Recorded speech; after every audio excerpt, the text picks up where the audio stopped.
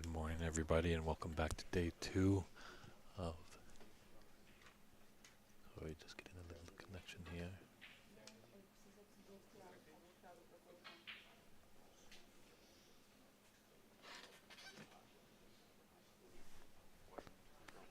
Good morning, everybody. Sorry for that little false alarm there. We're joining this match in progress. We had a little hiccup with our internet connection over here at the Rio Yacht Club. It's the 2023 Pan American Seniors Snooker Championship. David Burney is in the booth. Charlie Brown is at the table right now, looking very strong, taking on his opponent Rodrigo Poirier de Andre. Hope I'm pronouncing that right, Rodrigo. But he's doing not much right now. He's enjoying his seat there. Unfortunately, Charlie's been putting together a great opening break, but just kind of breaks down. Had a nice 43 to start, so that's always good to get into the balls early. Put up a good break.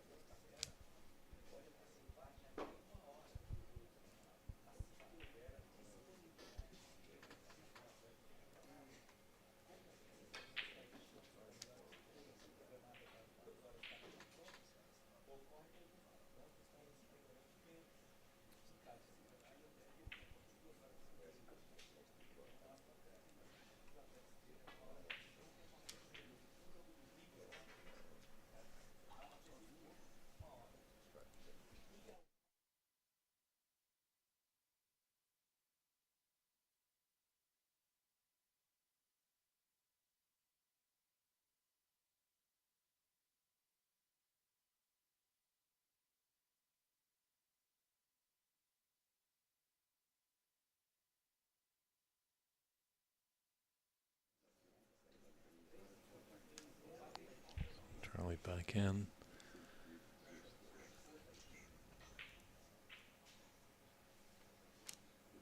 With that cue ball covering the pink spot. Pink ball will go back on the highest point value available, in that case the black. So it seems like Rodrigo just needs to wake up a little bit or he's going to be in some trouble.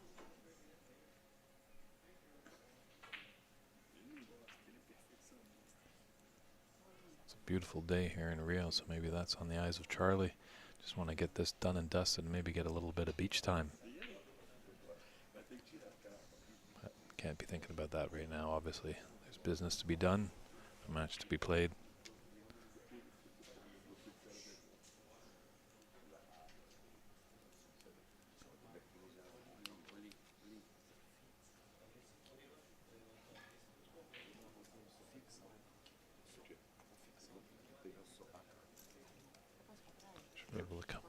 black here into the middle off this red.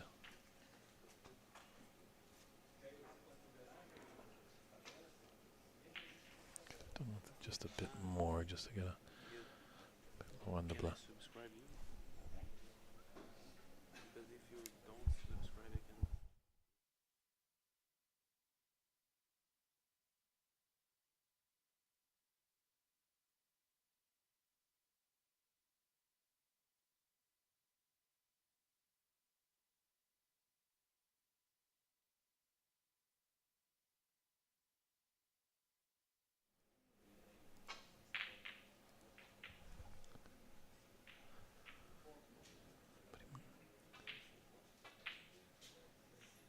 Does have that open red by the top right corner.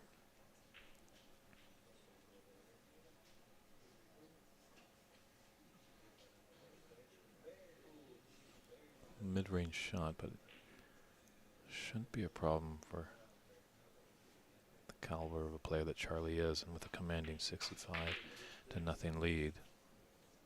Hasn't won the frame just yet. Great shot there. Just stunned it beautifully to hold for the black.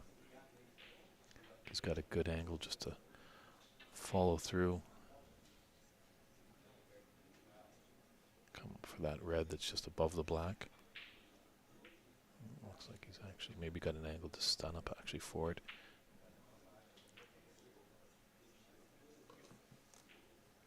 You have a YouTube ad?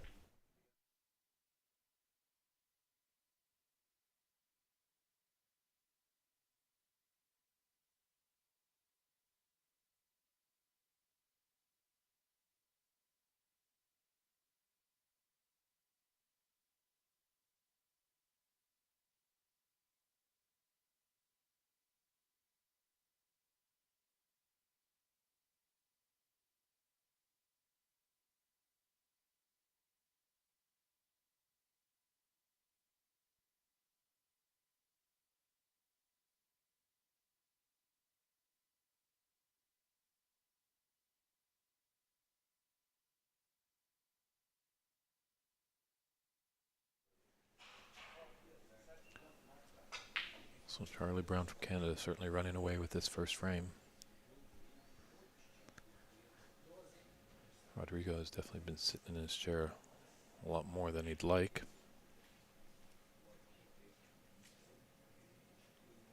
I'm just trying to pick out some bugs here. Just trying to get the chat on so I can interact with some of you great audience that are viewing throughout the world.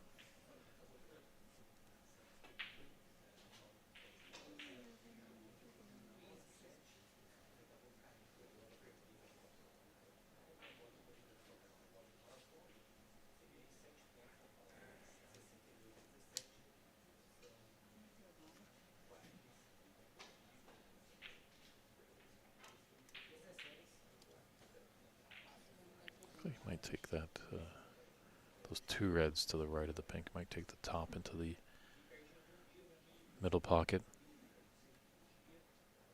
Come off the top cushion after this black.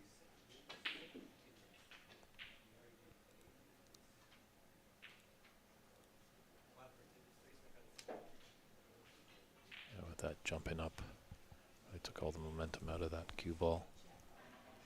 Because I think that red that I was alluding to before is not on because the pink is covering it.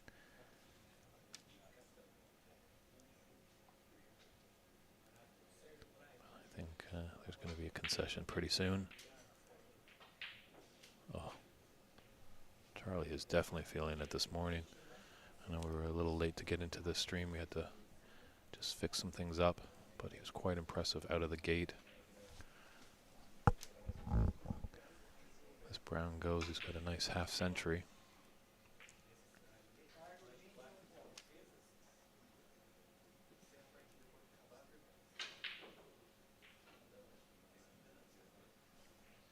He had a 43 at his first visit to the table earlier in this frame.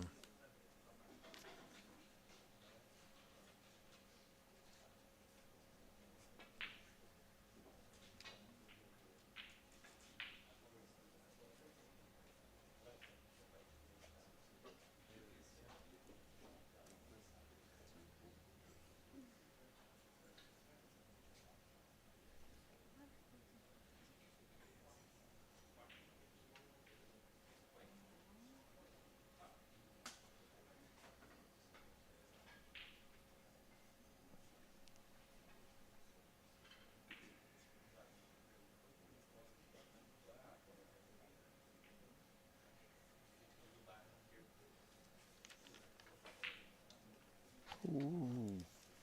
Boy, would you like that half century there. So 2 breaks of 43 and 49 for Charlie. You would think that this would be a concession of Rodrigo, but I think he's maybe just wanted to get on the table. Maybe if he could pot a few balls, feel like he's in there. So Charlie Brown takes this first frame. Very commanding win there. And we'll step aside as our referee Alvedo racks him up, and frame 2 will be coming up next.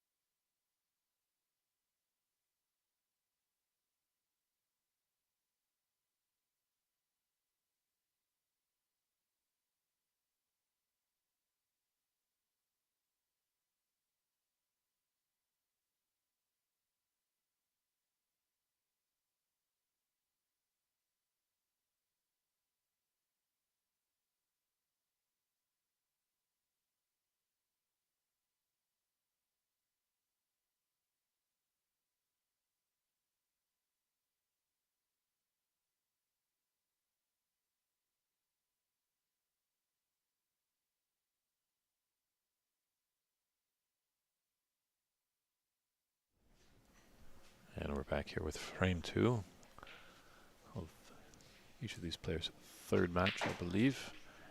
If you do want to see some updates on the scoring and where your favorite players are, you can check on Instagram on CBBS's Instagram page. There is a link in the bio that you can click on. You'll see probably 3 tabs there. That's for each of our cameras, because we've got 3 broadcasts actually going today. And there's another link that you can click on. I know it is in Portuguese. Maybe you have an English translator on your tablet or phone, and you can able to find out all the updates on the scoring, as we've got a great team behind the scenes keeping everything updated. And I've been able to get my YouTube stream going on my iPad, so if anybody has any comments, concerns, if the picture's looking a little fuzzy, if we're sounding a little strange, please let us know. We'll do our best to tweak that, but I think everything is looking great. And if you have any words of encouragement, if we're tuning in from Canada and you're wanting to put your support for Charlie Brown, well, the chat is the place to do it. And the local player, Rodrigo from Brazil, I'm pretty sure some fans are tuning in and wanting him to turn it around, but Charlie looked quite impressive in that first frame. We'll see if he continues on in this second frame. I was fortunate enough to commentate on Charlie's 2 matches yesterday, and they were victorious for him. So if he can win this match today, he's going to feel quite comfortable knowing that he's probably be some freak occurrence if he wasn't able to make the knockout round. He'll have a record of 3-0 in the round robin, and all these players, they are groups of 5, 8 groups. The top 2 move on, so having a record of 3-0 with 1 match to go looks quite promising.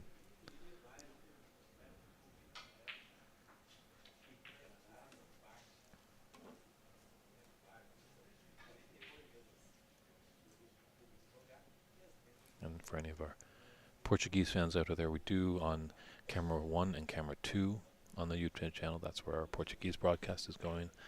I believe they're tuned into some other matches in the room. We've got 6 tables in this beautiful facility here at the Rio de Janeiro Yacht Club.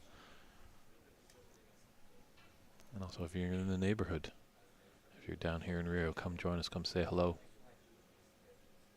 We love to meet snooker fans of all ages. It's a great game. Played in over 100 countries over the world. A lot of us that came from North America are thrilled to be down here in Rio. Everyone around here has made us feel like home, part of the brother and sisterhood of snooker. It's great to see.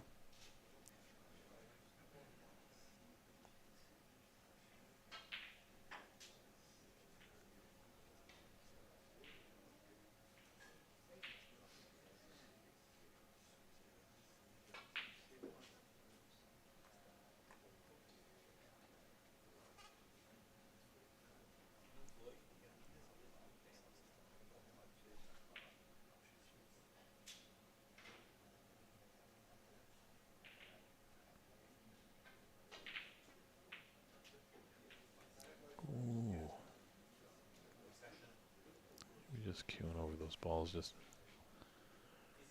hurt him just a little bit there. Can Rodrigo get the engine going?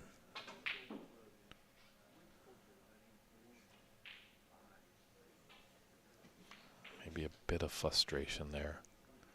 These tables are in great condition. No need to really cue strongly. As we saw yesterday in the last match.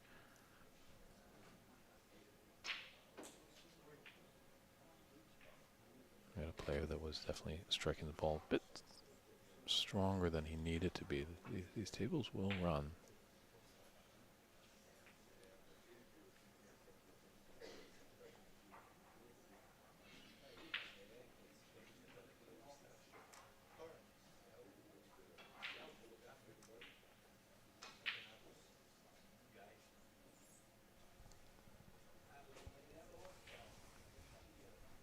See Rodrigo, the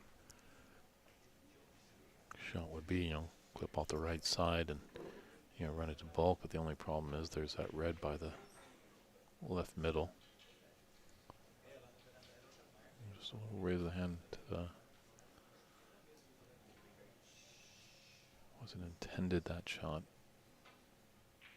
He's leaving Charlie an opportunity. He could get right behind the black here off a couple of cushions.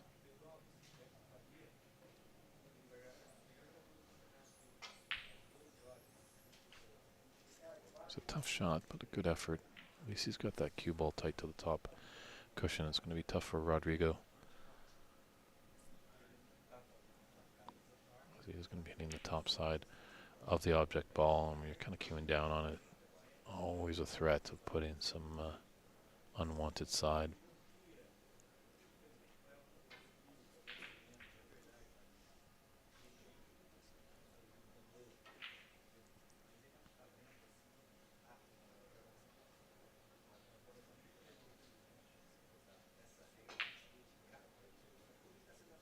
And a touching ball has been awarded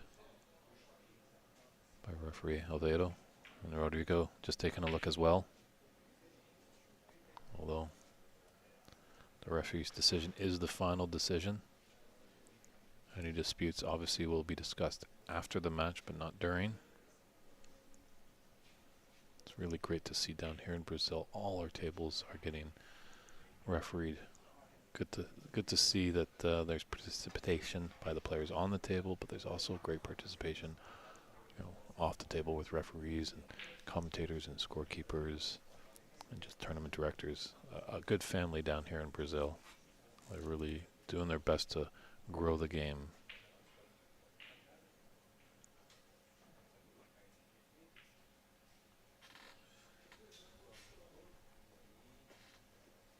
It's a little tactical exchange here to start up frame 2. Rodrigo obviously knowing that Charlie knows his way around the table.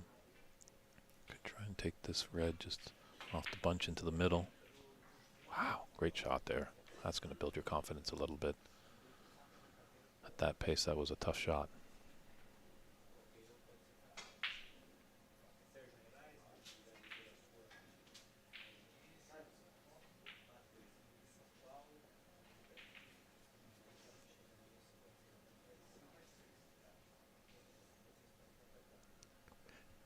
I think he's broke down a little bit here.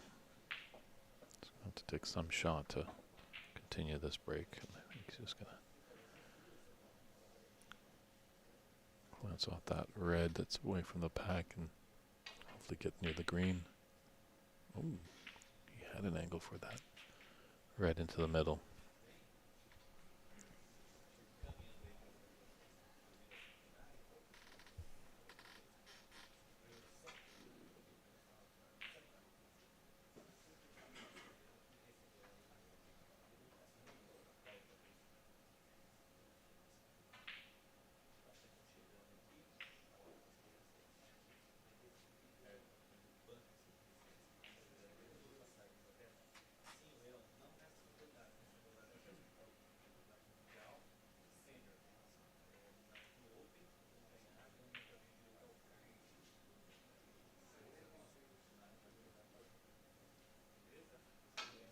Might play a little containing safety, hit that red that's just to the left of the pack.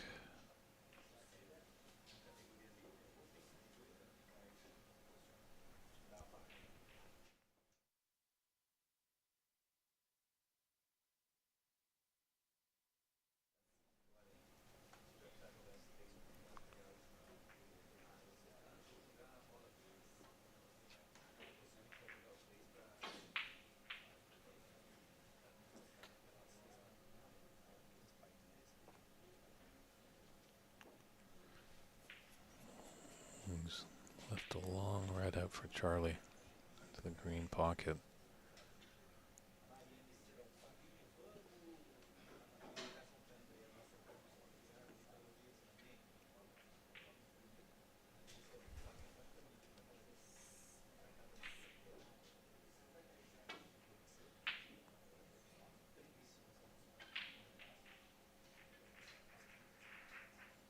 Nothing's easy on a snooker table, that's for sure. Did have to travel some distance.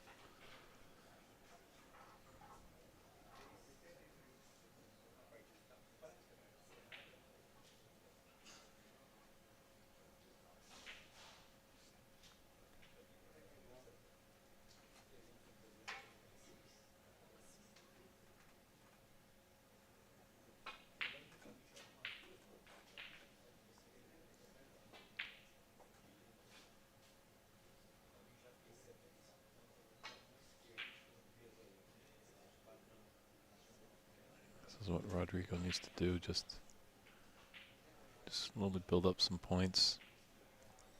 Don't give Charlie an opportunity, as he saw that Charlie was able to make a 43 and a 49 break in that first frame.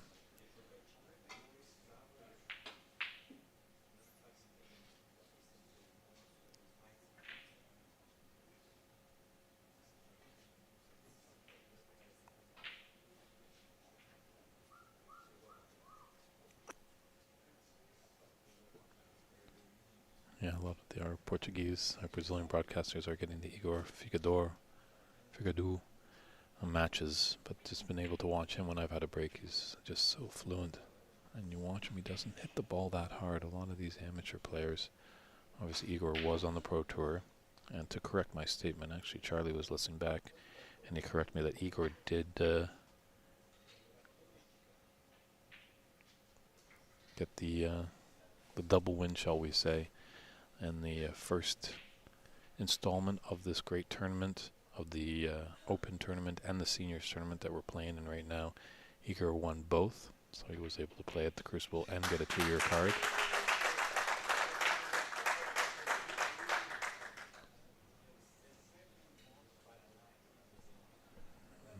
Just looking around the room, it looks like another century has gone down. You might have heard the applause in the background.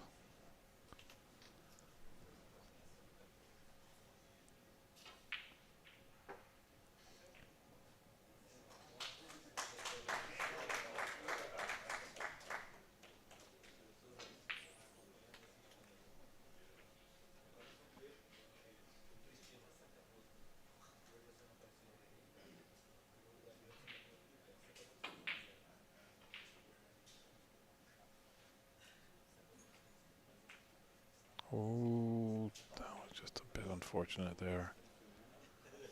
Tough luck. Tried to take on the long pot. Was drawing it back because he knew he's going to be safe, but just how that red missed and came back and put his white ball.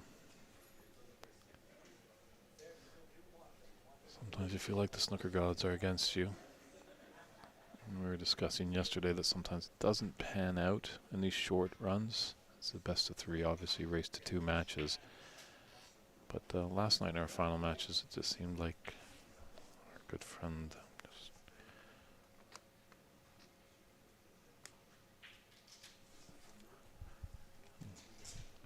Kamakua, I believe that's the player that was last night. He was in trouble in the first frame. Just didn't seem like he could get really much rhythm, much flow.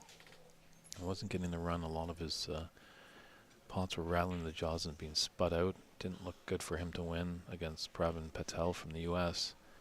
But he had himself a little pep talk in between the first and second frame and came back, and the role was reversed. He started making his pots and was victorious.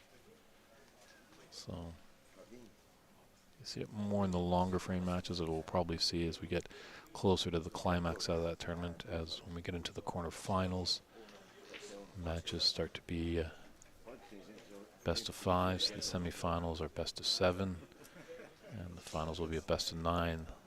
It's really when you can see like the ebbs and flows and sometimes momentum. That's what players can ride as well. If they get ahead a few frames and if they can keep that foot on the gas, then they can get victory. Usually with these best of 3s, the good philosophy is if you can get that first frame on board and you've got the confidence, you're not playing against it.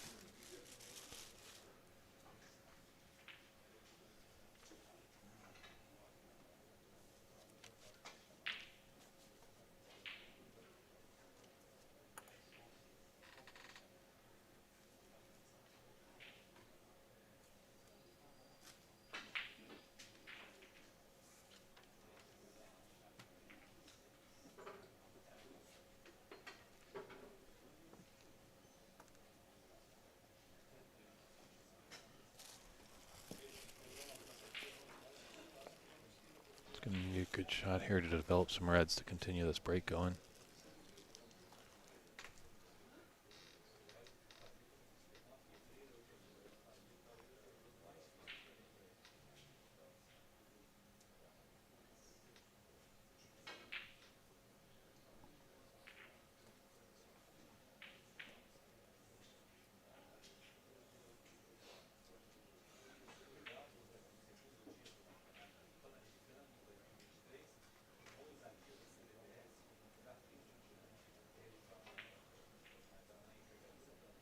Got a nice bounce there.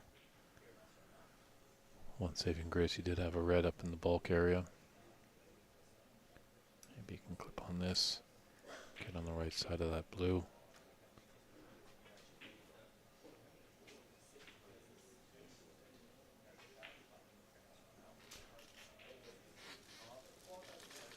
Just hit on the wrong side of that pink.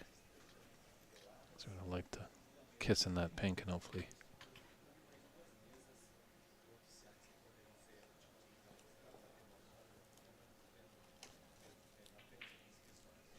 is touching a red, but that's inconsequential here, obviously, as Charlie is on a color.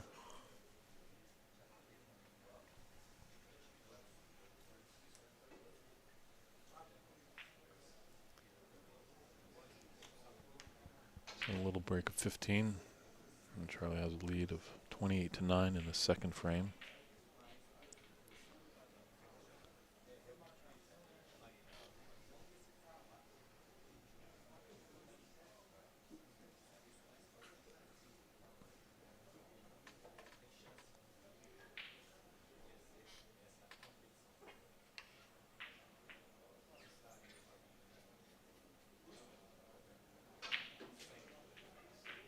See, he didn't hit that hard, and look how much it flew down there. As much as it was a thin safety shot, it's just proper technique. If you can get a good follow through on your shot, you don't really need to hit the ball that hard. A lot of newer players come into the game thinking, you know, just to get a deep screw, you've got to power that cue through the cue ball. which is on the case if you get just the correct timing, the speed. It's kind of just like revving up a engine or almost cocking a gun. You just load the bullets and cock the hammer and then shoot the pistol. Just like you would the cue, you can get some great action on your cue ball.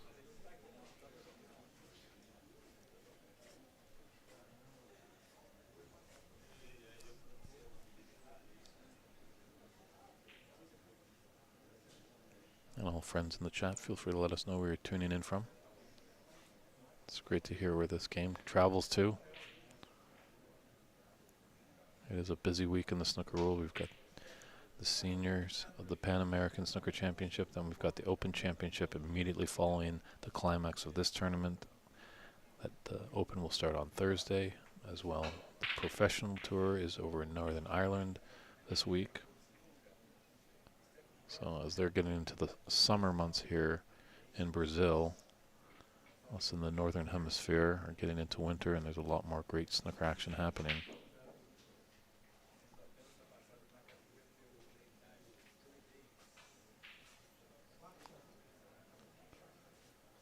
Usually back home in Canada, summertime is beach weather, but pretty much in Brazil, beach weather is year-round down here.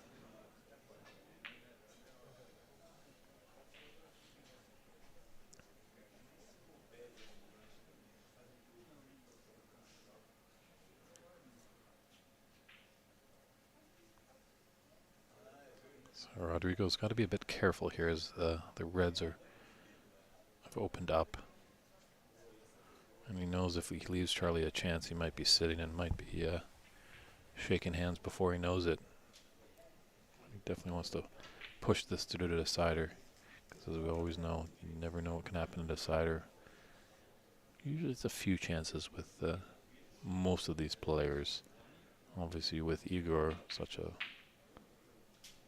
great player in a decider, you give him one chance, he might beat you. But most of these players, it's a few chances, but we have seen a few centuries by other players, some strong high breaks getting into the 80s.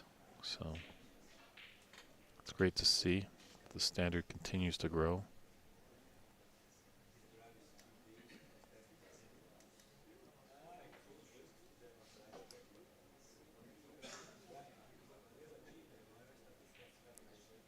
Just wonder if you can see that red above the green. Just have a thin cut into the top right corner. And if he pulleys it, it looks like he might be able to find the escape route too, back into bulk.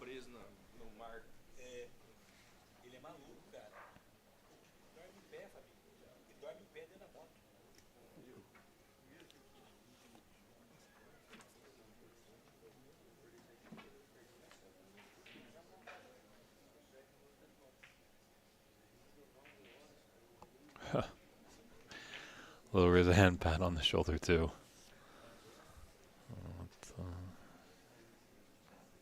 Flukes do happen in this game. Both players having to chuckle. That obviously was not intended for Charlie there, that shot, but hey.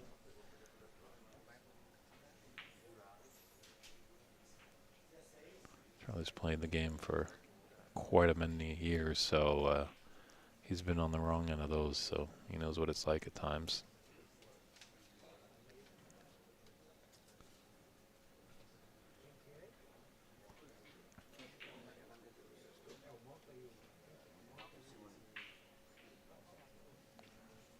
Our good friend referee Alvedo going to respot as the referees use a little kind of like ball marker that you would use in golf just to respot.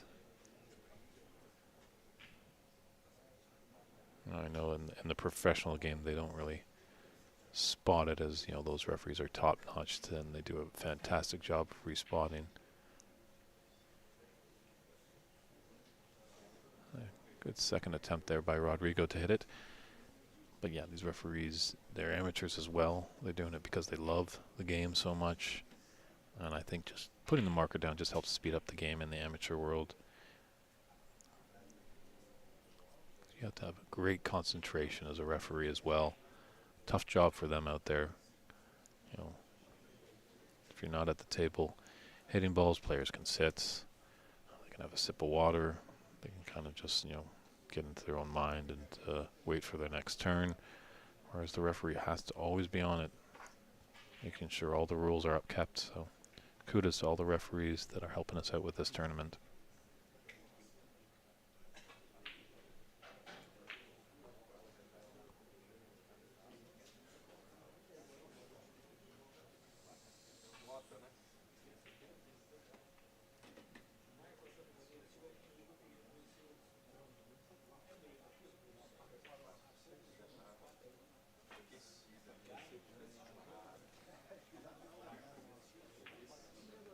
Oh, not again. Not again.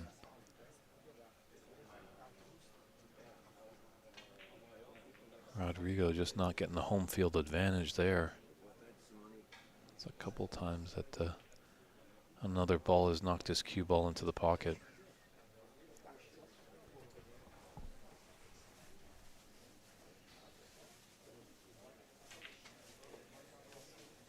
He might head up to the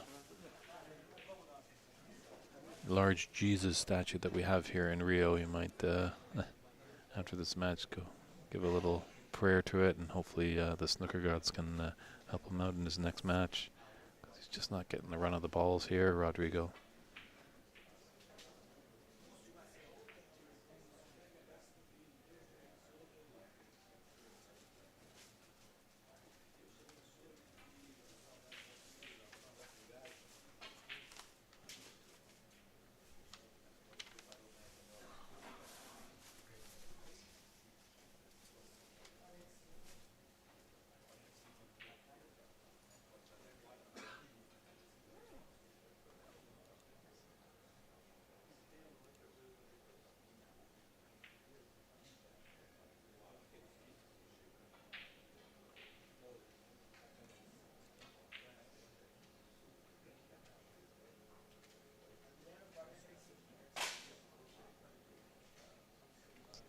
Tricky blue queuing over all those reds.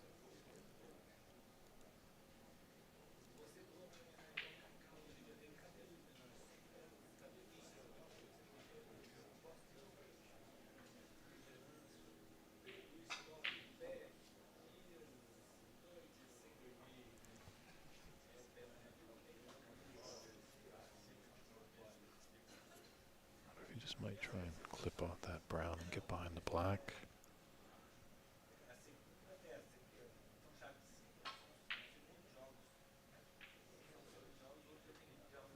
Come off that black, shoot the black down the table, come towards the yellow.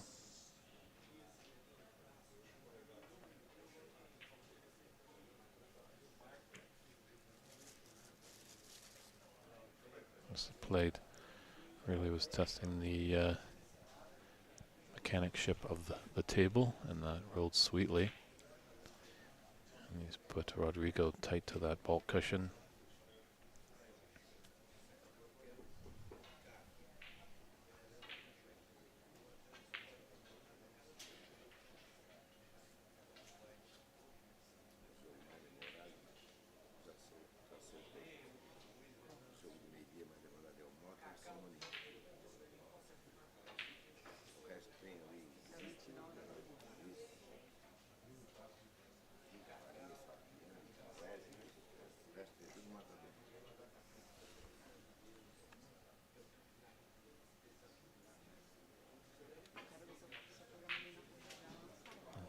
Very nice shot there by Rodrigo.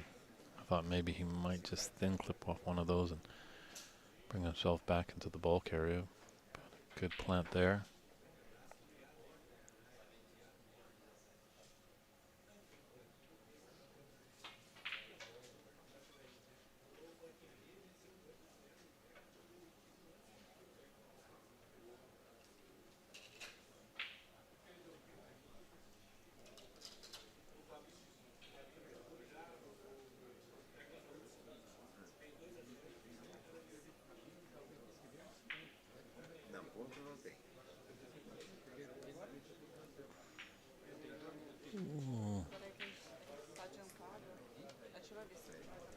Just a hand of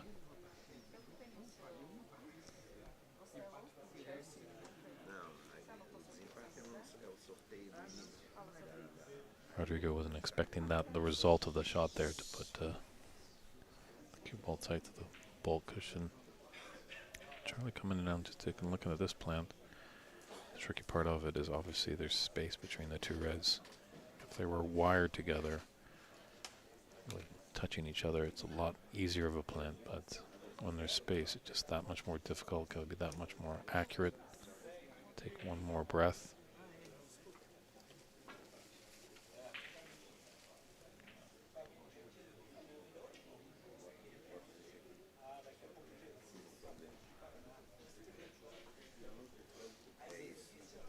Great to see a wonderful audience in here too.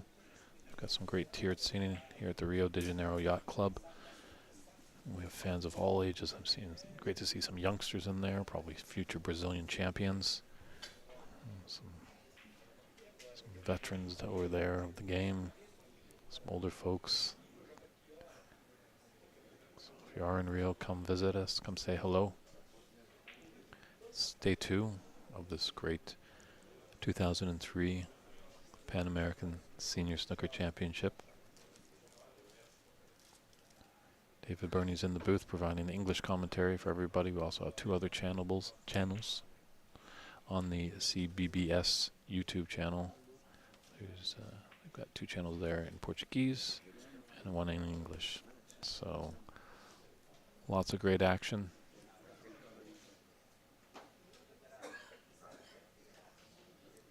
Charlie took the first frame of this best of 3, leading the second frame 37-15.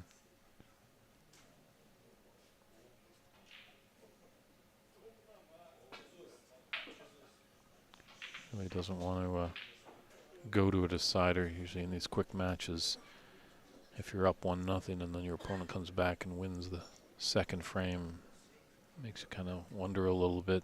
Your mind starts running a little bit. Confidence dips.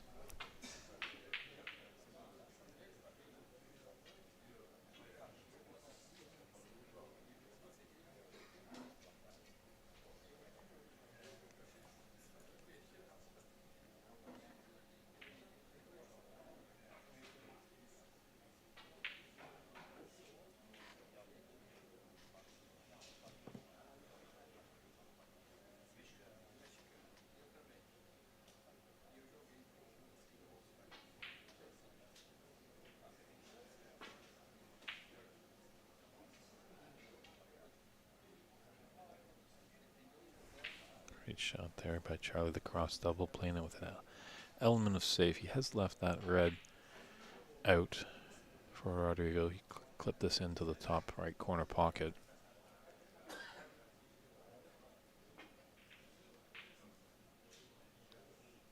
Certainly one for it. Another in off.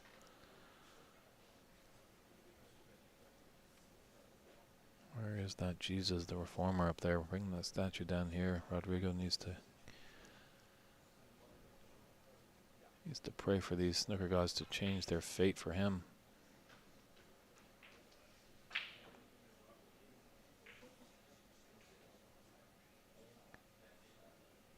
Just got to be a little mindful of the yellow, obviously, but the angle that he's taking this red on below the blue, a good shot to nothing. Shouldn't cannon into that red by the top cushion.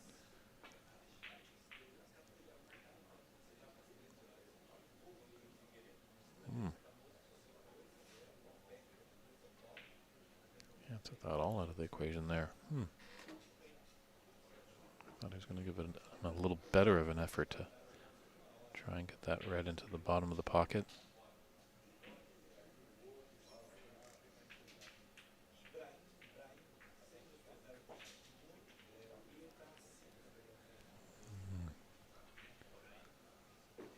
As the blue come to his rescue there, it's obviously a thin cut for that red that's on along the top cushion into the top right. So I think Charlie's just going to take this red on the left side, clip off the left side, come 2 cushions. Maybe get around near where the black is.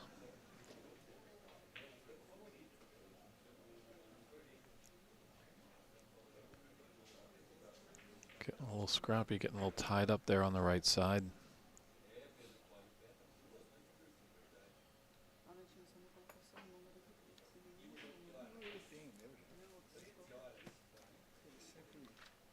again. Again and again.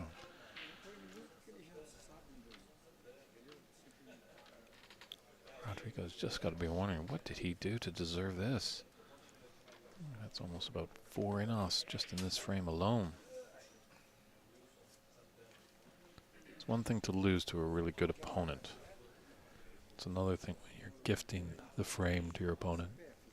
It just really makes you sick to your stomach.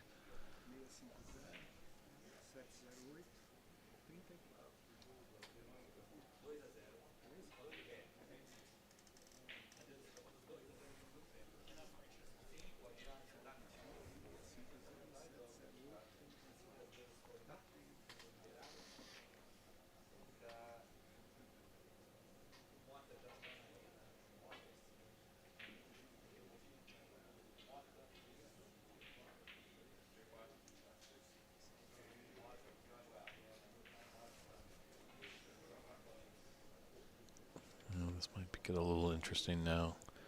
It's that one ball in the open. Rodrigo is snookered on. Just trying to see.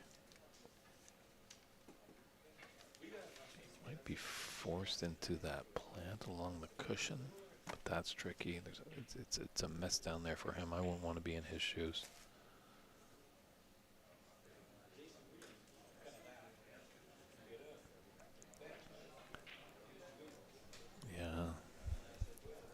Was tough for Rodrigo. Didn't see any path back to bulk for him. Tried his best here, but unfortunately he's left this red into the middle on the left side for Charlie.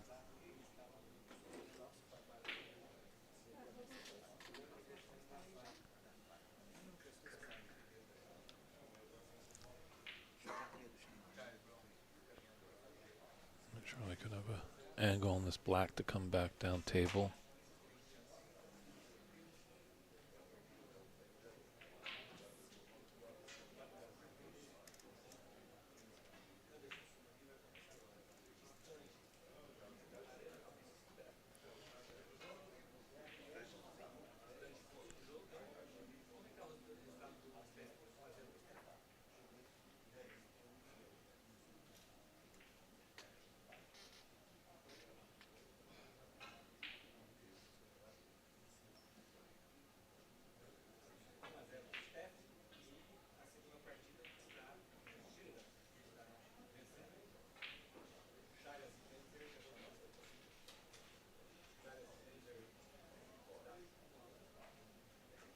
Certainly with those reds on the right side of the table, it's going to be tough for Rodrigo to really make a high break to really get back into it, but if he can just kind of baby steps, just little by little, obviously wanted that red.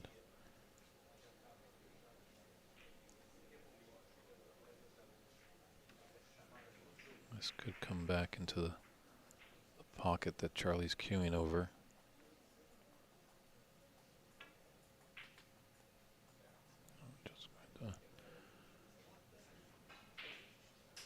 Smart play.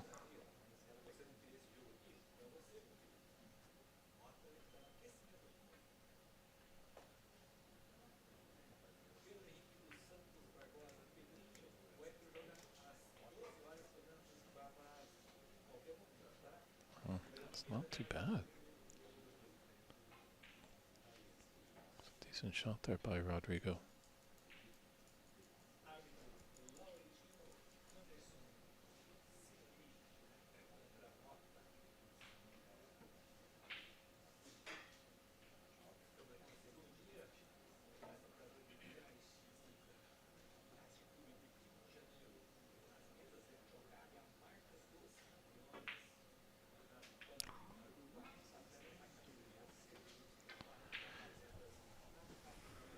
Yeah, definitely Rodrigo's last shot. It was going to be tough not leaving something for Charlie on, but at least he left it. It was tricky, as you saw the awkward queuing that Charlie had on his last shot, but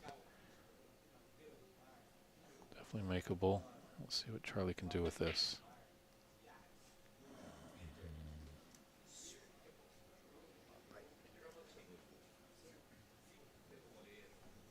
First frame numbers were dropping like no tomorrow.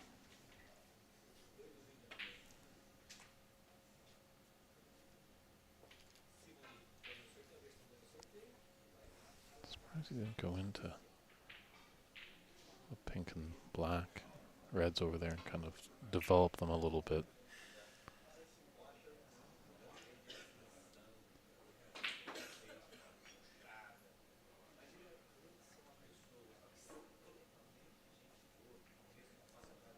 Ouch. Ouch, ouch, ouch, ouch. Well, you knew after that blue it was going to be difficult for him to really do much. So I think he's just going to gently roll into them here.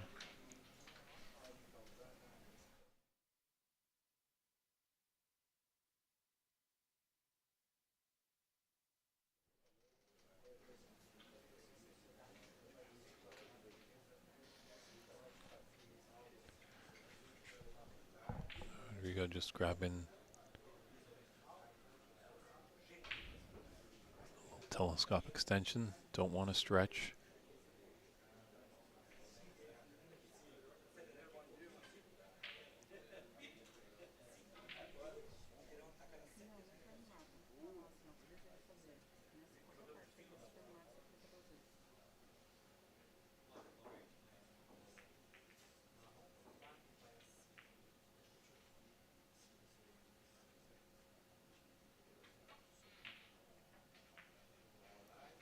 That was the best that he could do.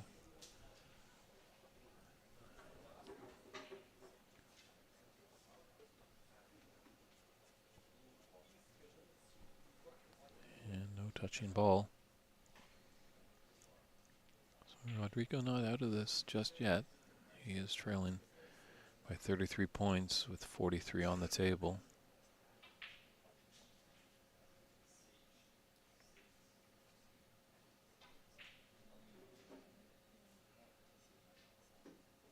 I know we've got a lot of comments. They've done some great work with the room of putting up some wonderful quotes, but obviously in the back it says, "Where's the ball going?" and quoted to John Virgo, but usually he's famously known for "Where's the cue ball going?" but maybe something might have got lost a little bit in the Portuguese. But it's nice to see some inspirational messages from the greats in snooker. There's some Stephen Hendry quotes, Ronnie O'Sullivan and Steve Davis. Even Jan Verhaas has made it onto their Hall of Fame over here for quotes.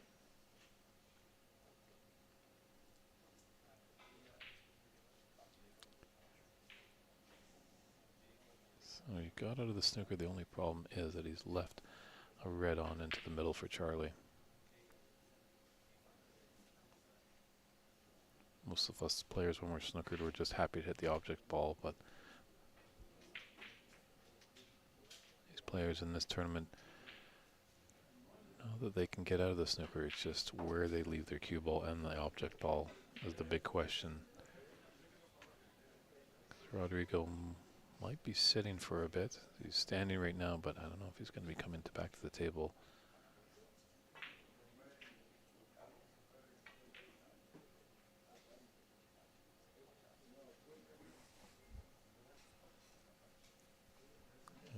Now at the snooker's required stage, 40 in it and 35 on. So I think red and a color for sure. In this tournament we do, when we get to the colors, if 4 snookers are needed for a win, then it's a concession.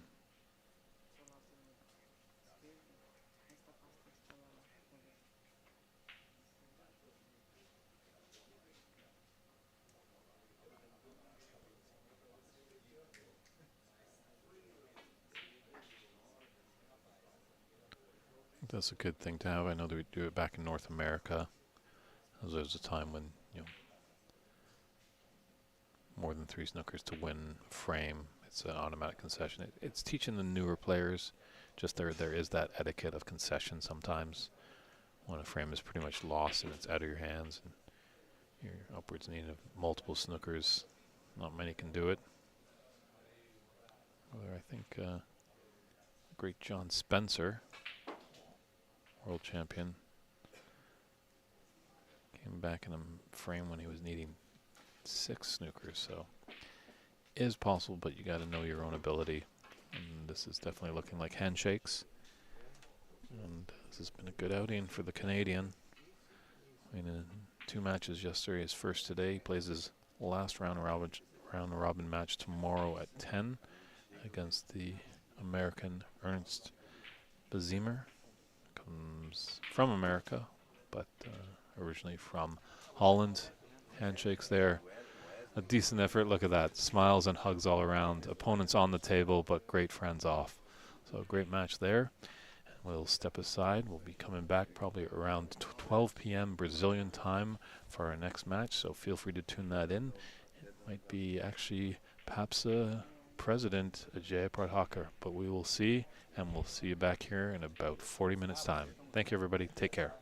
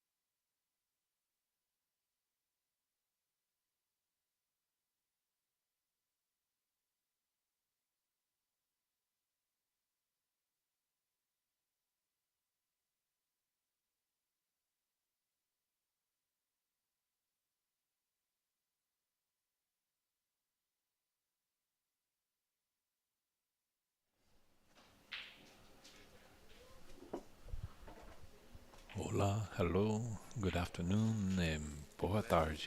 Back to the 2023 Pan American Senior Snooker Championships. We are here live in Rio de Janeiro at the Rio Yacht Club. It's David Burney in the booth. Referee Olivedo is just getting our next match all set up. We have coming all the way from Canada in the Toronto area, James Power, going against the local Brazilian Wesley Lemis Nascimento. But we will call him as Wesley. We'll call the Canadian James. Fitting to be a great match. Another round robin, best of three. James is 1-1. This is his only match today. Wesley has won his first match. He plays another match right after this. And the man in charge at the table, who's bouncing a coin, on the table. Hopefully the room owner doesn't see that. Sometimes, if those coins go on his side, a subtle rip could happen, but it's game on. James to break off. We're glad you're tuning in. We are on YouTube. Feel free to take a look at CBBS. They've got 3 channels going, as we've got a lot of broadcasters here. 6 tables in the room, and 3 tables are being broadcast, 2 in Portuguese, and we're glad you're tuned in here to the English one. James, who originally comes from Ireland, but does now live in Canada, so definitely there's a little bit of snooker in his blood there.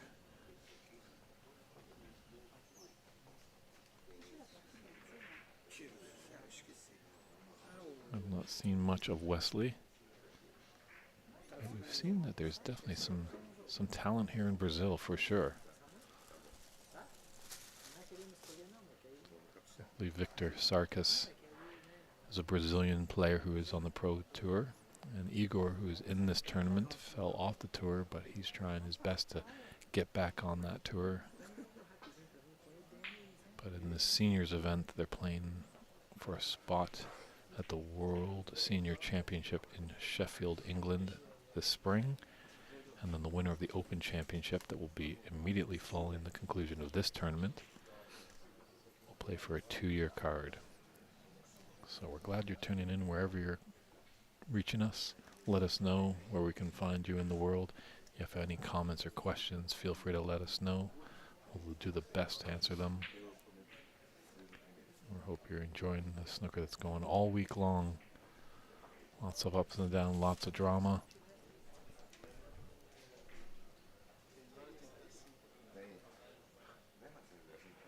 Now, this is the first match for both of these players today, so it'll be a bit slow moving in the beginning. But I think once the keys get in the ignition and the motor starts running,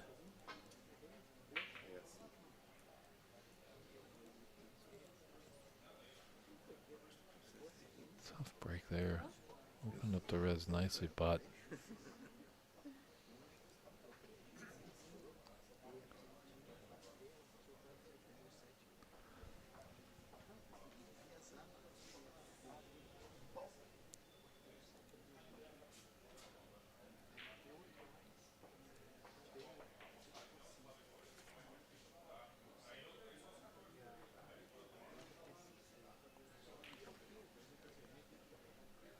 yeah, good opportunity here for James to draw first blood.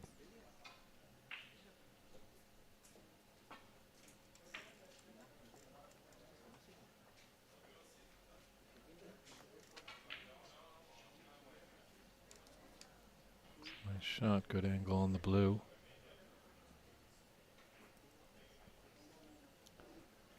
His choices is after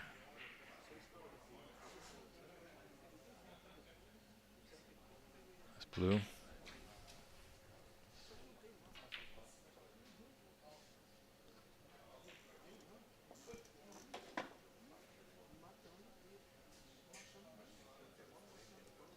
James, who is a huge, huge fan of football. Back in North America, they call it soccer, but originally coming from Ireland, a big supporter of many football teams, and is just having a ball here in football heaven, as it's pretty much religion down in Brazil. But hopefully soon enough, maybe we could take that over and snooker starts being religion in Brazil. That would be a tall feat, that's for sure. So I know James is definitely enjoying his time down here in Rio. I think all the Canadians and Americans. And we have a couple Mexicans that have come down to play as well. These Brazilians are very, very warm and welcoming. We appreciate that, as we've traveled quite a distance to come down here. But they definitely made us feel like home. Made us feel like we're appreciated for all that we do.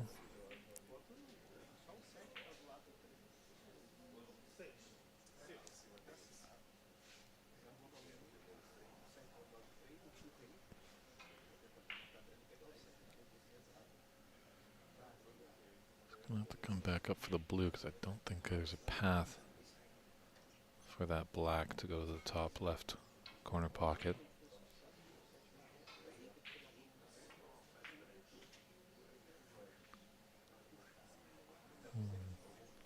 Yeah, it would have helped, but he was actually playing to get onto the other side to take the black into that similar pocket.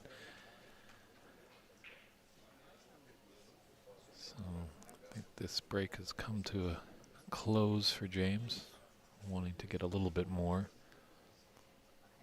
It's always good when you can get in first and put up a big break.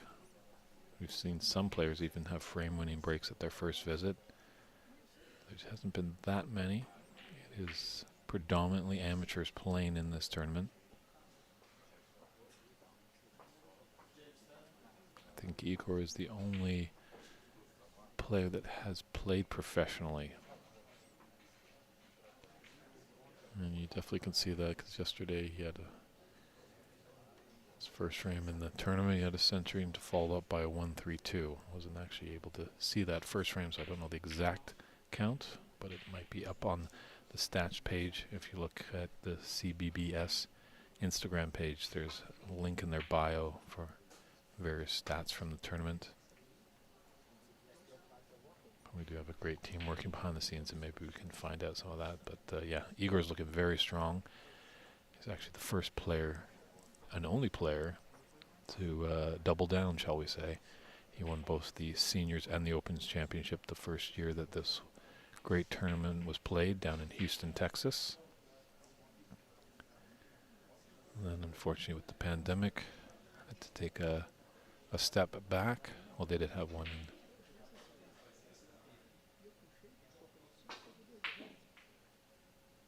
they had one in, I think, 2019. 2018 was the first one, or 2019. And then they had a couple in Toronto, as we were in Toronto last year, 2022. I think in 2020 and 2021 it wasn't going because of the pandemic. So in 2019 there might have been still in Toronto, and then 2018 was the first one in Houston. But feel free, if anyone's on the chat, to correct me if I'm wrong. And then this is the first time that we've gone south of the equator for this great Pan American Championship. Hopefully we can do some more events in South America. So I'm pretty sure there's a lot of these countries that do enjoy playing snooker.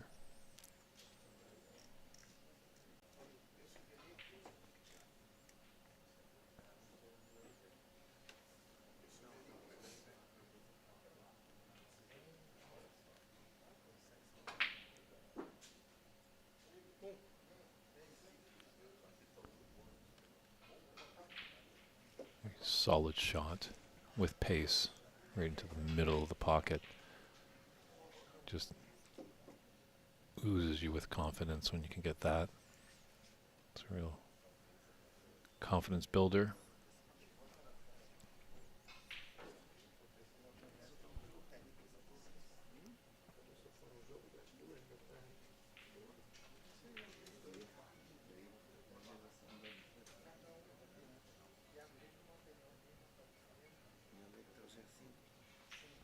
As much as he can power at home, he can be very delicate.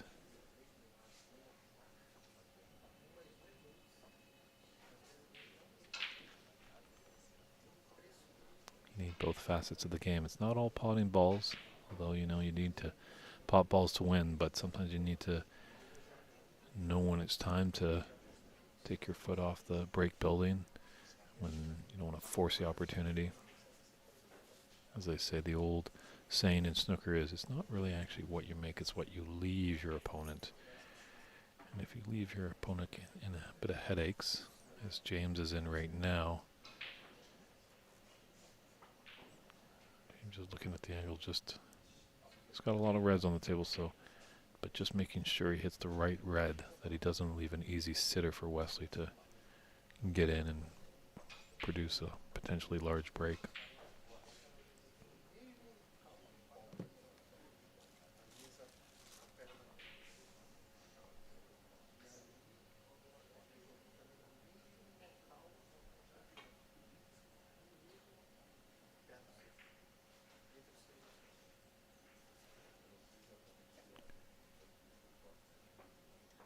It was a nice hit, just unfortunate. Been a bit pacey for him because he's left this red on. Looks like Wesley could follow through beyond to the black in the top left corner, so.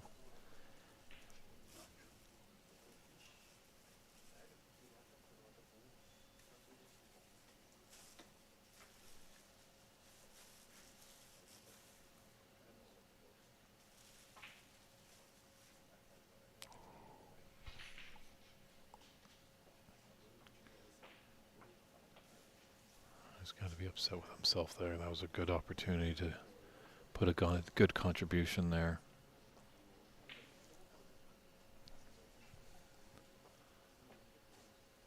James does have a red into the left side, but those are definitely tricky.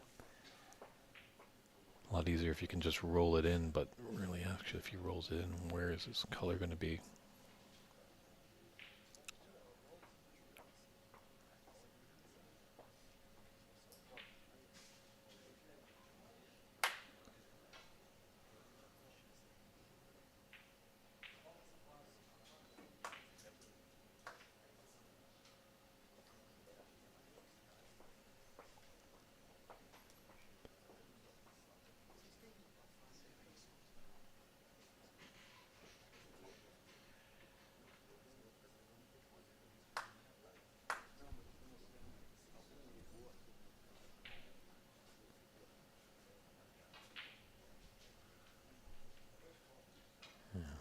Mostly take this red into the left middle, shoot him up for green or brown.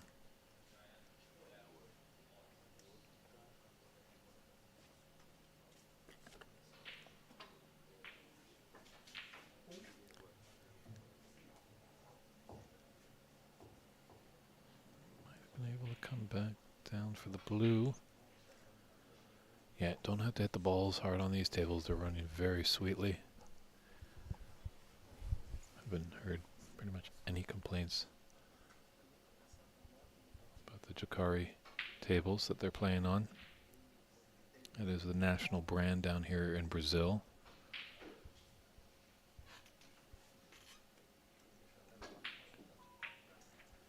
don't think there's anything too unique about them.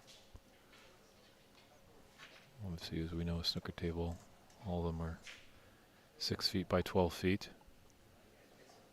6 pockets.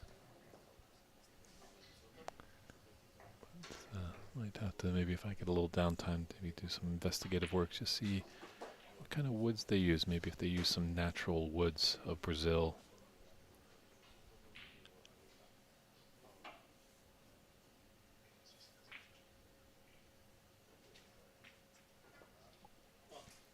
This could be a good chance for James here.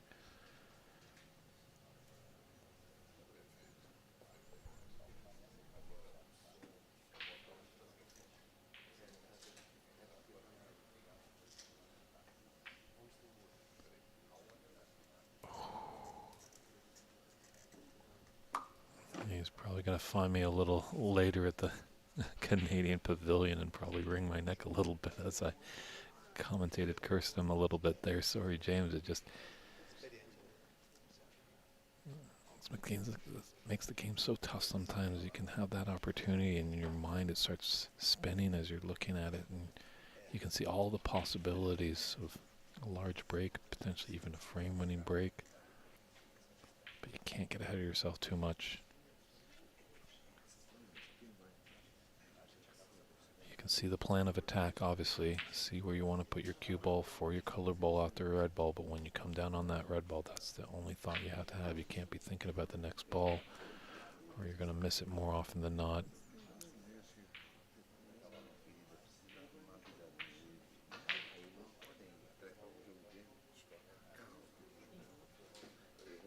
Now it's Wesley's chance.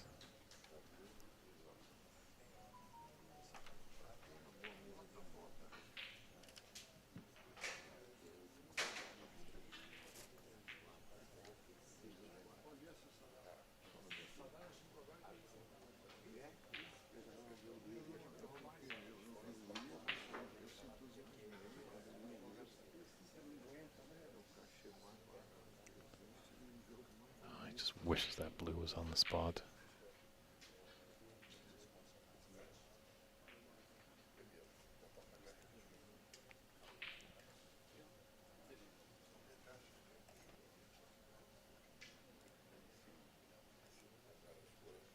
You could be able to draw back, be on the pink in the top left corner.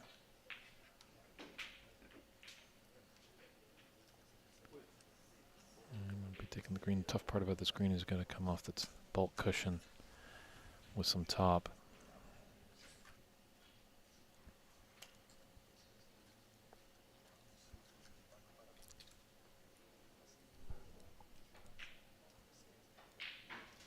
Just got to be mindful of that red as our referee is eyeing that.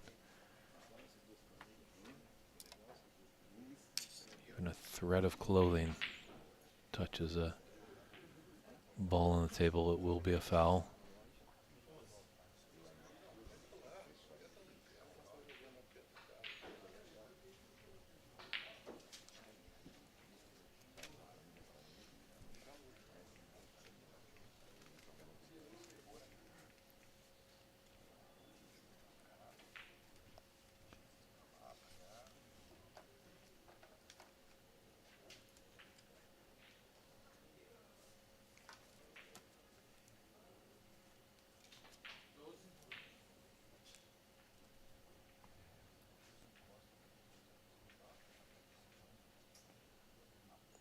As you can see with the slow rolling that we've alluded to in the broadcast, if you could shoot it softly, you get every chance to drop. Obviously with pace, that probably would have been spud out.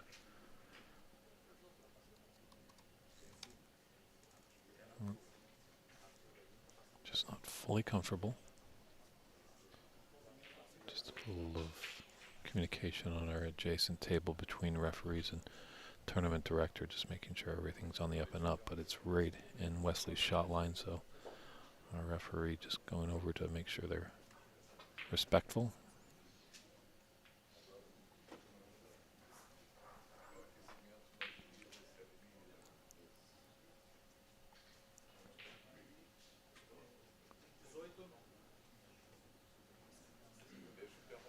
Red by the black, you might have the angle.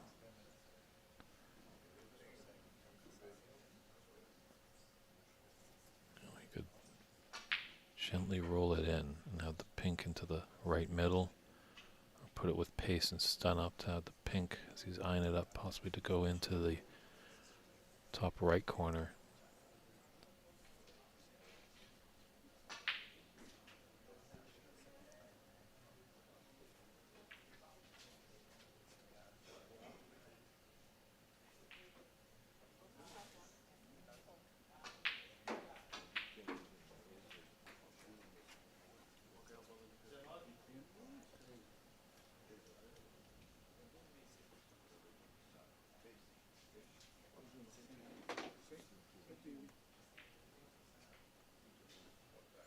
Nice. If he can play a nice little stun run through one of the toughest shots in this game, he could be on the red just below to the opposite corner. But now playing that with pace just to stay on that red that's close to the top right corner. Yeah, the stun run throughs, the stun draws, probably the two most difficult shots in the game. That's when I mean that you kind of hit your cue ball into the object ball, kind of stuns a little bit, and then with the draw, it just rolls back ever so slightly, or the run through goes forward ever so slightly, but very difficult to judge.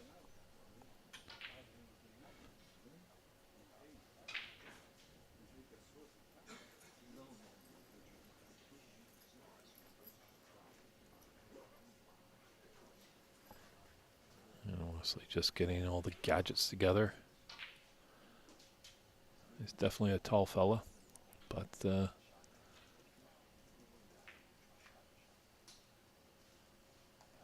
some point all these players are going to need to use the various extensions. Does look...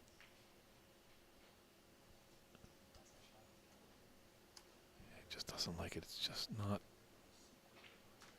That extension is just not getting on his cue greatly.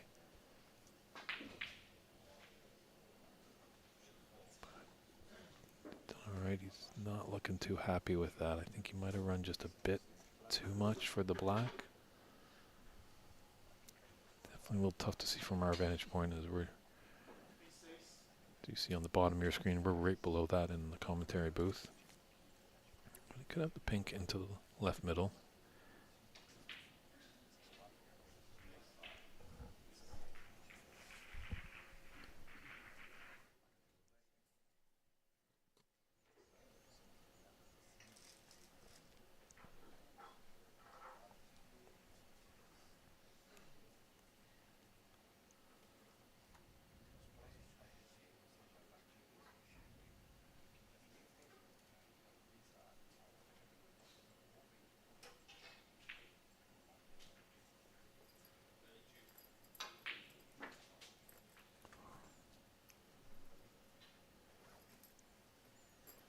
Definitely have to be accurate with that at that pace.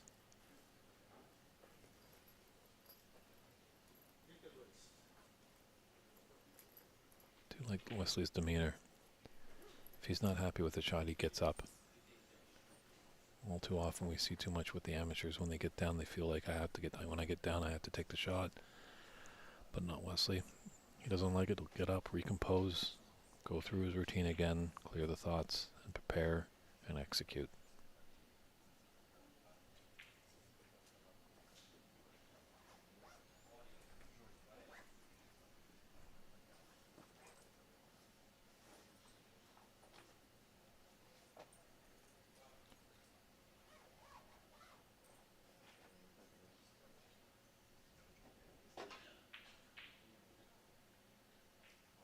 Not risk anything. Very nicely done there. Nice little 32 break there. There's Antonio, one of our great behind the scenes people here. He's doing a wonderful job making sure the streams are running smoothly. He's just attaching a microphone to the scoreboard so everyone can hear that little click of the balls and stuff as the players make these great breaks.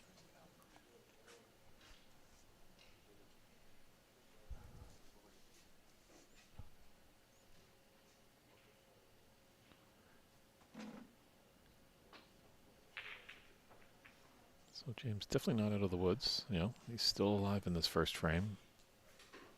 65 on the table.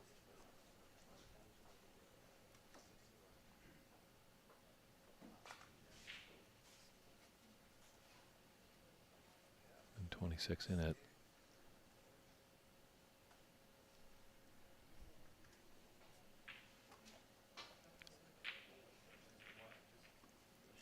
Is he digging in? Is he taking this red on just to the left of the pink?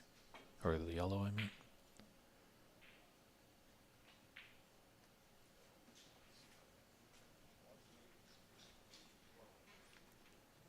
He gave it a go.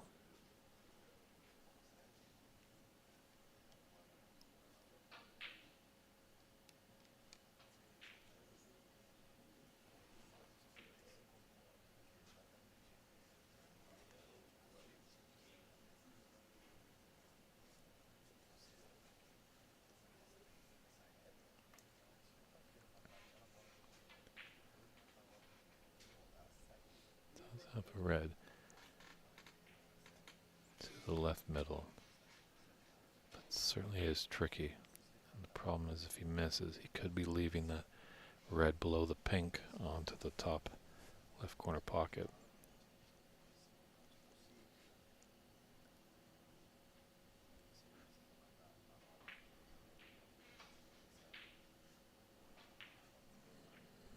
Came a bit short. Did want to get it behind that pink, because he's left a couple of reds on options for James. Let's see if James can punish him for that not ideal safe shot, that's for sure, that Wesley wanted.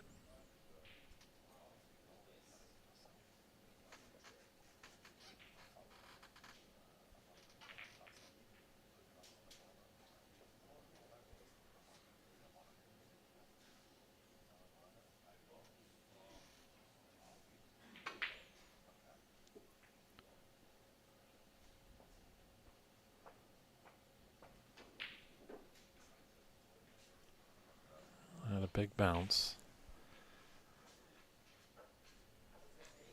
Was any lesser a pace, that definitely would have been on for Wesley, but it was such a severe blind cut into the top right corner on that red closest to it.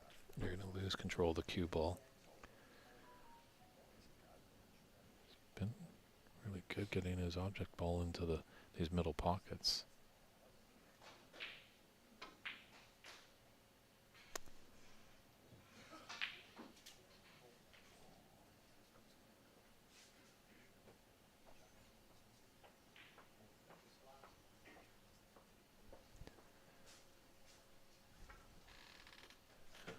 James is just going to take a look at that. Is that so far away from where we're sitting, so it's just tough to see. Looks pretty close to the cushion. Obviously, if it was tight to the cushion, it would make it very difficult, but if it was out a couple inches, it's quite possible that James would take it on.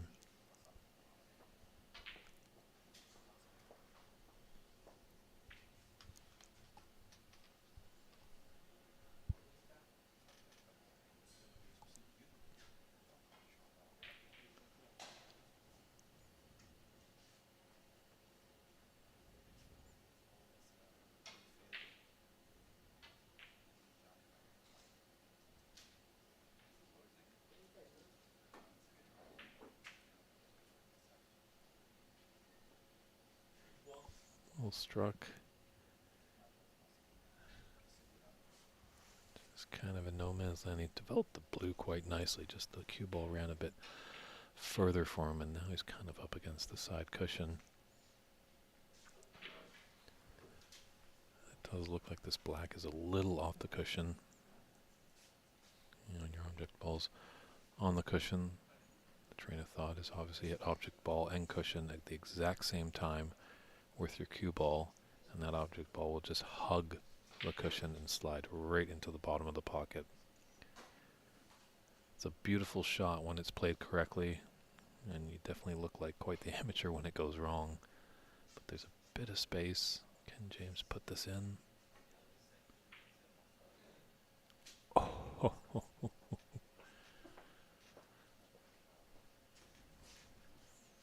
very nicely done. Some players have said the pockets might be a little open. Some say a little bit tight. I think James would say they were just right there for him to drop the black.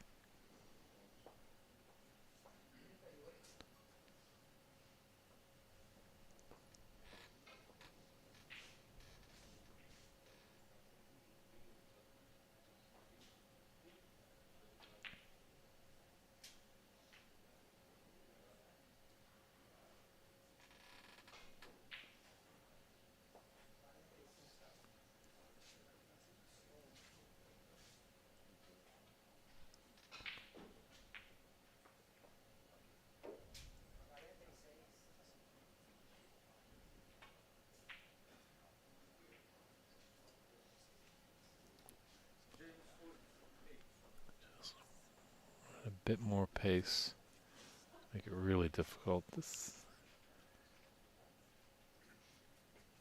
it's not the easiest shot, but it's not the hardest shot.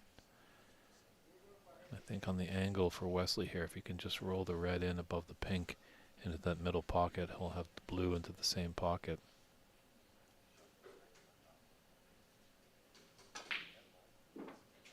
Oh. Going deep.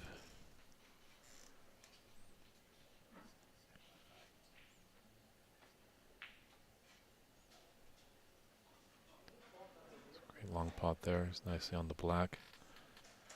Hopefully can come up the top cushion nicely to be on that red that I was discussing earlier.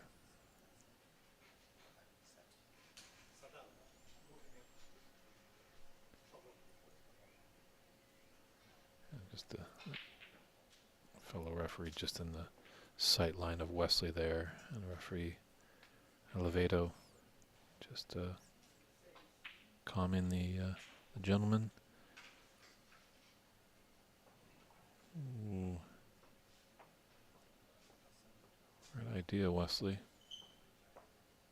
Nice pace to come up and be on a good side of this red, so he's opened the door. Of course, the black's gone a little bit safe, but pink is not bad. It's a second prize for James if he's able to knock this red in.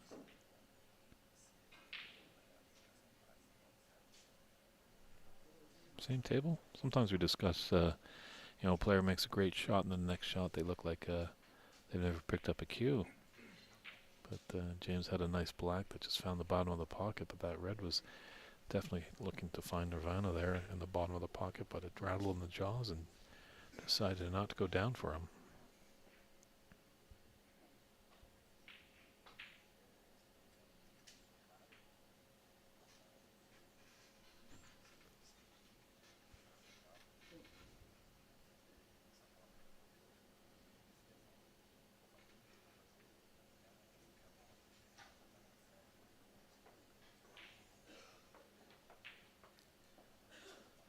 For play, wasn't forcing anything there.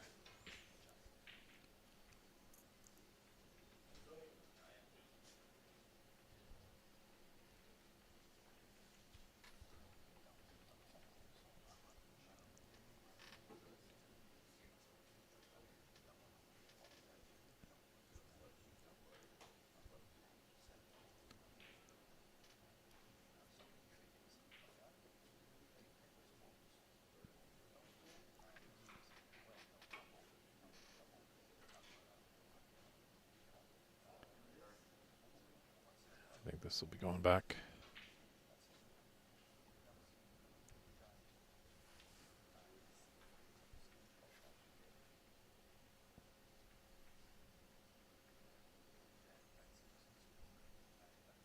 There you can see the double champion over there, way back in Houston, Igor. He's in his match. Looks like he had a 46 break, but he broke down. There's a lot of his opponent in, and his opponent's got an 18 break and running.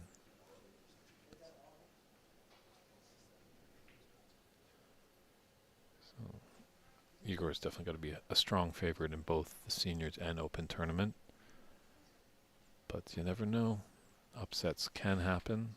There's a lot of good, strong players in here from all over. Canada, America, Brazil. Haven't seen much of our friends from Mexico. There's 2 players there. Haven't seen many of their matches.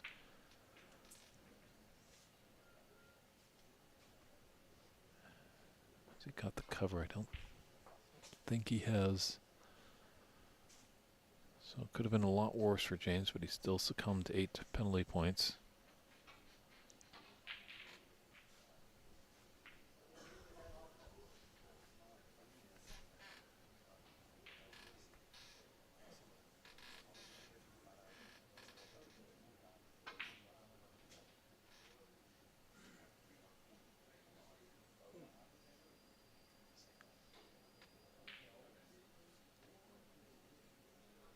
Just having a little glance at the scoreboard. So there's needs this blue and the red to get to the snooker's required stage.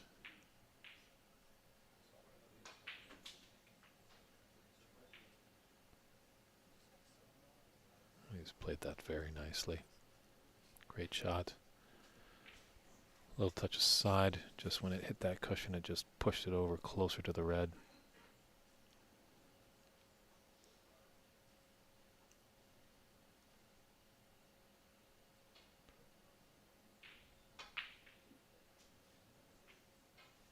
So this is looking promising for a first frame win for Wesley. James had his chances. That top left corner pocket was nice to him and cruel to him, all in one frame. So many ups and downs.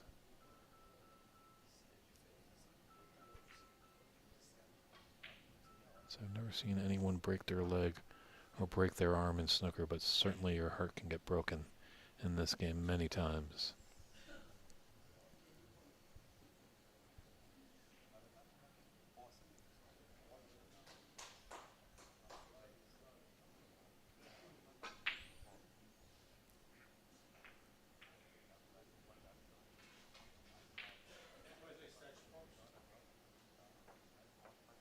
James just needs 2 snookers, and that pink is definitely in a nice place over there. There's a little wall with the green and the brown. Black actually is just off the cushion, so that's a good hiding spot. So we could be in for a few more twists and turns here.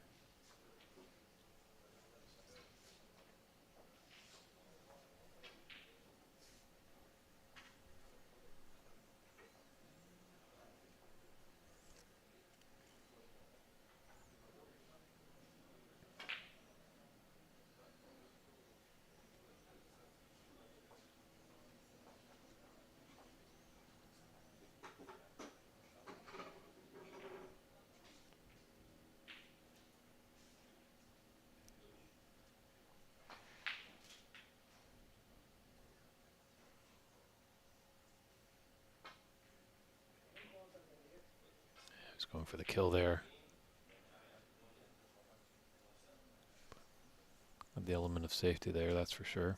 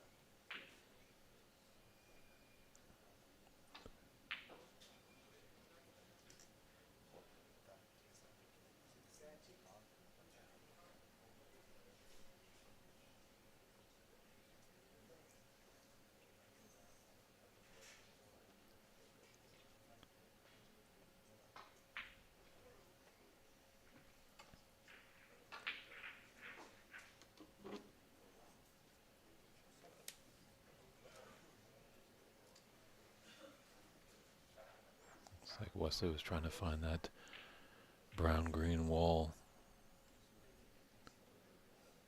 James will just get behind the blue here.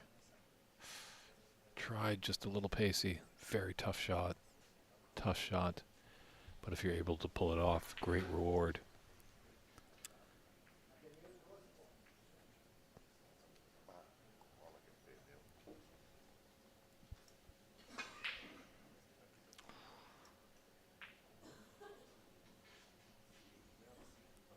It's a really nice opportunity there for Wesley to take the frame.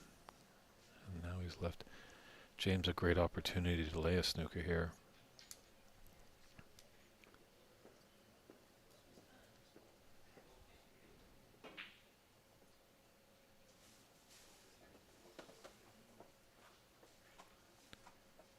Yep, took advantage. That's what you got to do when your opponent falters. You got to punish them.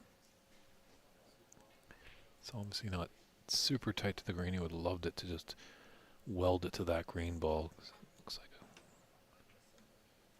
a one cushion escape. A little tap on the table of acknowledgement for a good shot there. James, great sportsmanship. Definitely pride ourselves in this game about that.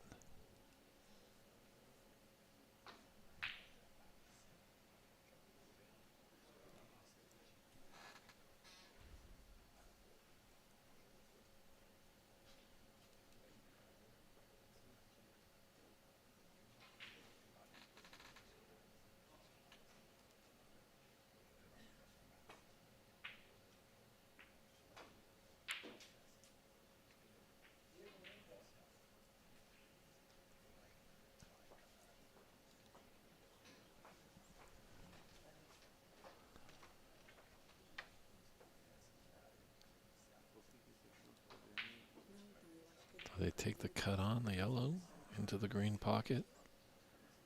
Yellow will pass green and blue, green and pink.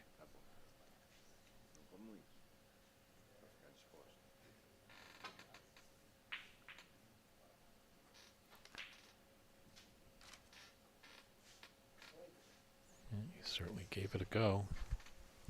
And in this tournament, in the round robin, the rules do state if they're needing 4 snookers to win, then it is a concession when they're on the colors, that is. So obviously when reds are on the table, it's free game. But you'll see some players that are being defeated heavily will concede. I think it's just more to do with the education of the newer players. As obviously you see in the pro ranks, the concessions come a lot more than in the amateur game.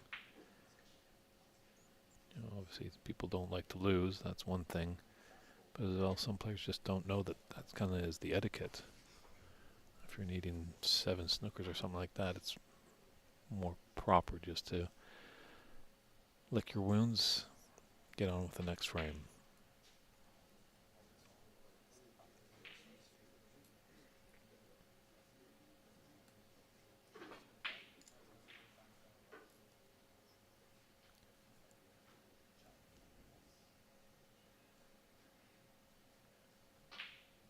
You know, that's not his favorite shot in the world. If it just had a bit more pace, it might have rolled in. If he had got that cue ball tight to the top cushion, would have made it a bit more difficult.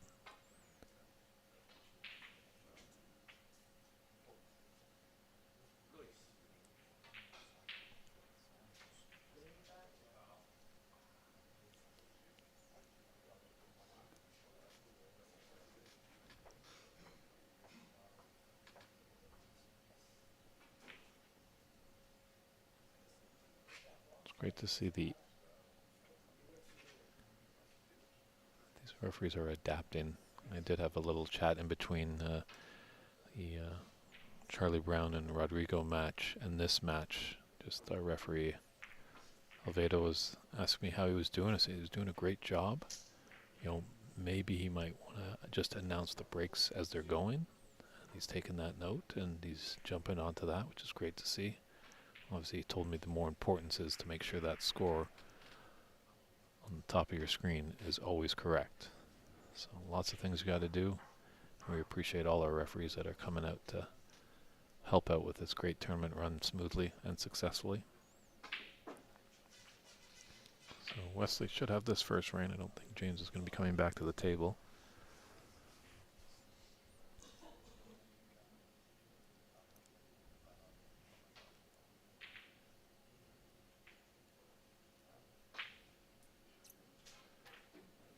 James is a battler, that's for sure. He's not going to go quietly, but Wesley's got to continue this momentum with a good first frame, keep the foot on the gas pedal. That's a concession there. So Wesley takes the first frame. Scoreline 66-15. James Barrow needs 2 more frames to get a match win to the good, but Wesley's hopefully going to get a whitewash, but we'll see what happens when we come back for frame 2.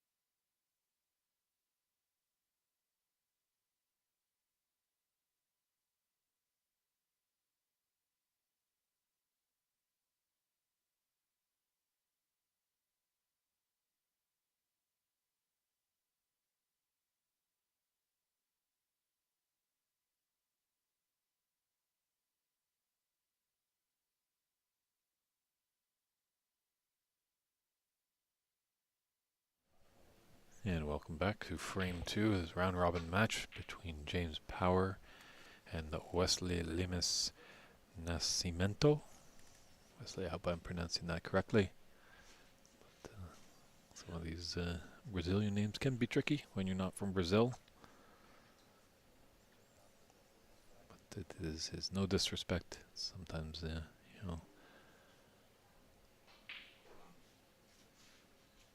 maybe we need to develop an app or something like that to get the correct pronunciations. But what is correct is Wesley's playing all right, that's for sure. Nice break-off shot there to begin.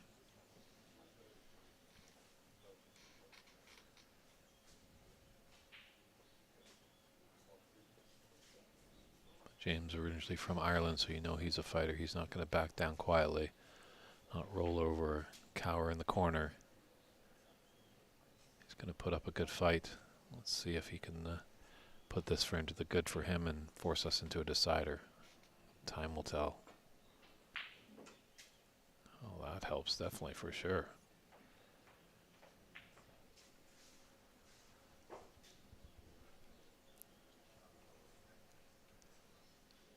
Always nice getting a long red in the early stages of frame.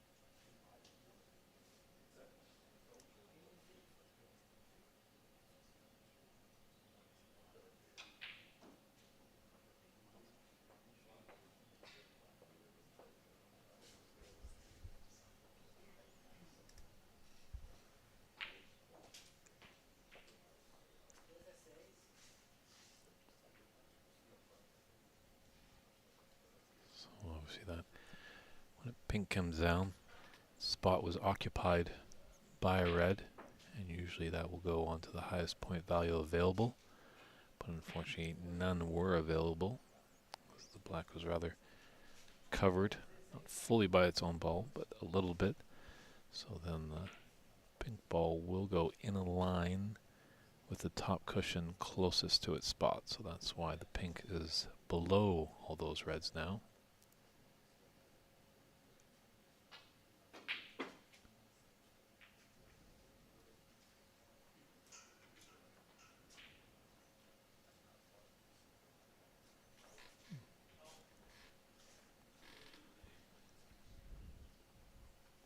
Maybe a bit too much pace on that shot for James, but you know he's putting up together a good contribution here, so maybe just adrenaline running through. Sometimes it doesn't hurt to have a extra walk around the table just to survey your canvas. Just get your heart rate down a little bit.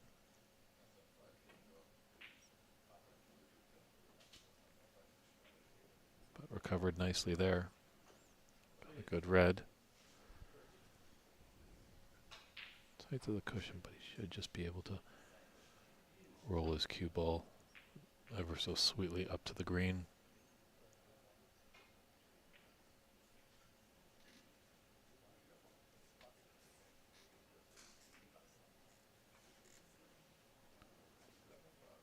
It's okay on first glance.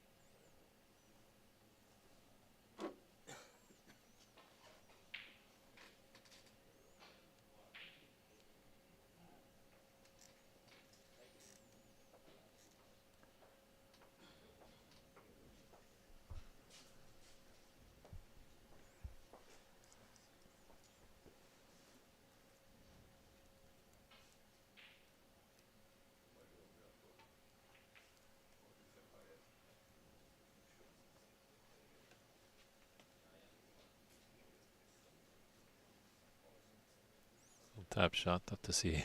As our referee was just in the camera way there. So you can see you gotta have all the shots in the arsenal as a snooker player. You can't just power all your object balls into the bottom of the pocket. You gotta be delicate as well.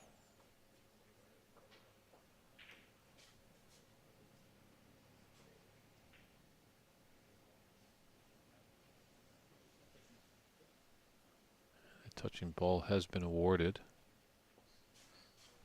You don't see a lot of re-racks, I think, in the amateur game, but there is potential. But now with this touching ball,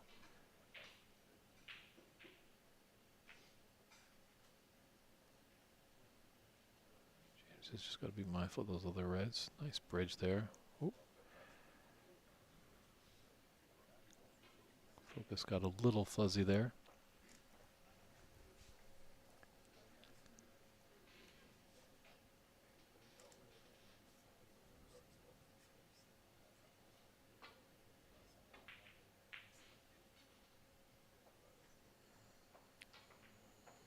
To be a little tighter to that black.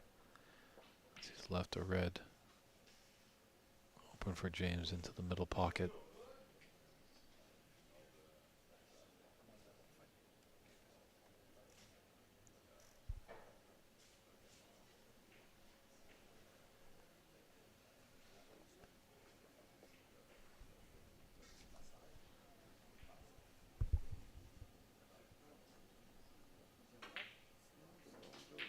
Very nicely done there by James, and developed the black beautifully.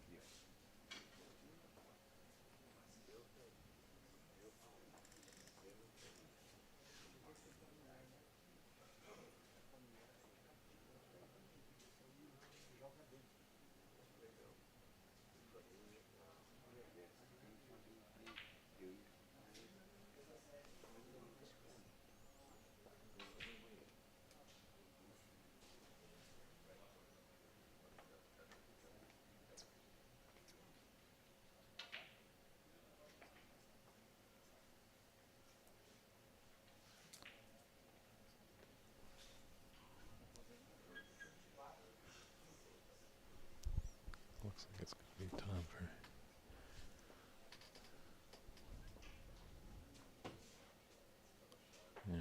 James is just waiting for the adjacent table. Igor is on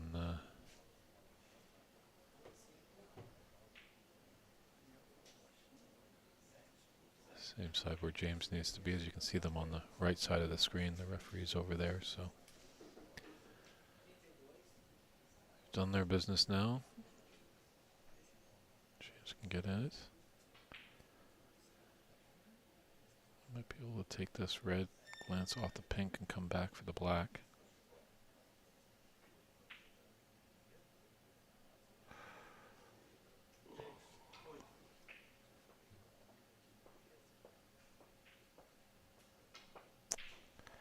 It didn't even need the pink to come off of. If that red had dropped, he would have been nicely on the black. But this is one of those shots. That object ball is tight to the cushion, so cushion and object ball you want to hit at the same time here, Wesley. It could pop out nicely for the black as well.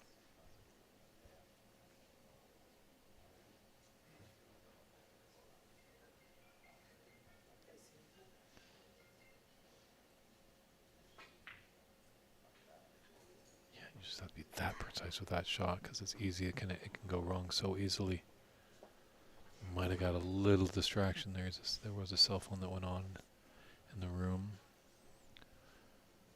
Over 6 tables quite close together, there is a lot of business going on. And most of these players are used to it. This is a fine establishment here at the Rio Yacht Club. Great shot there by James. Yeah, most of the time, a lot of these players are playing in tournaments where they're in active pool rooms. So sometimes they can get in before the room opens and they can have some peace and quiet. But then once rooms get open, you know, some people are just wanting to come to a pool room to have some fun, not aware that there's a prestigious tournament on. But over here at the Yacht Club, we do have our own little kind of separate room. There's great seating. If you are in the Rio area, feel free to come by and join us.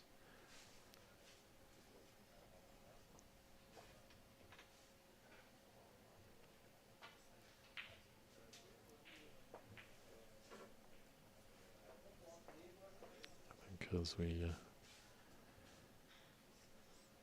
get closer to the climax of this tournament, you might see those cell phone warnings come out by referees. So there's a lot to play for.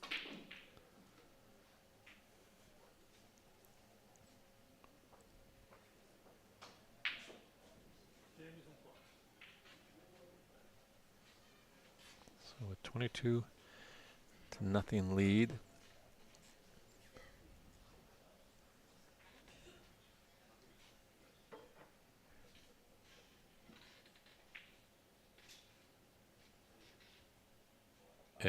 Uzima Gosteios, hopefully I'm pronouncing your name correctly. I believe we have 3 streams going on the CBBS channel or page or YouTube. We have 3 channels going. We're on channel 3 here. Igor is in a match, and I believe it's being televised on either channel 1 or 2, and that's accompanied by the Portuguese commentary. We don't want to lose your viewership. We're glad that you're tuning in, but you might be a fellow Brazilian and cheering on your local boy. So Igor is on one of those channels. As I just look in our media center over here, I can see our friends that are doing the Portuguese broadcast are commentating on the Igor match.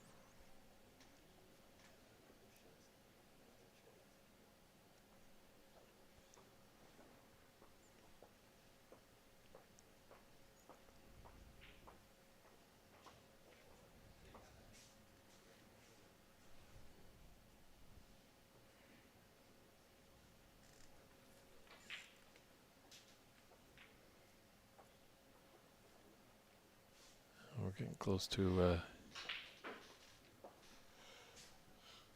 1 hour in frame and match time. And another little caveat to this tournament with these round robin matches: I cannot start a decider after an hour and a half of playing time. So if we reach 1:30 Brazilian time here, unfortunately, and the decider has not started,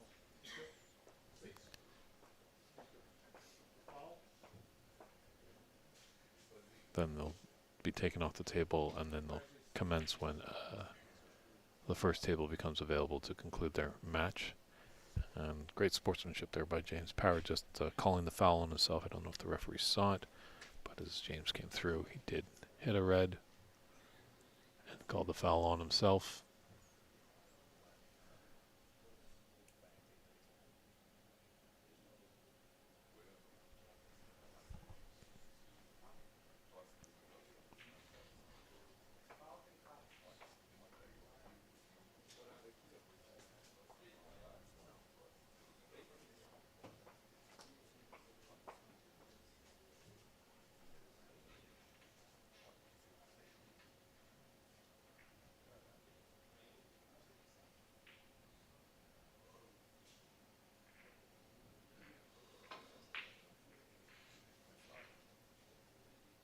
The confusion was there. Almost thought maybe, was it a touching ball?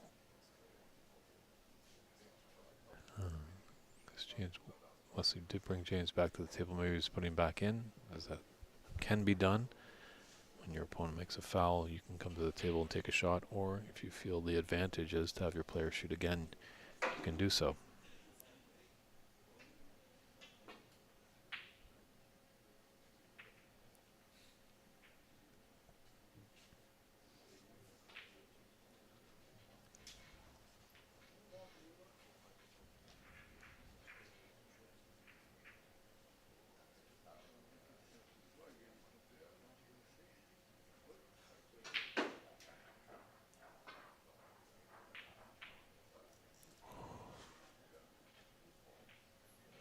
What an effort. I think he was playing without a shot to nothing, not realizing that he could, and he did, cannon into that other red and put that red. A very nice spot for James.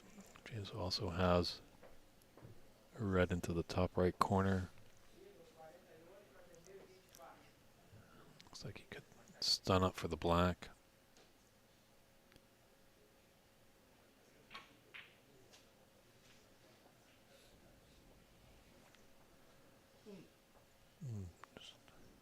Maybe ran just a bit much for James there. Maybe like to be a little bit lower on that black, but more straight.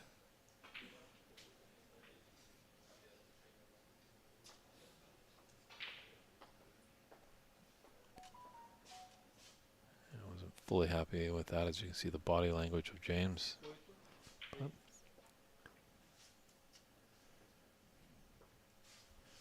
let's have a red into the side.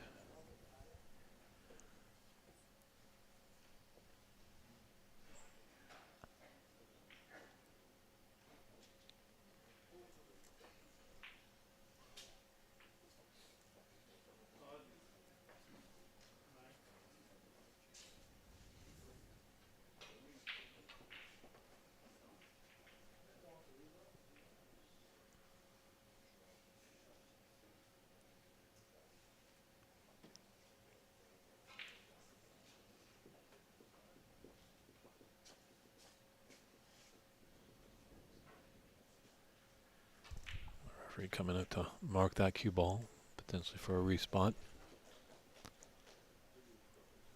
Also just taking a look at the score. So lots of points on the table, that's for sure. He's not out of it just yet. Maybe he wants to come up off the right, the top cushion. Just possibly just roll into the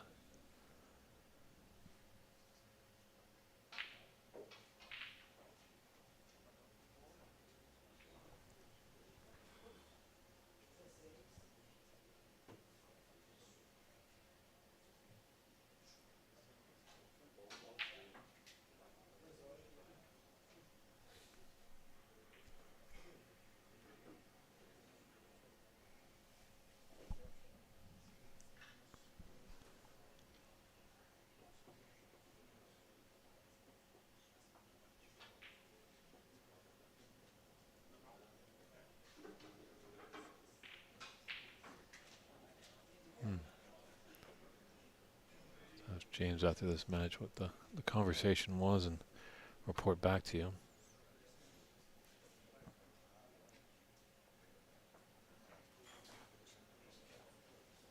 Shot there by Wesley.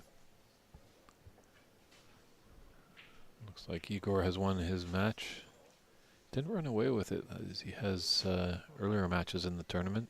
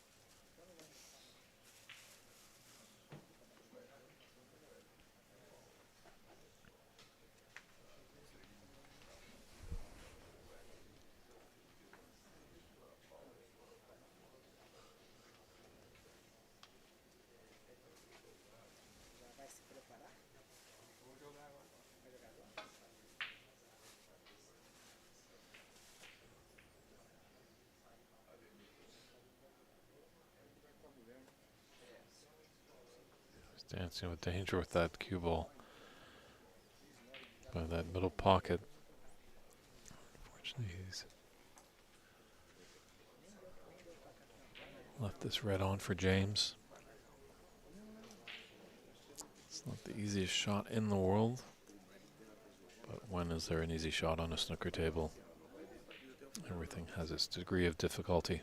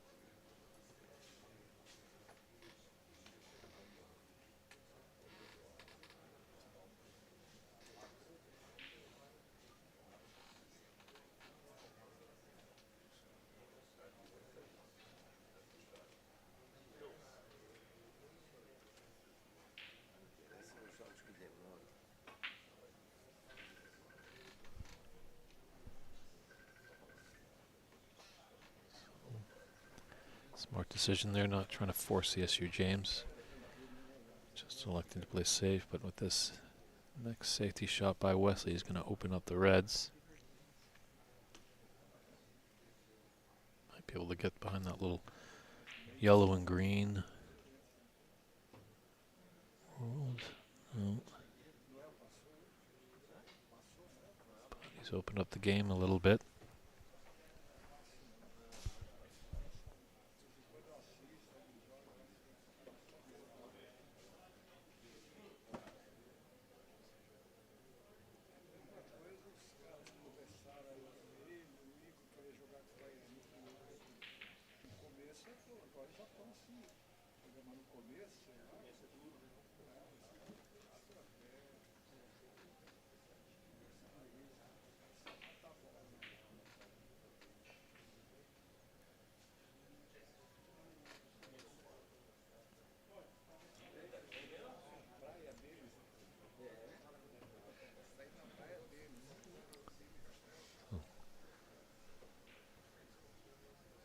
When nature calls, it's time to get a little comfort break.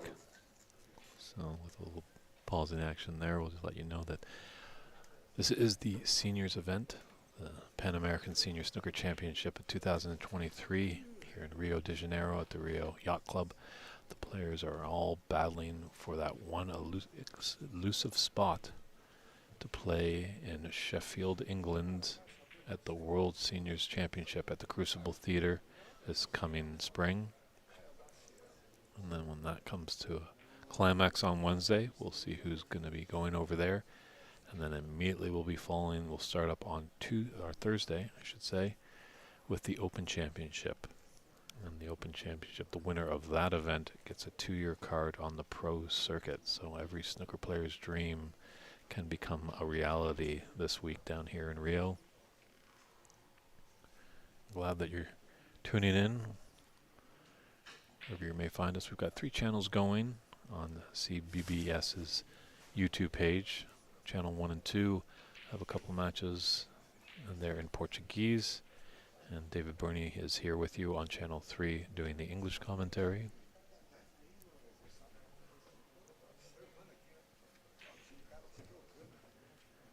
Right now we have our friend Wesley from Brazil leading this match 1-0 over the Canadian James Power, but James is leading this very interesting frame, a frame that James needs to force us to a decider.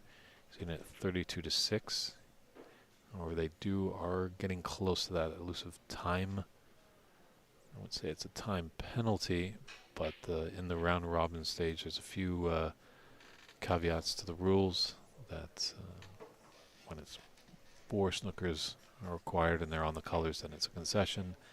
And then if the decider is to commence after 90 minutes of play, play is stopped. The players are removed from the table to make sure the next match gets on, and they're on a standby mode until another table opens up and they can roll onto that table.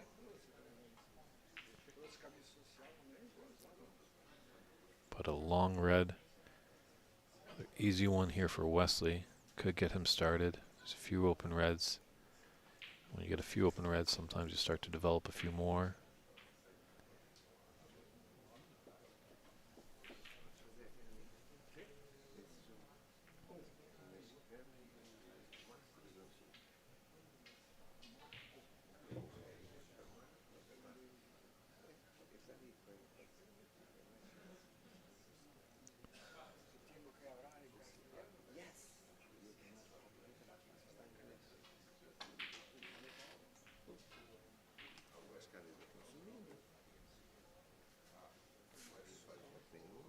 And he definitely likes those side pockets, but had a little grimace. He's been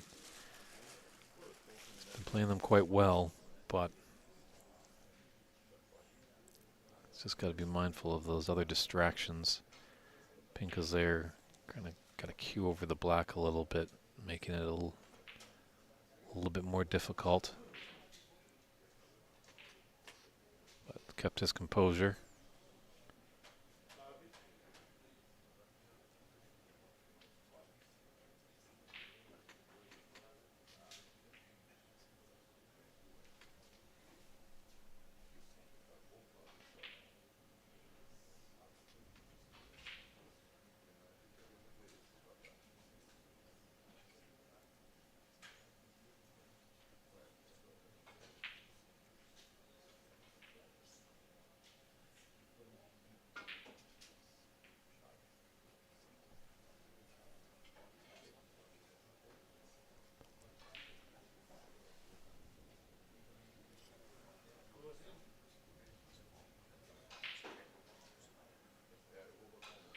That right red of the 4 in the middle will go into the top left corner. Wesley's just got to keep his composure, one shot at a time.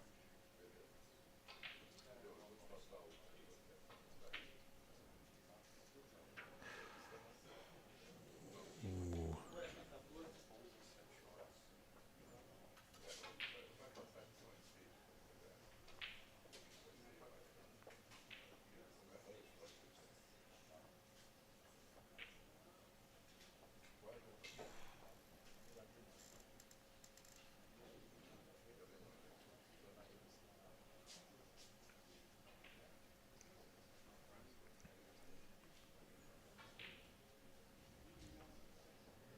James just asking the referee to clean the cue ball.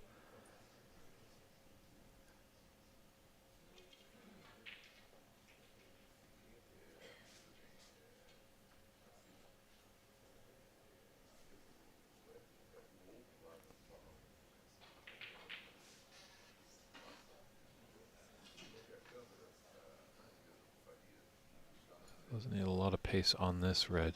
Blind cut, but he'll shoot up for that blue. Oh, double whammy. Ouch. Early on, that pocket has been very favorable to James. That black kind of rattled around in the jaws earlier and dropped, but now it's kind of closed up. That's one thing missing it, and then going in and off, so he's left a great opportunity for Wesley to get really back into this frame.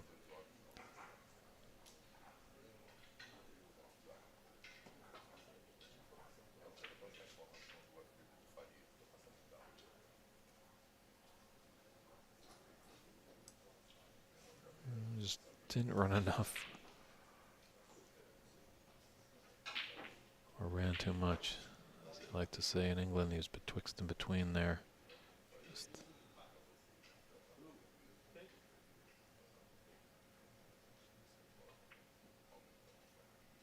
looks like he's going to use that yellow and green wall. Just couldn't get by it. But is slowly coming back in this frame. It's only a 7-point advantage for James Power.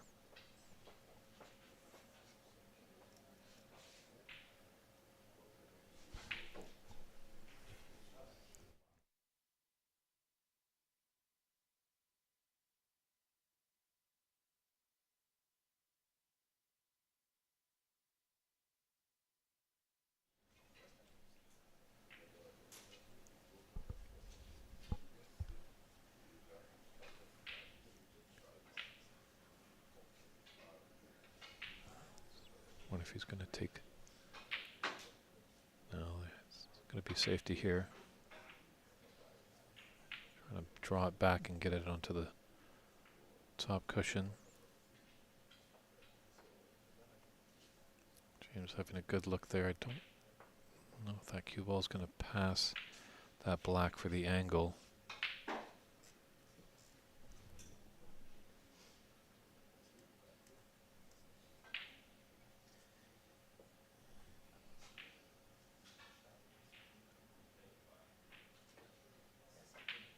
Oh, it does. Very nicely done.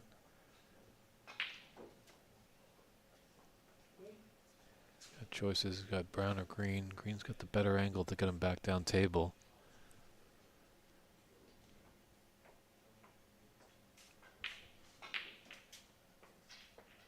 Lower of the reds, definitely the 2 cluster right there. The lower one will go into the top right.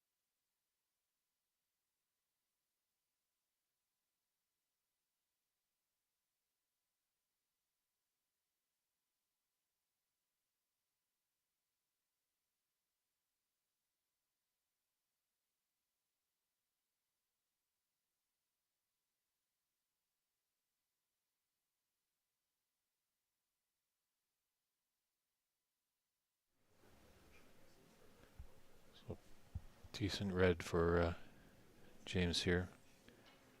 Should be able to come back down, probably for the pink into the top right corner.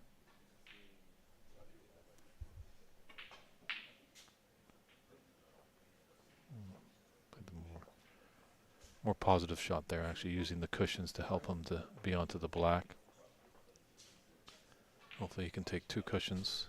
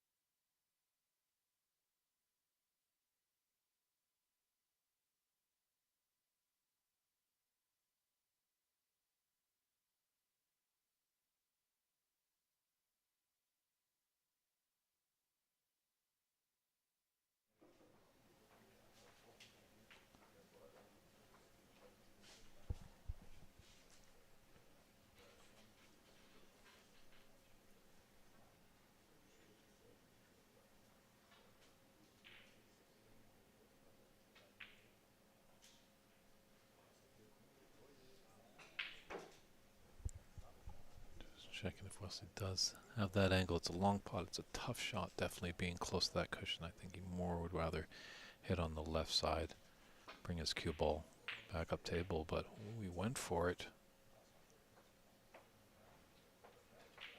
Aggressive shot there.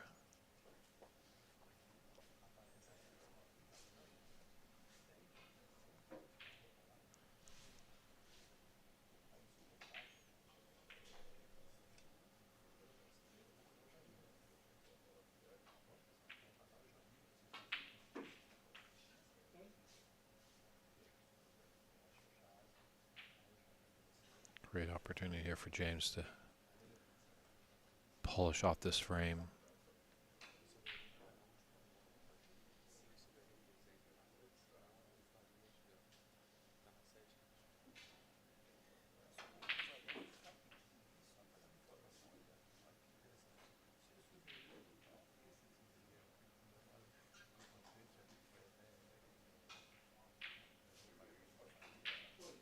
Yep, 27 at 35 on the table. So this red to put us into snooker's required stage.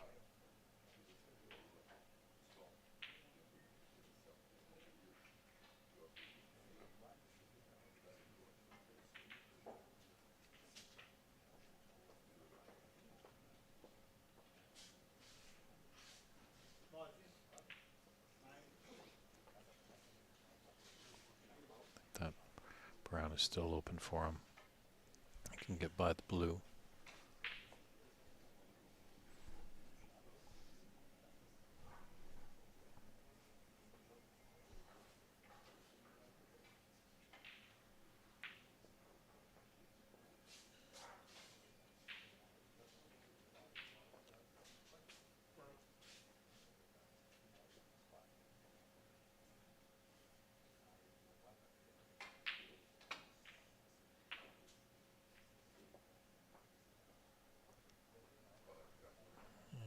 It to roll a little bit more. The yellow's still on.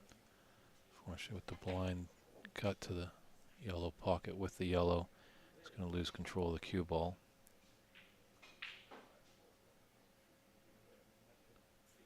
With 27 on the table and 32 in it, if this was a miss, Wesley definitely will be coming back to the table, just needing only 2 snookers, and pink and black are in nice positions there. Clever shot there by James. Didn't want to force it, force the issue at all.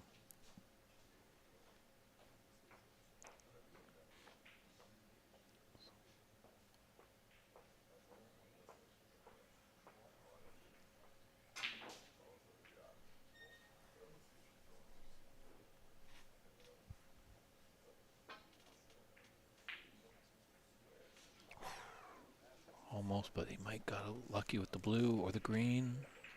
Yes, he has. I think he was hoping to get behind the pink, but second place there.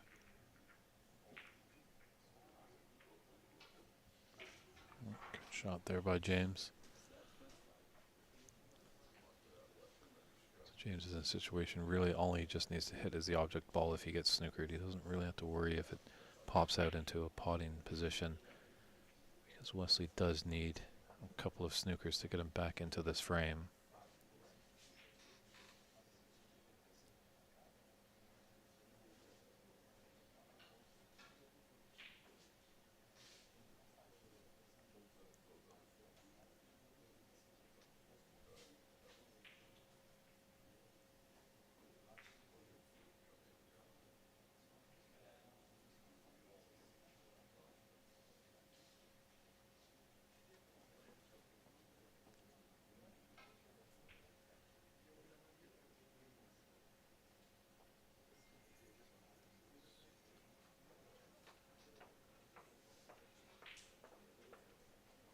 James just coming around, just taking a double look at that scoreboard. Just obviously curious if he... Free ball is always an option as well here.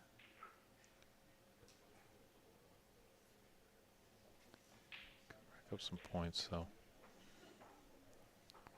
Lots of things probably swirling around in James's head here. But obviously if he can hit the yellow, he should be okay.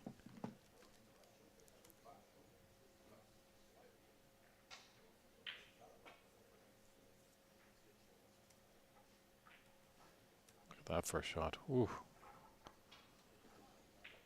Almost put it in. It's a great escape there.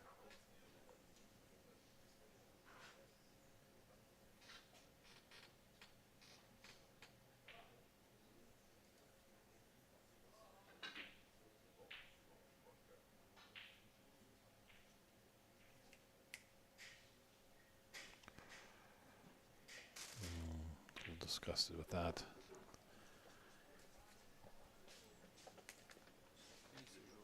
This yellow is on, and there's a little bit of an angle. Obviously, if it was straight in, be a tricky shot for James, as he's going to be queuing down on the ball. As that cue ball's tight to the top cushion.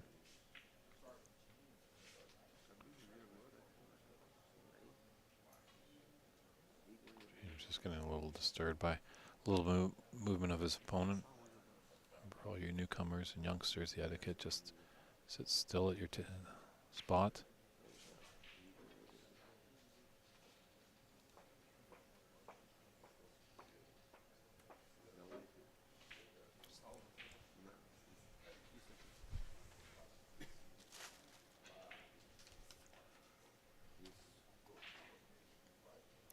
Yeah, I wonder if he'll just take this in and then concentrate and try and get the snooker on the green.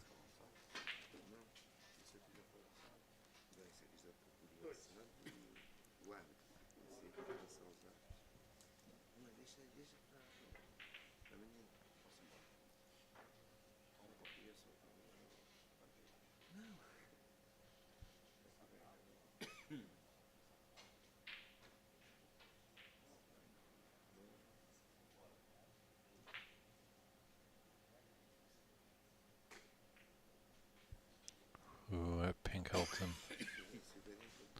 A kiss onto the pink with the green. Snooker James with that blue. But there might be a little bit of an angle that he can come down and take cushion first. Just put a trace of side on it. No, he could get through. So the chess match continues. 30 points in it and 25 on the table.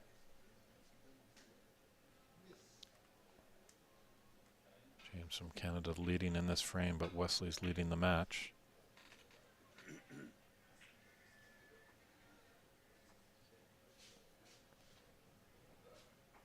Just getting ever so close. Wanted to get in between the pink and the black there. But it's left a little opening for James. James can hit. That's all James needs to be thinking about, is hitting his object ball.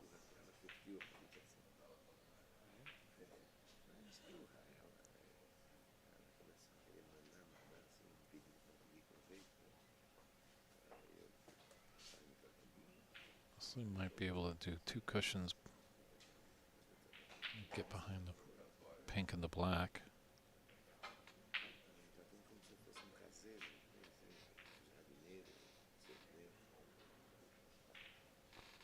So he tried, but unfortunately wasn't successful. He's left a long green on for James into the green pocket.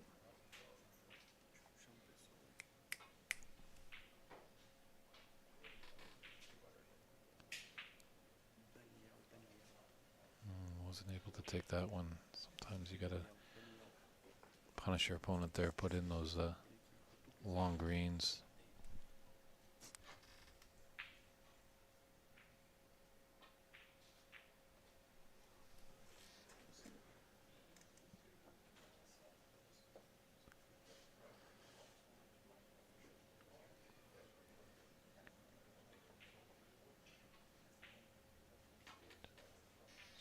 Mindful of that black, so I think that pocket to the side was out of the question for James.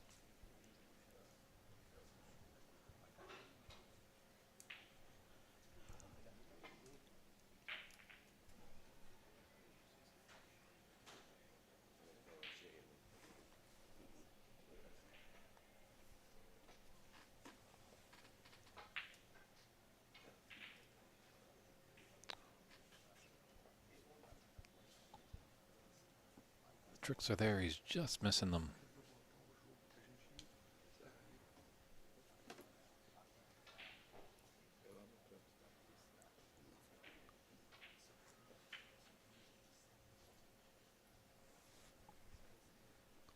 Sooner or later, James is going to make this green.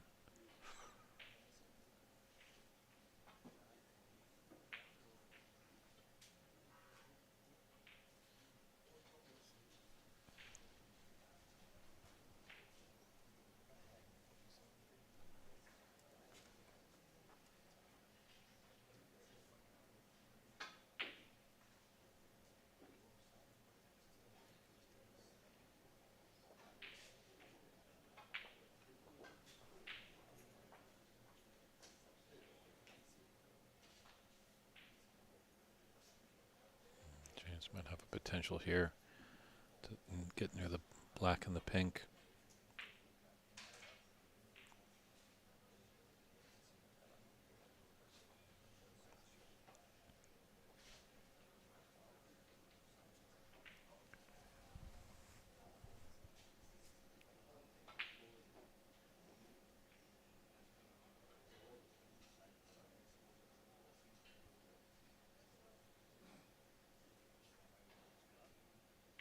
Puts this in him. Leave him down 27. 22 points on the table, so still needs 2 snookers.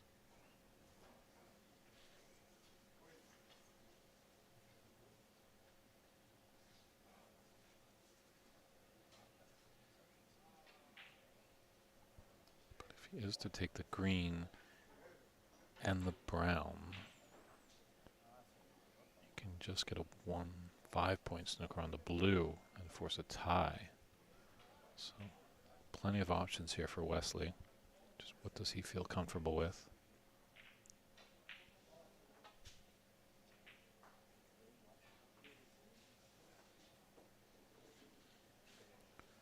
And he's got the snooker there.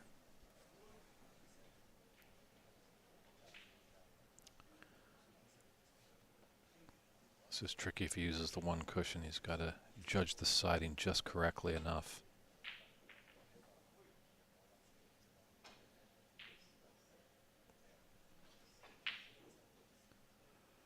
Yeah, if he puts too much side, it's going to shoot away from it. Too less, so yeah, rethinking that.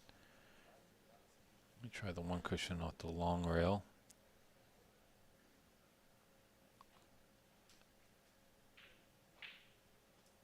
Pressure on this.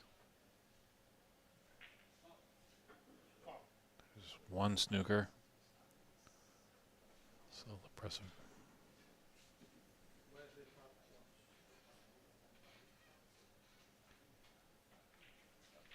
You might be able to get another one, and it's a tough shot, but put this cue ball tight behind the blue.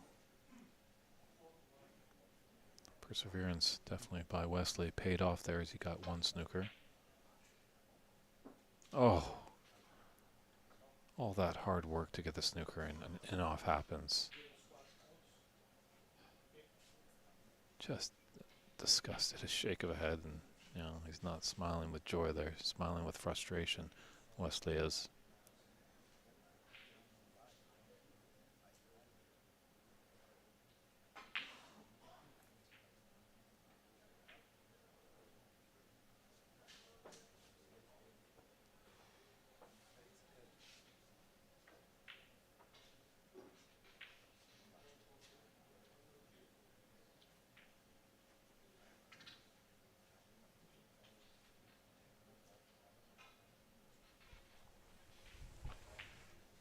$25 on the table, 30 points in it, so again he could take the green and brown and potentially get a 5-point foul off the blue and then run the table, and then you have a respotted black.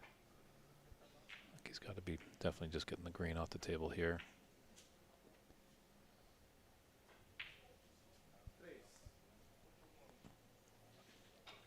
Or could even pot the blue as well, and we could go down to the pink and black. And if he gets a snooker there and forces James to commit a 6-point foul, he could win the frame. So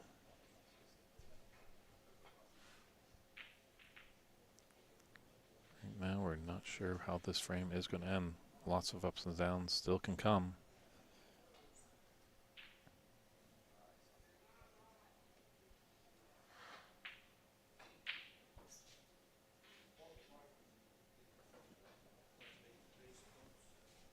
Didn't get the snooker, but got it safe.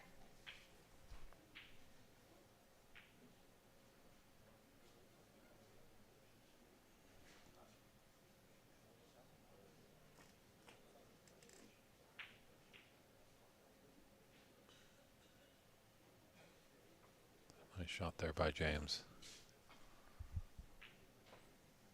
He's got the snooker.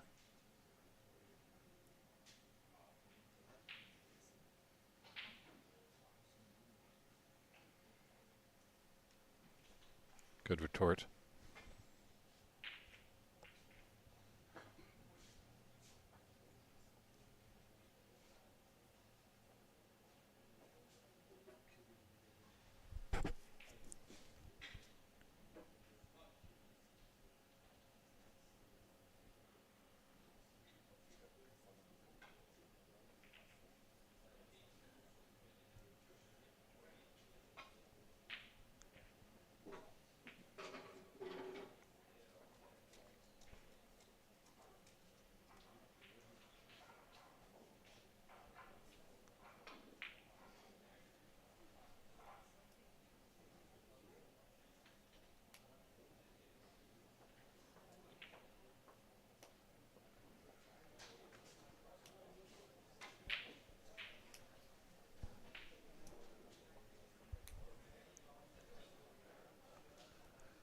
We've definitely taken a good look there. Just making sure James doesn't hit the black with his cue.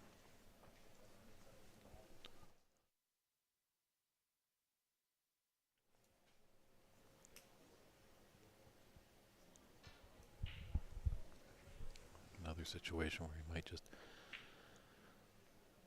put this brown in.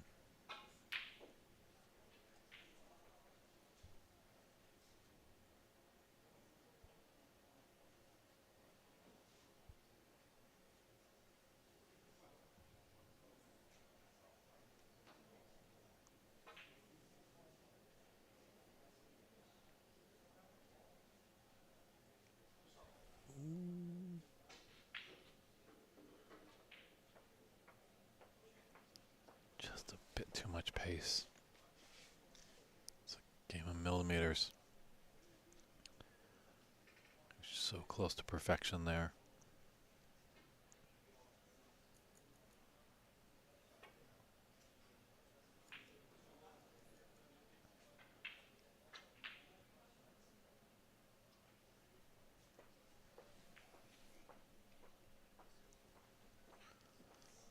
Does he take this red in? Thin cut.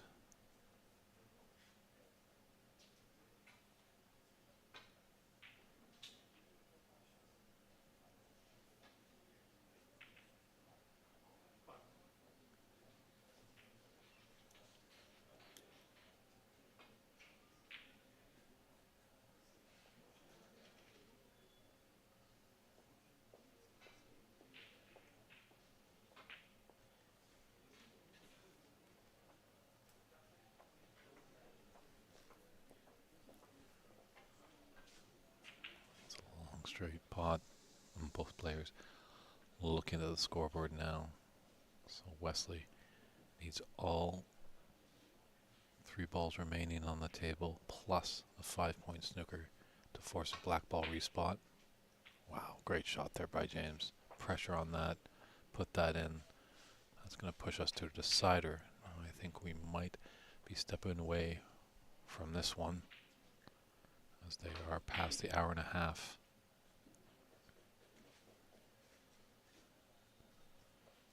Timetable. I'm wondering if the referee is aware of the time. So James pulls it out there and has forced a decider, and we'll just hold on and we'll just see if we'll be coming back with the decider, or they might have to push this match until the next available table as per rules, or we might have a decider. Hold on to your seats, everybody. We'll be right back.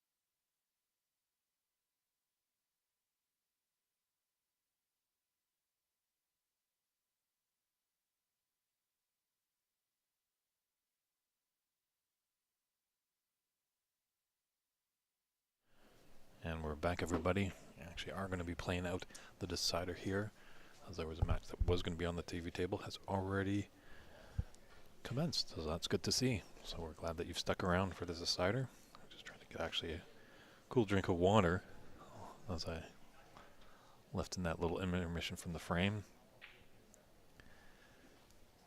And then unfortunately there's a debate on one table and they were trying to rile me in there. So James at the table here, dressed in all black, 2 for the price of 1. Very nicely done. Oh wow, lots of action on that shot. Hope you recorded that, everyone. You don't see that shot every day. 2 reds going in plus an in-off.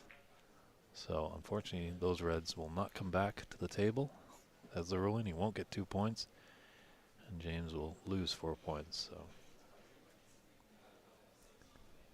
lots of things going on that one. So Wesley at the table now with ball in hand. Wesley donning the gray vest and blue shirt. So a lot going on. There was a rule discussion over there. So there's a lot of commotion going on in the room. But here we've got a decider. Looks to be quite important. 2 strong players. You know, we might be seeing the first and second here in their group.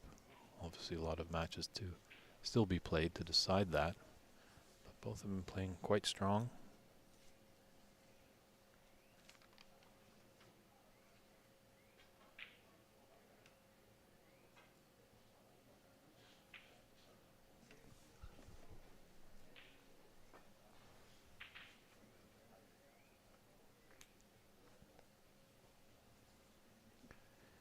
Let's see if Wesley can rebound.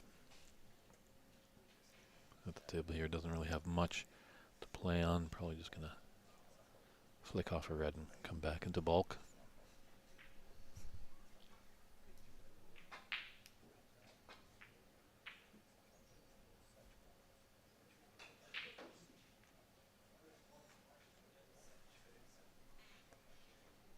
Nice shot there. Don't know if James can see a red. Our referee just taking a look. He is in fact snooker, as here comes the snooker marker. I think it's a great idea. It just helps the referee respot that cue ball a bit quicker. And sometimes that can really drag down matches when there's a lot of the guessing game of putting the ball back.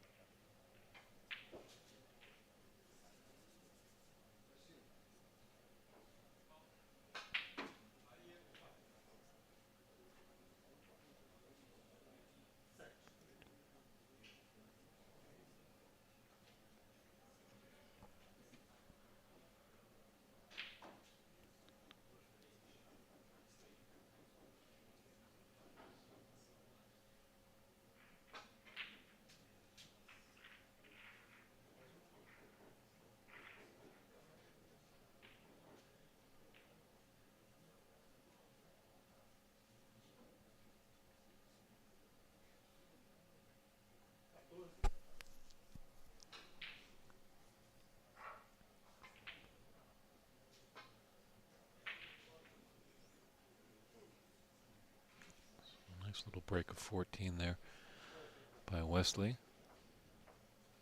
Just ran a little bit out, but it's opened up the reds, so it might help him a little later on unless James is able to punch in a long red, because yeah, those reds open there.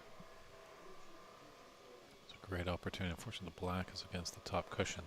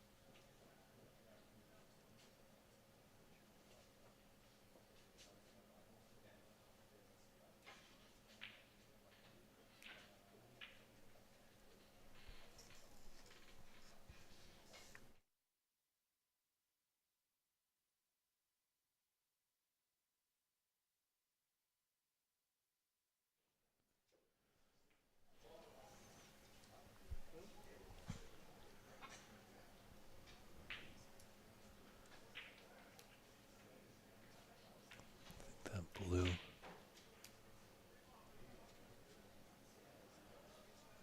be just blocking that path for that pink to go in the middle pocket, so he's going to take this into the green pocket. A little bit more difficult. Oh no, it was there. Good eye. These players have the best vantage point, obviously being right down on the table. It's us in the commentating booth can't see all the angles sometimes.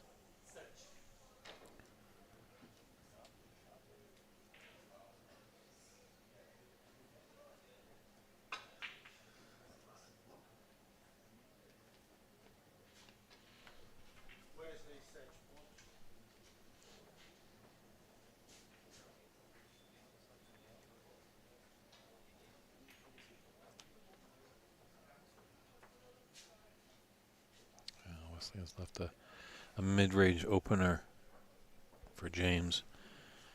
You can take this, you can draw back a little bit beyond the pink. He could be certainly in business, but got to focus one shot at a time. Can't get ahead of yourself, or you'll be sitting sooner than later.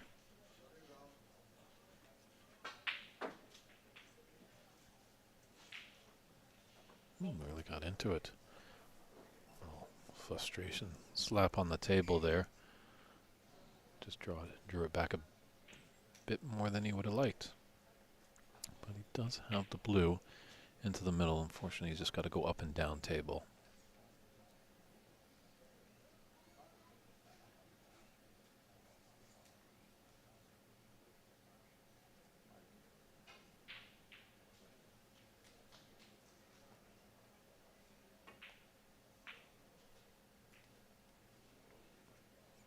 Unfortunate cannon into that green.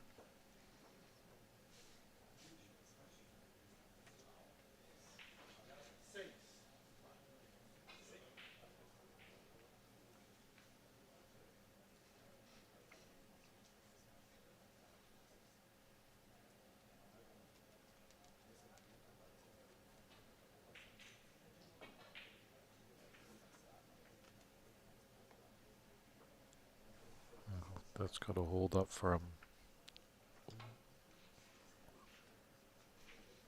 I don't know, those three reds in a line there. The bottom one I think will go. I think there's a path to victory there. Wesley having a good look at it.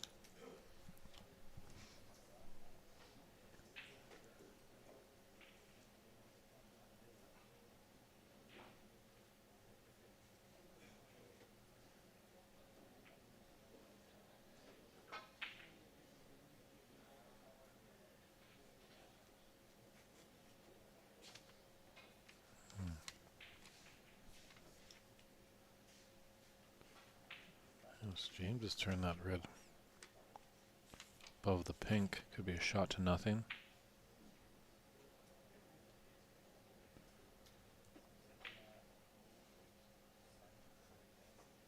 I'll say shot nonetheless.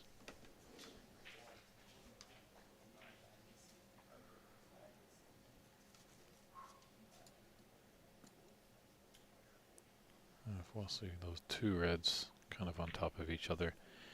If he's just thinly cut the top one, it's going to scooch around and come back and right where his cue ball is right now.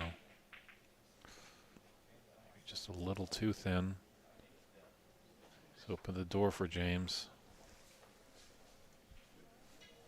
It's a bit tricky with that red that's sitting over the middle pocket. He's got to cue over a lot of balls there, James. Just having a look if there was something easier.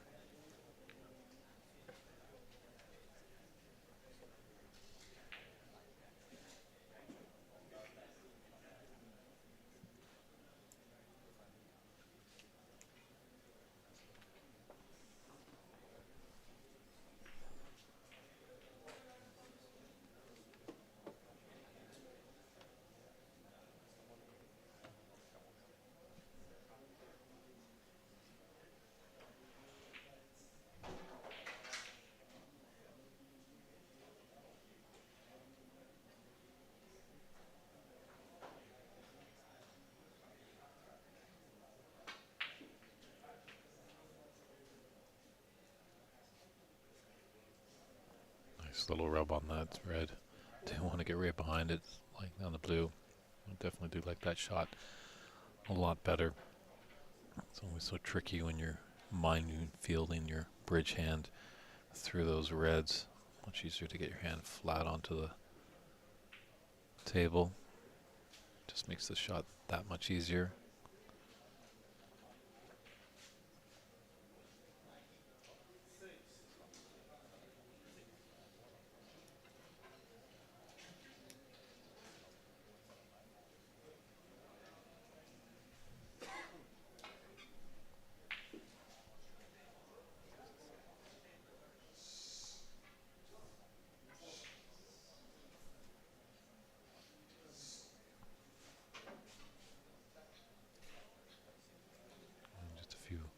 Match is finishing, so there's a bit of commotion in the room. A referee just trying to quiet everybody down. These players deserve the quiet. They need to concentrate on the task at hand.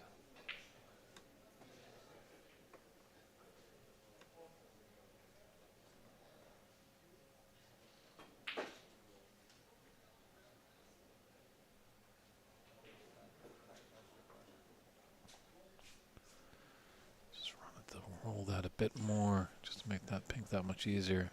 Looks like he's going to be needing the rest. I know a lot of our friends in the pool world, the 8 ball, 9 ball, see the rest as a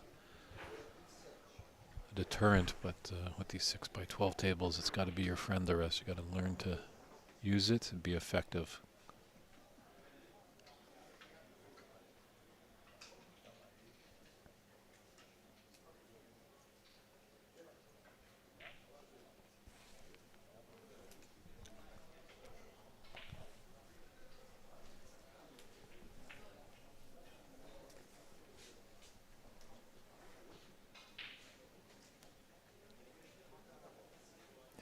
Shot here. If he misses this, he could be leaving Wesley in a bunch of reds.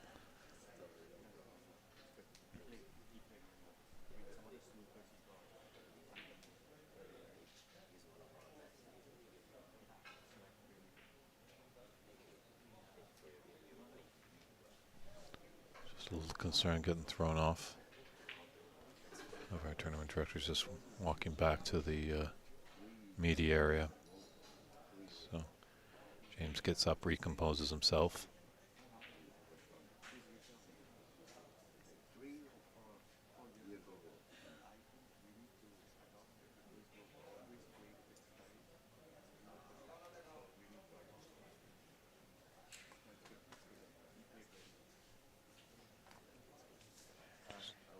James not just fully confident, just got to be prepared.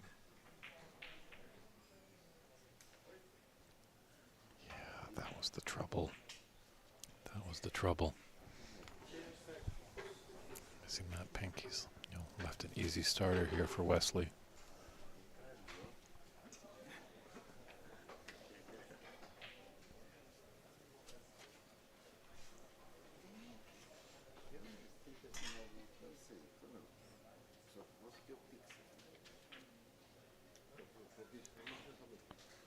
Don't know if he fully played that cannon into the red. Was very fortunate, that's for sure.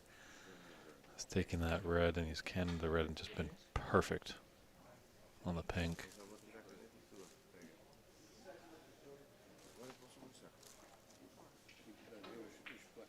Oh. Wesley.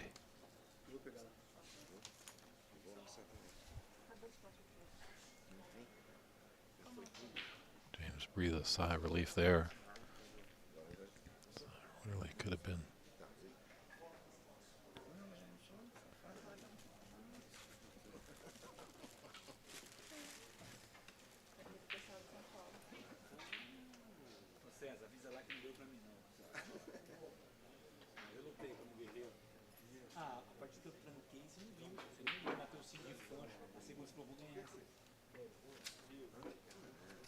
Kind of wanted to break out that pink a little bit as well.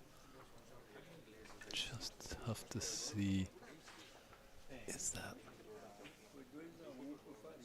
red? Not the red that's close to the black. There's another red there. Is that blocking the black's position, or path, I should say, to the middle pocket?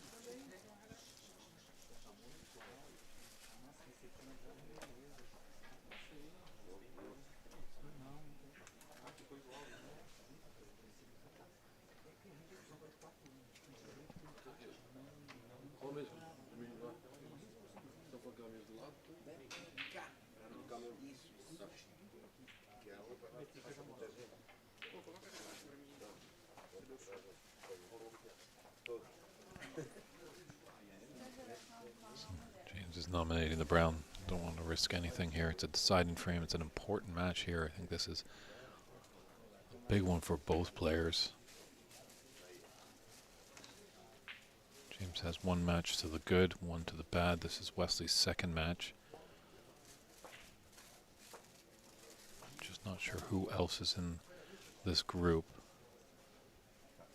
But if James is going to go 2-1, that's really going to help his chances to move on.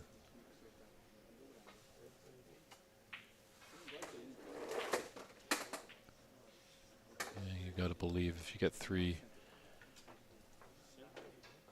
matches won, there's a good chance that you're going to be moving on to the knockout phase of this Pan American Senior Snooker Open Championship.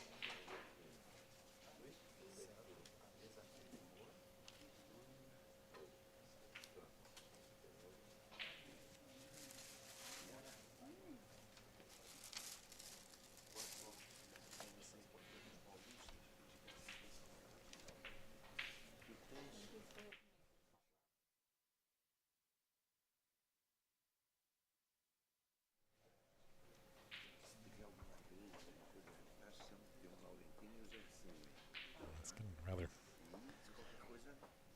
sloppy frame over there. All the reds are moving over to cushions. Just prolongs the frame.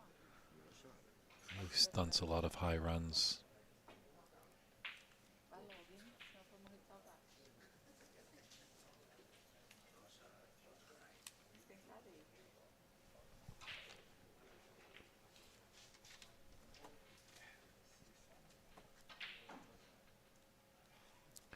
It may look easy a little bit with that red that's close to the middle pocket on the right side of the table. But those are very tricky shots. And if you miss, you're really leaving your opponent in. So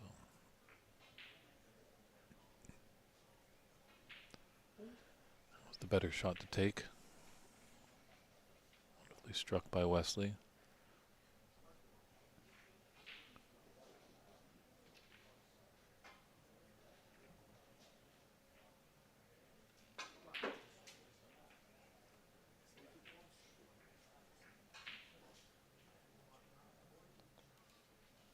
Just taking a look at the opposite middle pocket here. Probably more likely playing for the double than the thin cut. Ooh.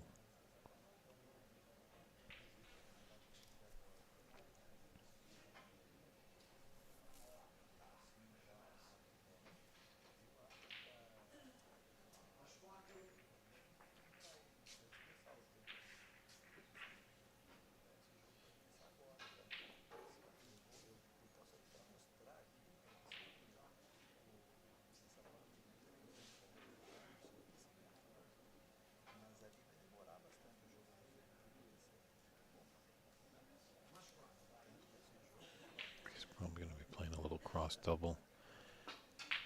Oh no, he went for the pot. Wow, James. Fantastic shot there with authority. Not just rolling over, he's going down fighting. He's battling his way back into this.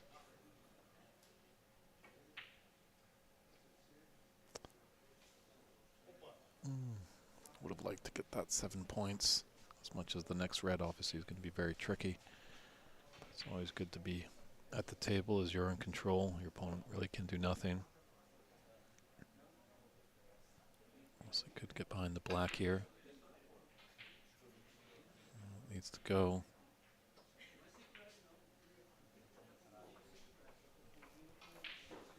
See how James' long potting is down this way.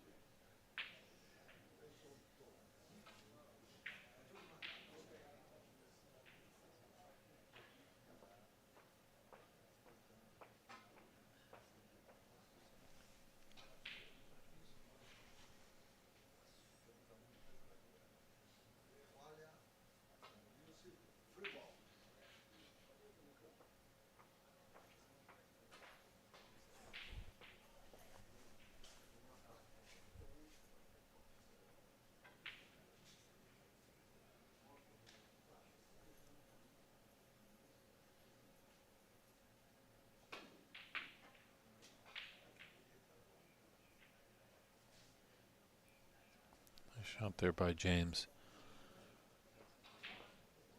I think Wesley snookered there, so now he's going to have to develop and open up these reds. Maybe he might be able to get through just having a long look at it.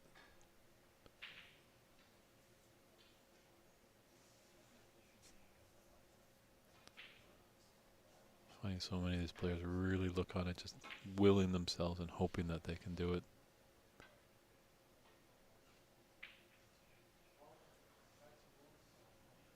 Referee is just going to put the marker down.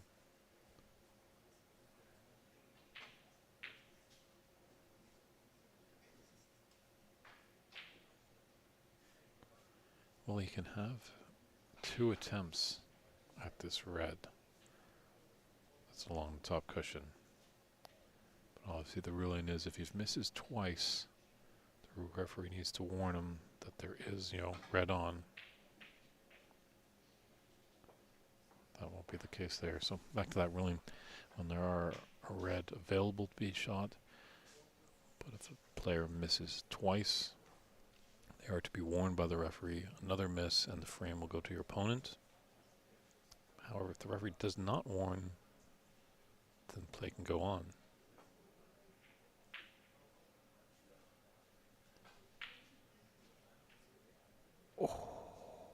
Oh. You could feel that. James had a little body language, just willing with all his might, was really hoping that that red was going to go in. was the plan, but once it started rolling towards that yellow pocket, there was hope for him.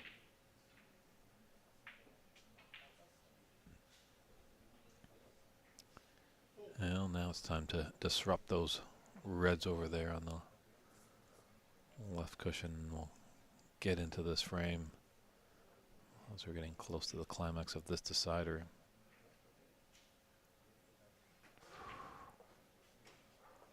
Very nicely played there by Wesley. It's got a little bigger of a target, James does, as there's two reds, kind of clustered together, but having that black beside them makes it a little bit nervy because there's a potential of a 7-point foul.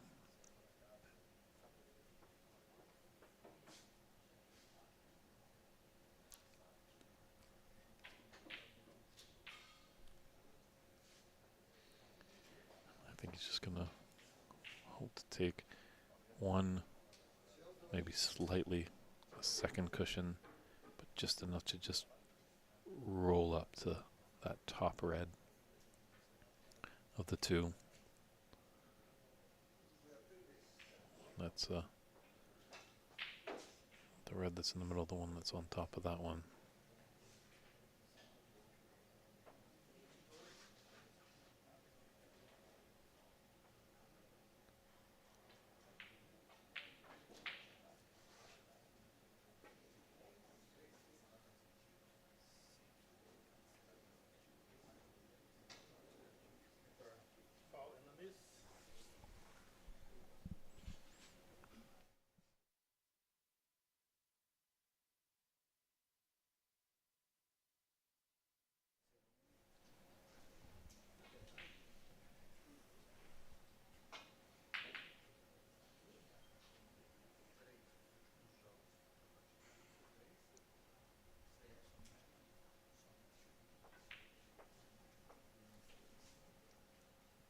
So that's nice while they have the little marker there, or we could be here for a little bit more longer.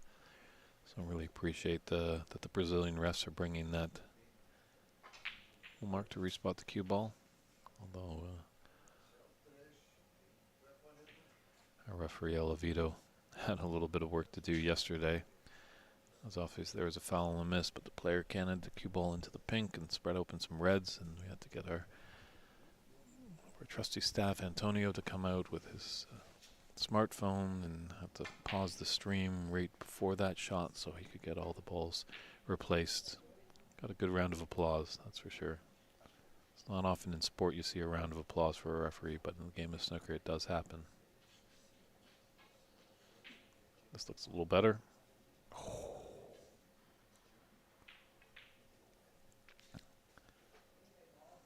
He's just going to take a look and make some minor adjustments, but hopefully can get it here.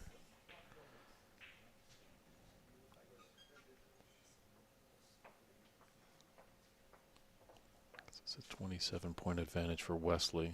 43 is on the table, so it isn't over, but really you don't want to submit a lot of penalty points.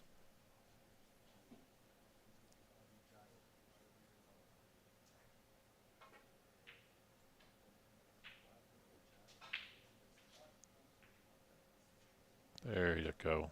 Well done. Well done.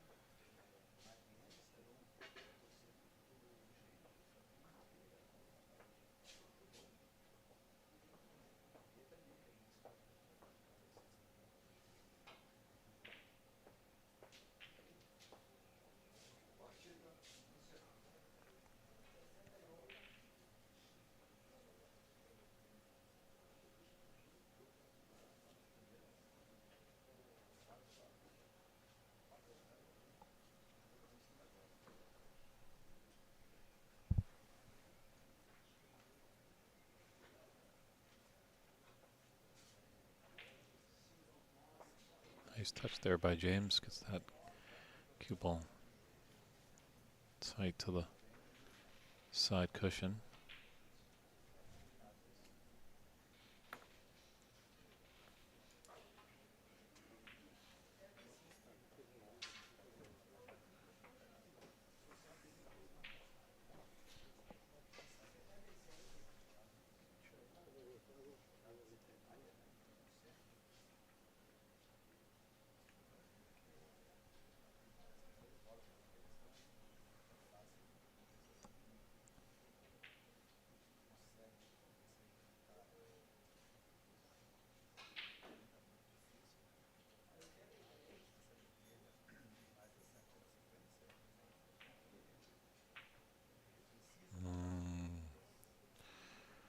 Wanted to snake by that brown.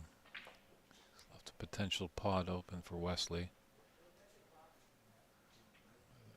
If Wesley can get one more red balls down, that's going to make it tougher for James.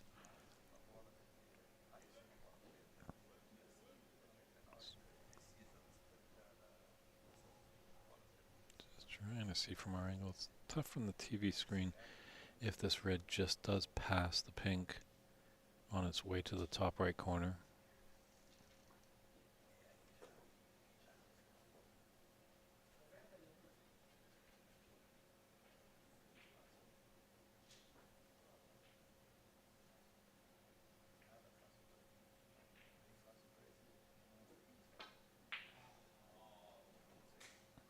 I guess it didn't go, so just electing to play safe. We've seen James make a shot like this before in the last frame.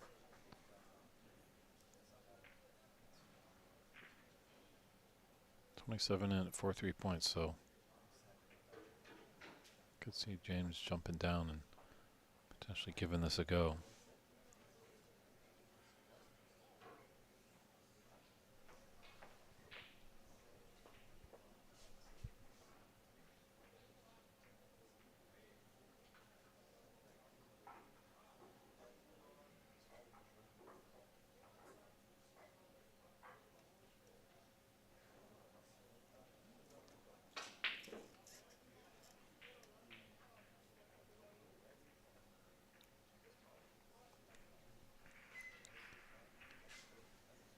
Wasn't able to get it this time.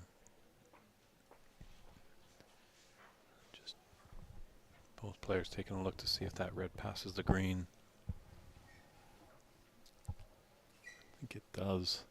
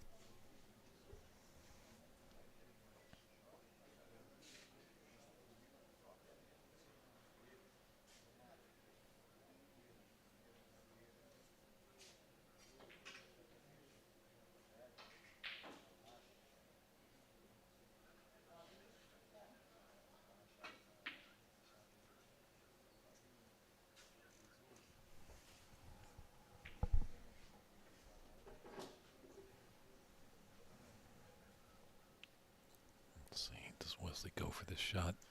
Cut it into the top left. Obviously he'll push his cue ball back to the bulk area. He did and made a tremendous shot. Wow. Took the frame by the reins.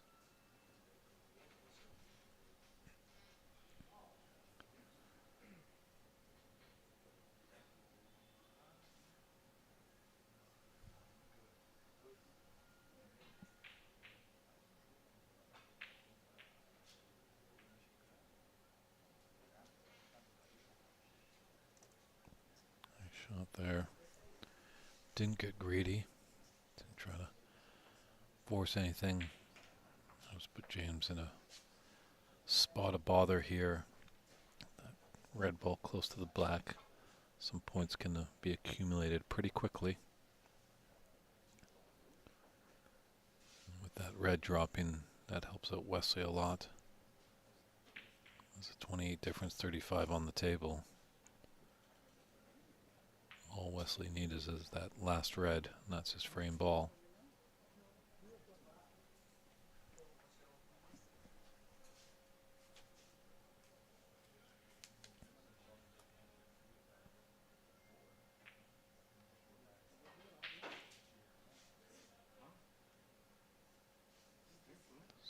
He's got to gauge the side correctly. Too much, he could cannon into the black. Too less, he misses it.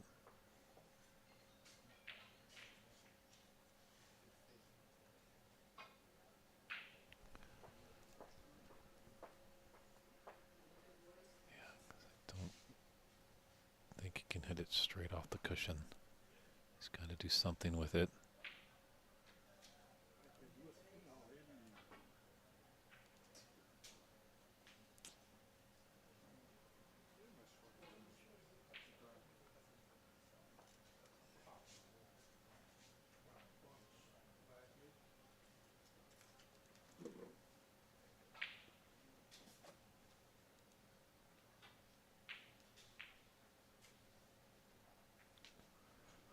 Actually will be James's last attempt.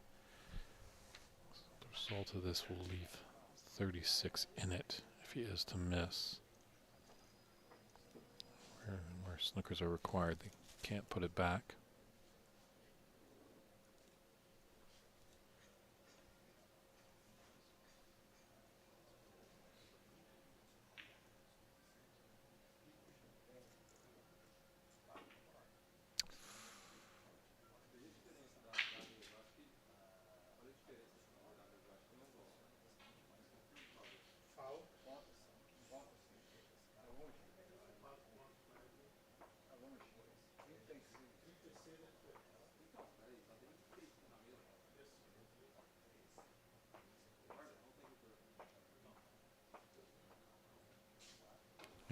The explanation there. Mostly was just questioning the referees about the rules. Obviously, he could have put James back in if he wanted to.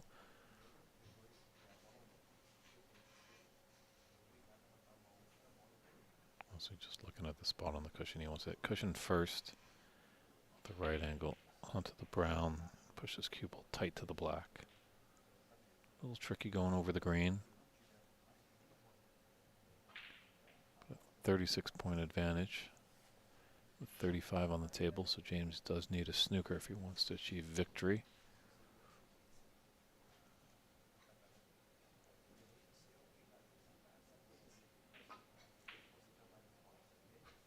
Oh, look at this. Wow, what a shot.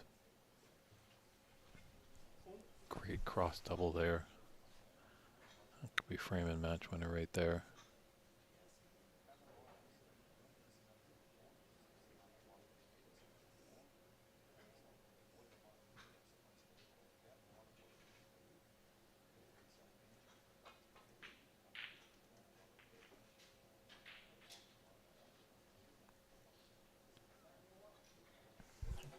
Poirier in at 27 on.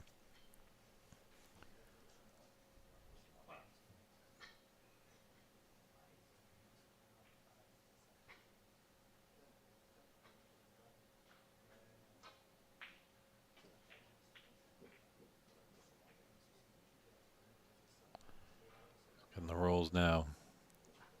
So James will go 1 and 2.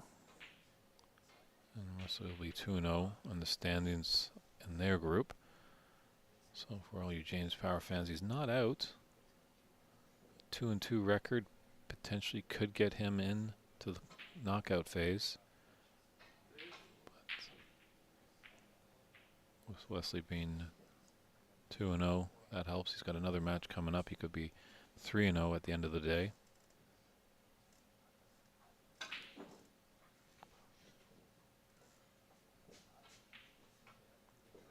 And there's the handshakes right there. So Wesley takes this match over James Power from Canada. Appreciate that you're tuning in. We've still got more great snooker action today. I think our next scheduled match on our TV table, well, the English stream, could be at about 4 p.m. Brazilian time. Just looking at the schedule, but definitely take a look at CBBS's Instagram page. You'll find a link in their bio. If you click on that link, you'll find all links to all three channels we have here. We have 2 Portuguese commentary channels, 1 English channel, and as well there's a link to the group stages where you'll see all the results of all your favorite players there. So feel free to tune in to us back at 4 p.m. Not sure who that match will be, but it's been a pleasure having you enjoy the great snooker action from Rio de Janeiro at the Rio Yacht Club. It's the 2023 Seniors Snooker Open Championship, the Pan American Senior Snooker Open Championship. I'm David Burney saying we'll see you in a little bit. Thanks again.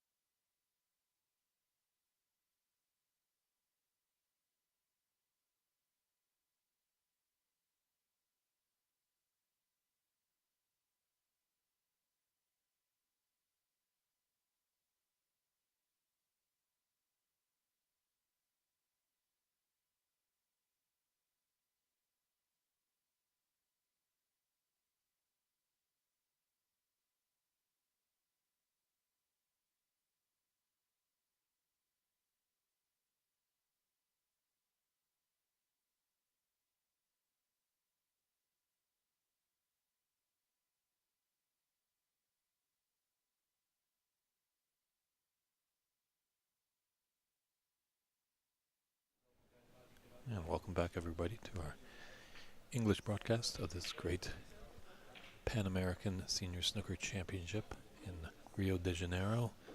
We're at the Rio Yacht Club. And apologize for the delay of getting into the commentary booth, but I just had to have a little bit of lunch. And obviously, they want to keep the tournament going. We don't have too many late nights, so kudos to the organizers.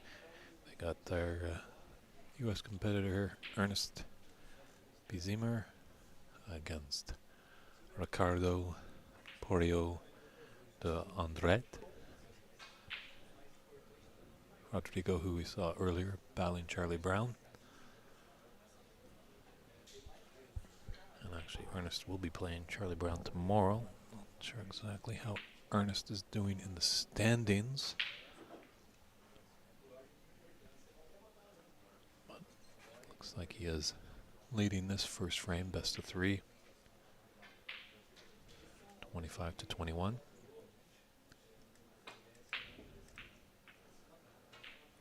Ernest, that does live in the Houston area, but does come away through the Netherlands. Actually, was when he was a youngster, was touted as a very, very accomplished snooker player.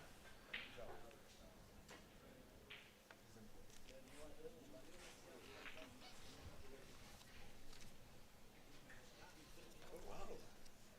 Oh, nice. Beautiful. Let me see a little bit.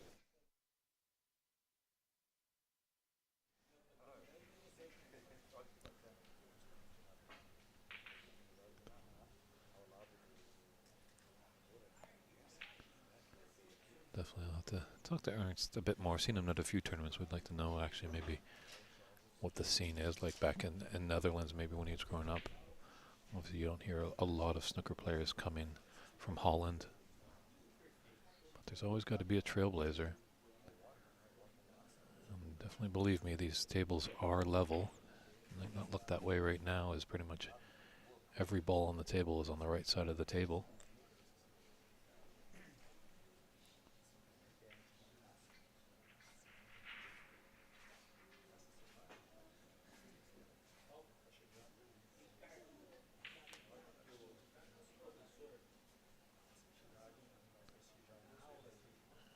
He's just taking his time. I think he's going to be putting him back on that one.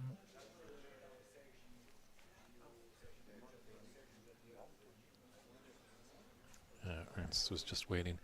Maybe that cue ball might just pull up a little bit on him. He would have been able to.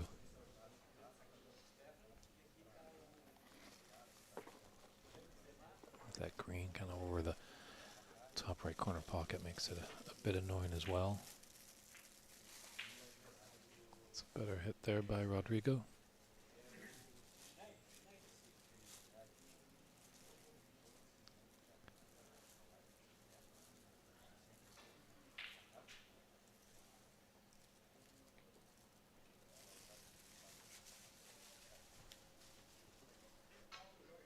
He's not snookered. You can see that red by the black.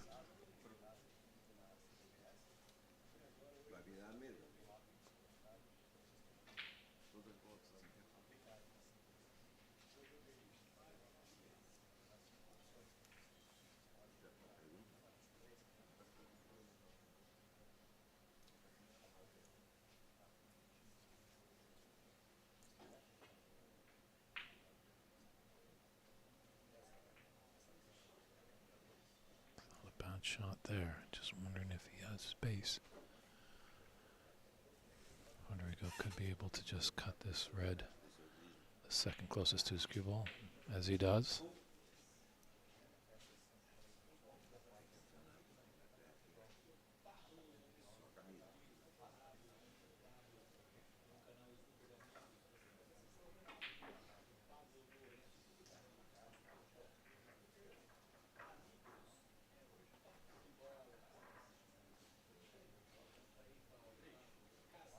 Rodrigo faring a bit better on this TV table match than his earlier one today, but definitely Charlie Brown came out guns a-blazing. It was hard to stop.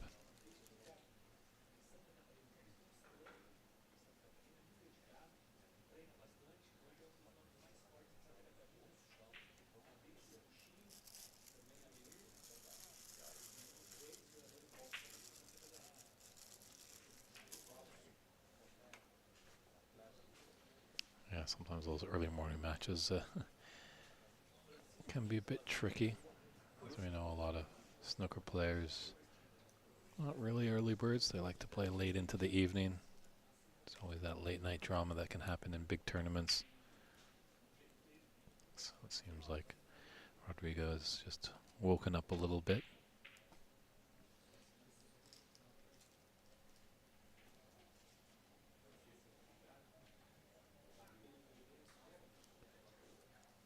We appreciate all of you tuning in to the stream. It's on YouTube. It's on CBBS's page. We have 3 channels going. There's 2 channels with Portuguese commentary and 1 with English. It's David Burney doing the English for you.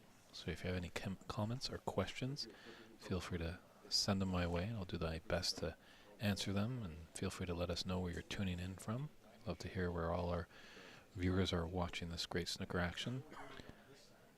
And to our Portuguese, French, Finnish, Swedish fans out there, try and translate your questions into English, as I'm not too fluent in those other foreign languages.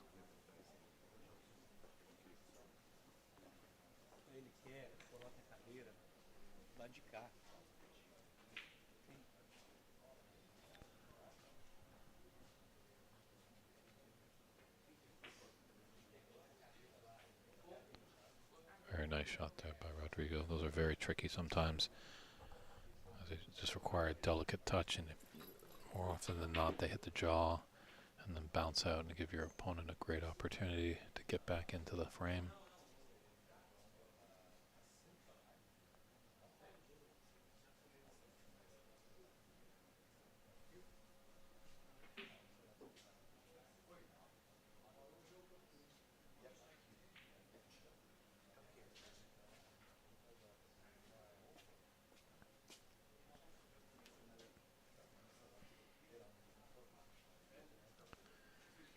Rodrigo's going to have to get into this brown.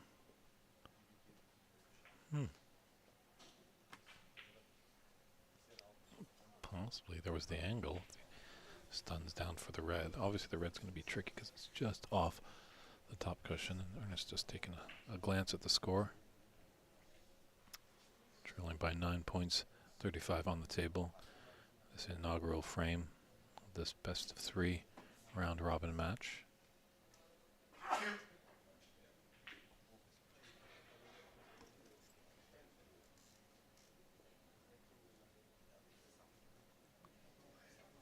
Brown helped him there. No, unfortunately it hasn't. But a few little double kissing there.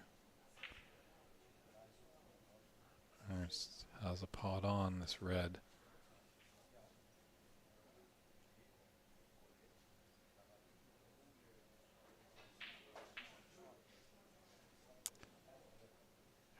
Those are tricky. They look so easy. Convince your mind that they're a walk in the park, but just so difficult sometimes.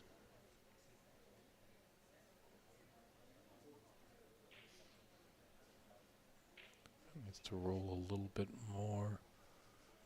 Get the cover behind the yellow, but I don't think he has. Or my mistake, he has. So our referees are equipped as, you can see that little, almost, it's not a coin. Almost like a very thin poker chip that they put down just to mark where the cue ball is.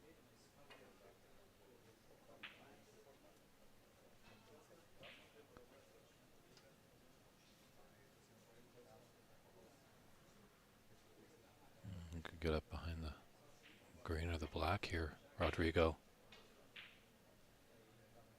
The idea just needs to run. Good effort. Unfortunately, didn't get the snooker that he desired.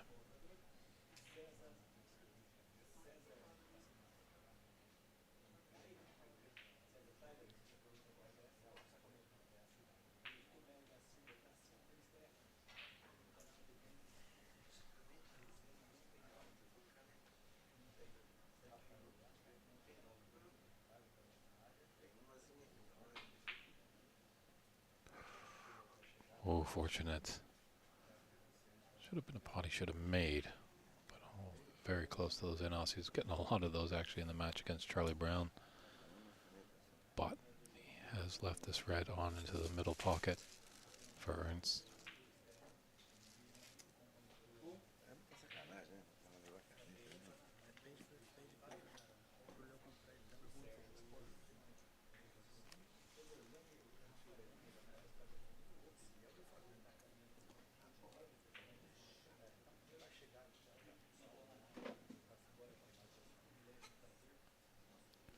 It's going to be a tough run out.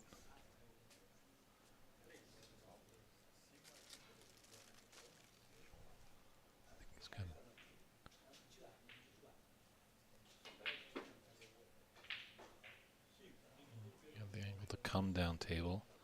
But this is a tricky green. Even gets that more trickier using the rest. If he's able to get the green, it's a little tricky to get back for the brown.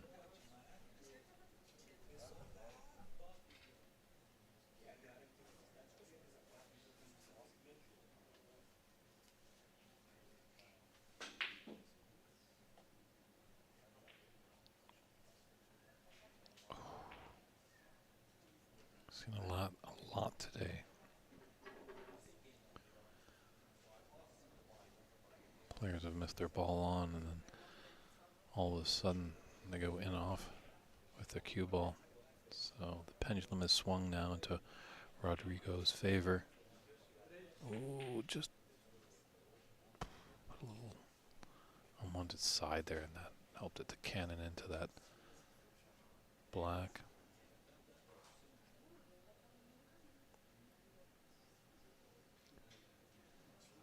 Just calculating what he needs.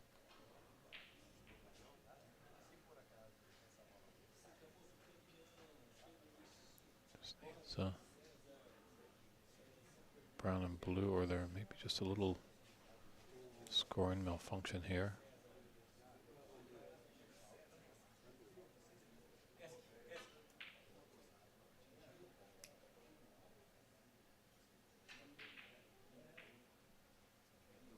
All right. Everyone convening now. That score is accurate.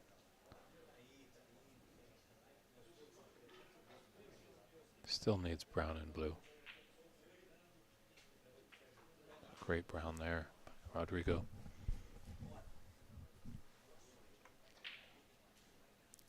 Cue ball ran just a bit much, but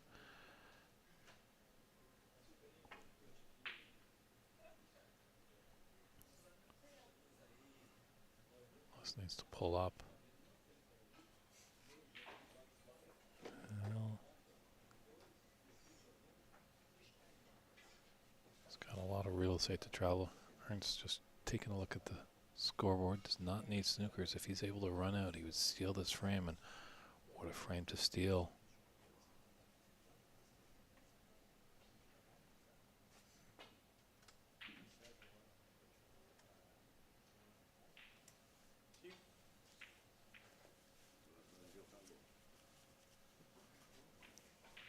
Gonna have the Bill Werbernick shot right there.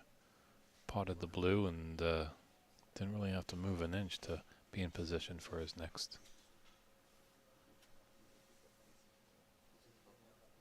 So our friends in the media center just have to be a bit mindful that there are matches on, and moving around really can distract the player, especially at this point. 2 balls left. Ernst needs both pink and black. Rodrigo just needs the pink to get the first frame, draw first blood.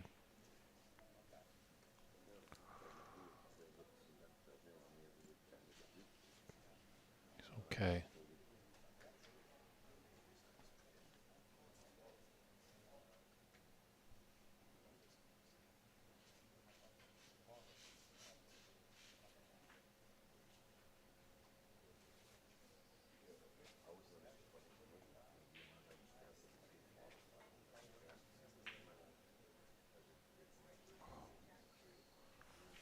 Valiant effort there, yeah. Ernst couldn't stun into the pink to hold it there. Had to go with plan B.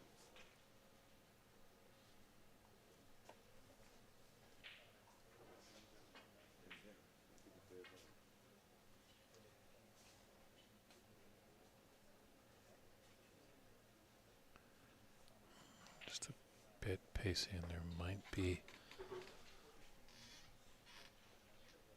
No, he doesn't have the path for the angle to take it into the green pocket.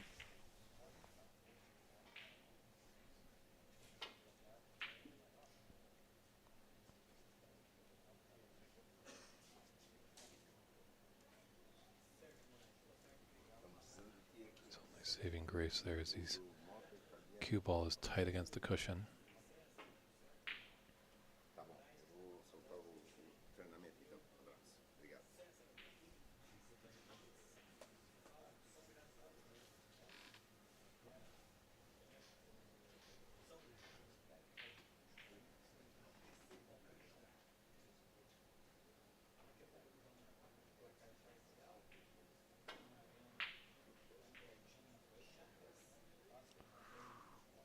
Punish for that double kiss. Question time, do you thin cut it into the side? Looks like he's actually going to take the ladder, take it into the top right. Well, I was both wrong. He's put it down and made a very nice snooker.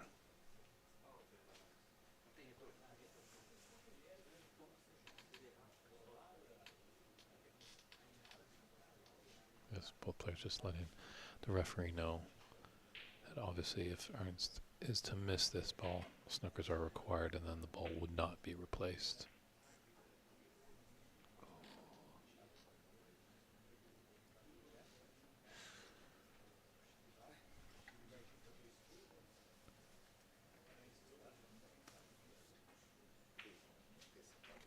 So that's frame one to Rodrigo.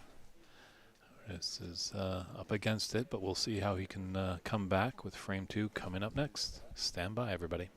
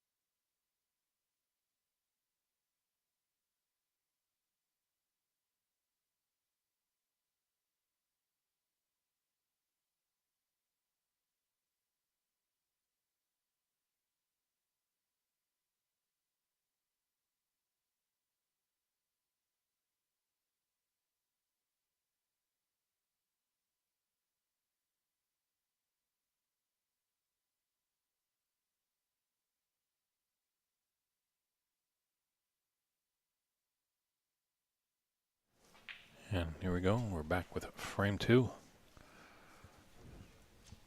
The referee just wants to mark the score line from this first frame.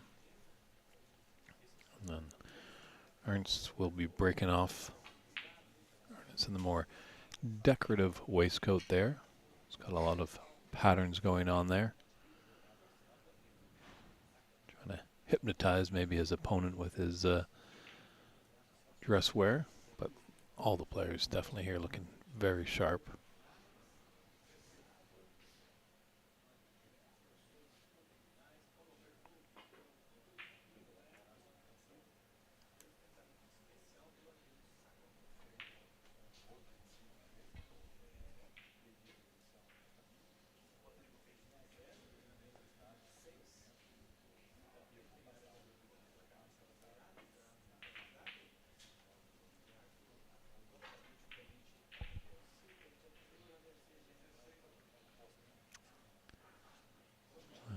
Left a long starter for Ernst there.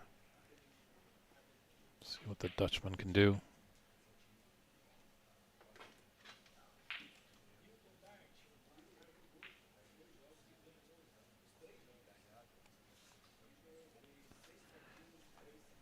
has gifted Rodrigo a mid-range shot.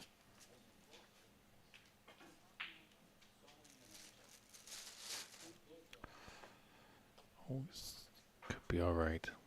Oh, maybe a little too close for comfort possibly there. Kind of want it to be on the other side of the black, or just pull up a little shorter.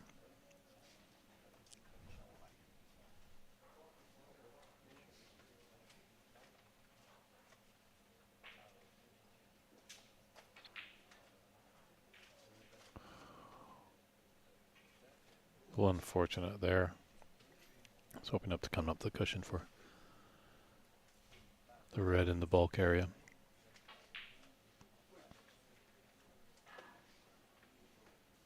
It's nice to see that the CBBS has brought out some referees. All tables are being refereed, which is great to see. We have some that are well versed in the game. There's some newcomers, but we appreciate all their help. It's a tough job to do. Got to keep your concentration. Sometimes you're concentrating so much that you even forget that you're beside another active table. So, I haven't seen any really run-ins that way. Hopefully I haven't cursed it there.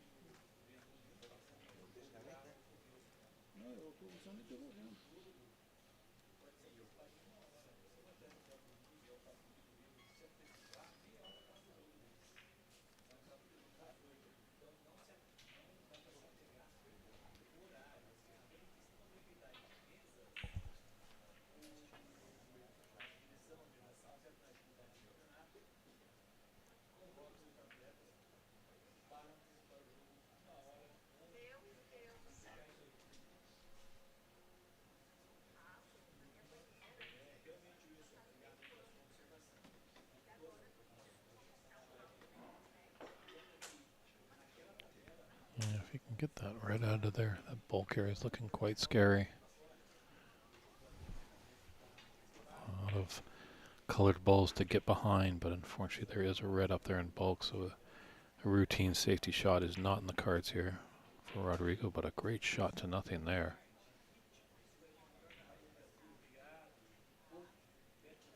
Oh, just a little unfortunate that he's hooked himself on the red.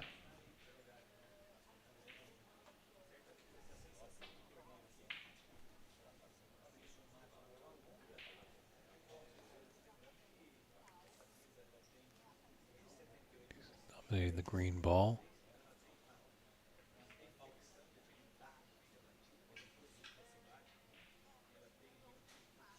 Well, I guess you nominated the yellow. It's tough to hear. There's a lot of action in the room, so just tough to hear. And obviously, the Portuguese referee and or not a Brazilian referee and a Brazilian player speaking Portuguese. So the translation for me isn't quite there, but he knows how to hit the green, Rodrigo.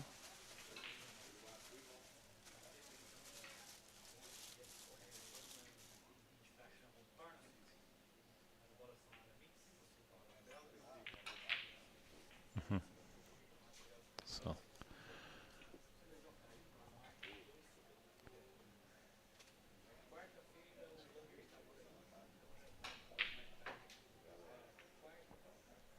smart decision there by Rodrigo. He opted for the green, as he did such a wonderful job on the first attempt. Fortunately, when he was going for either the yellow or the brown.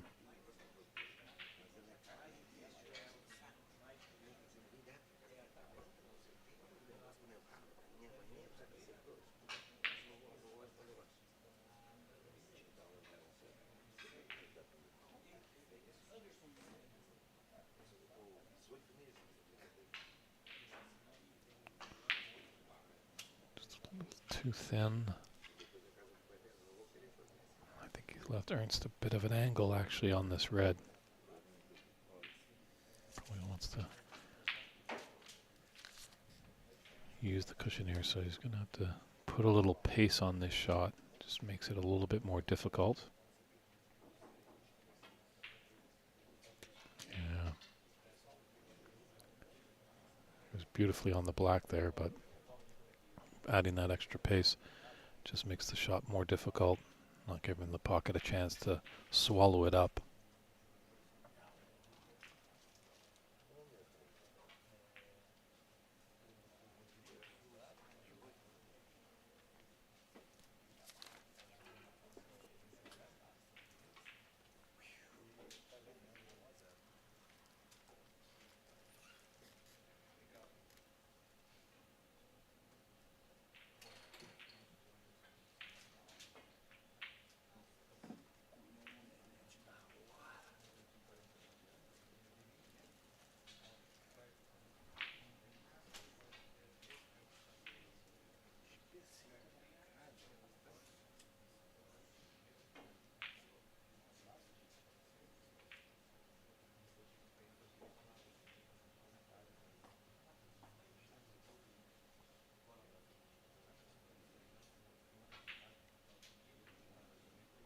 Just could clip off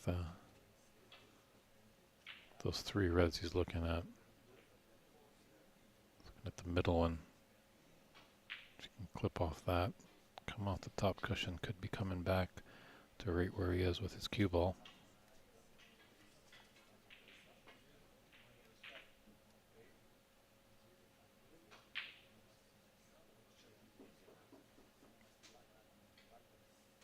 Wonderful shot there.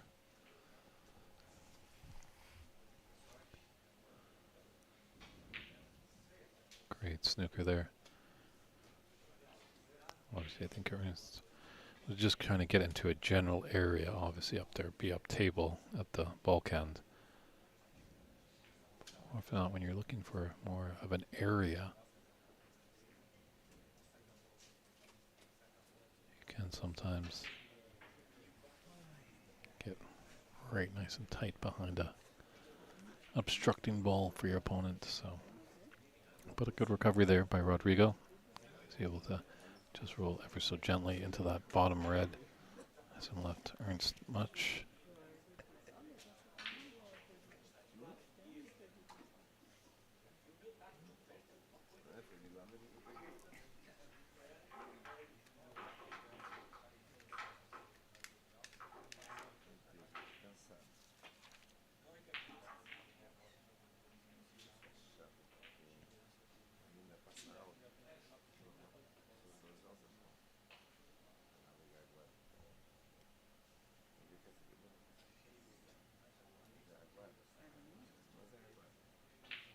Maybe just have a little bit of check side on this for this cross double.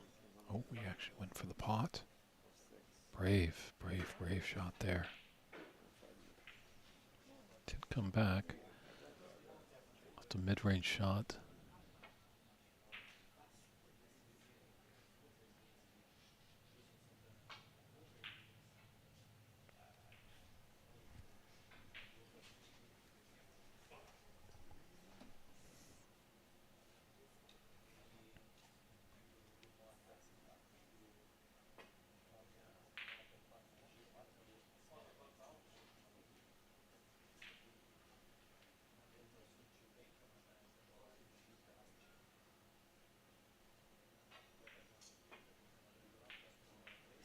Here they go again.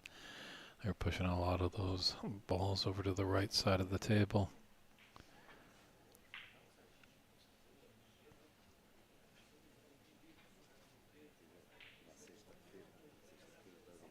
Oh, that's kind of those four reds to the right of the pink. Whenever Ernst just takes that to kind of line the red that's the top most of them. Maybe just a thin clip off that. Run back to bulk, but he might be taking actually the shot as he found a path, a shot to nothing.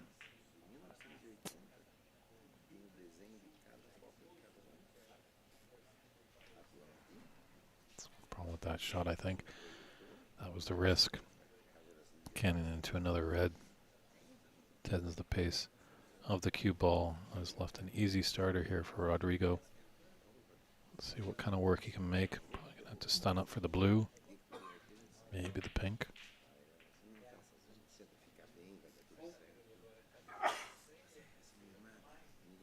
Got a nice kiss on that red.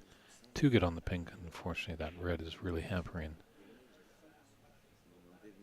his bridge for that pink, so electing to go for blue. Let's go in and out of bulk, not touch any of those colors.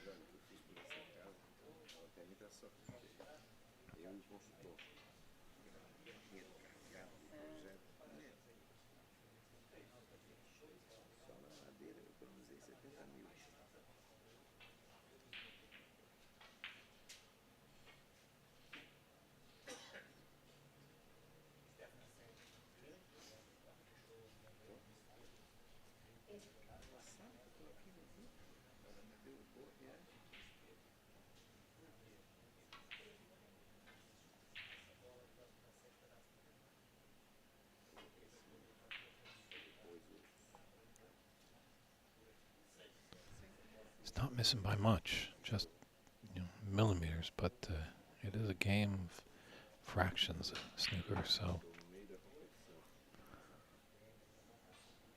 hopefully Ernst can take that invisible screwdriver and just tighten the bolts a little bit on his technique, and he'll be potting those balls in no time.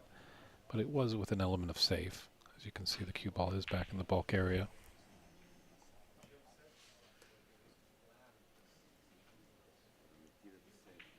Cana Alvarez, I know a little bit of Portuguese, who's saying good afternoon and good transmission.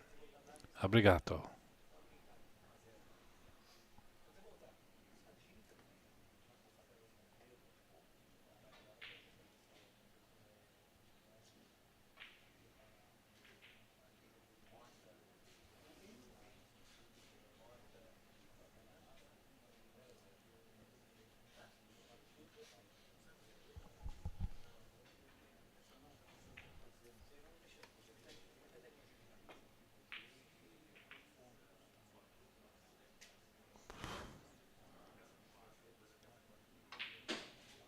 Raises his hand to apologize for the fluke.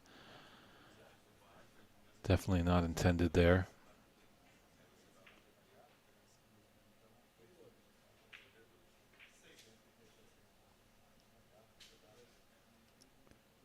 But all of us know in Canada that flukes can sometimes lead to greatness.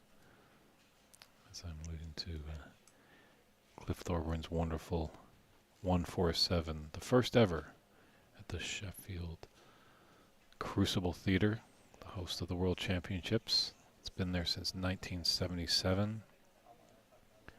If you're a snooker fan, there is no other place to be come late April, early May. I implore you all, if you love the game, definitely one time in your life, make the trip over there. It's well worth it. You'll meet a lot of snooker enthusiasts. You might even meet some friends that you've met here.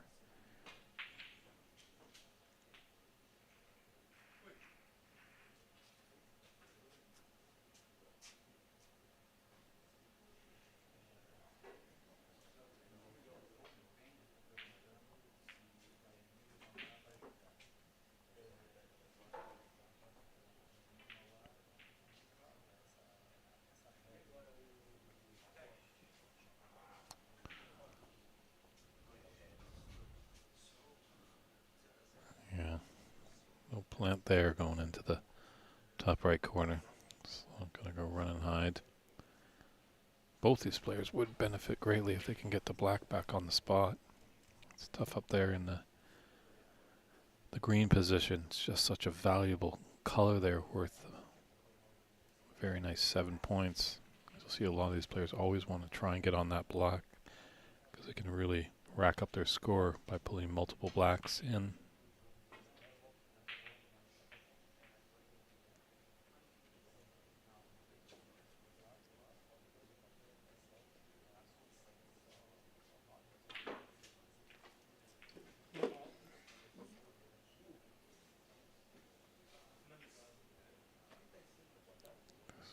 thin and tricky.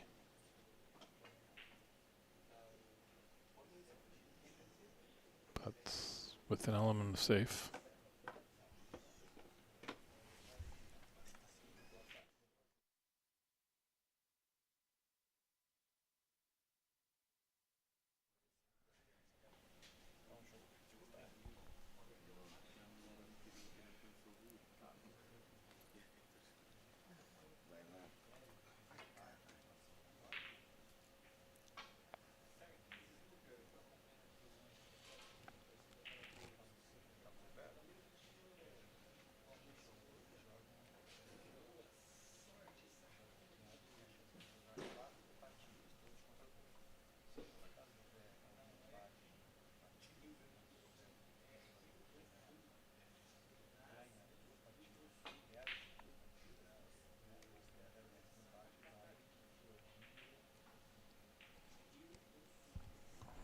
That red popped out enough by the blue to give Ernst an angle.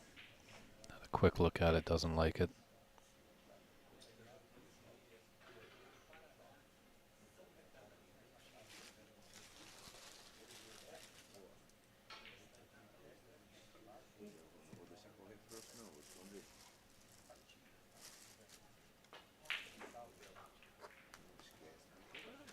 So that's a good shot there by Ernst.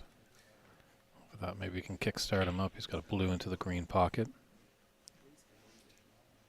Ernst actually is a chemist by trade, so a good person to have in those pub quizzes if they ever bring out the periodic table of elements.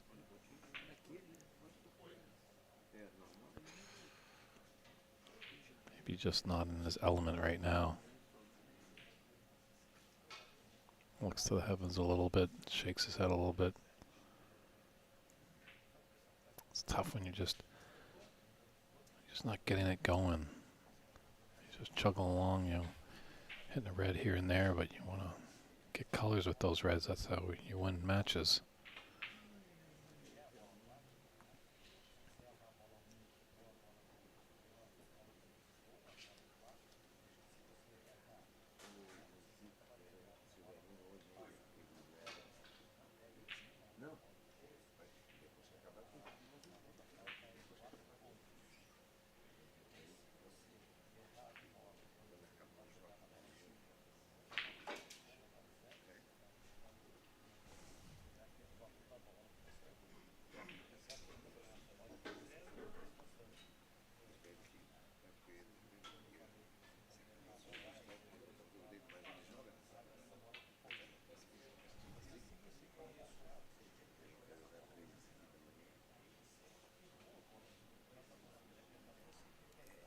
So Rodrigo with a 34-5 lead in the second frame.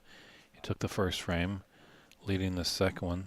Obviously Ernst does not want to be whitewashed, wants to force a decider.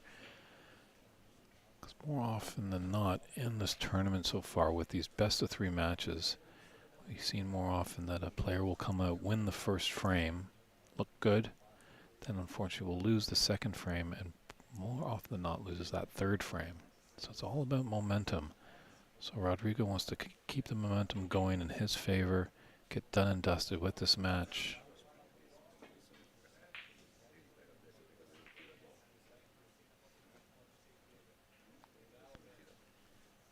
Well, that's definitely on. It's a thin cut. Really controlling the cue ball, but it's going to go up table and it could possibly be on the blue.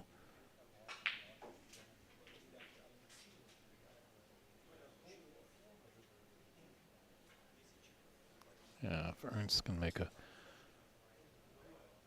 few pots, shake off some of those cobwebs. Came out playing quite well early in the first frame. Just got the tail end of a break that he had there as they were jumping the gun a little bit on the start time.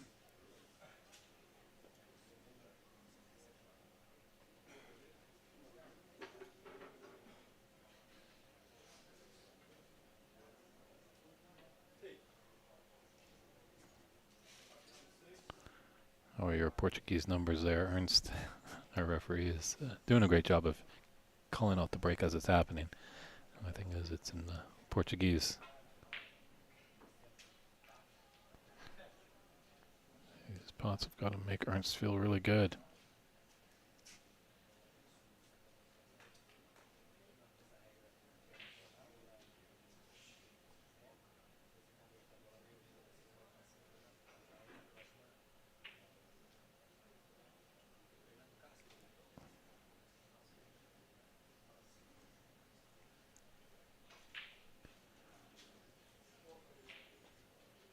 Well, 7 could have been better, but at least got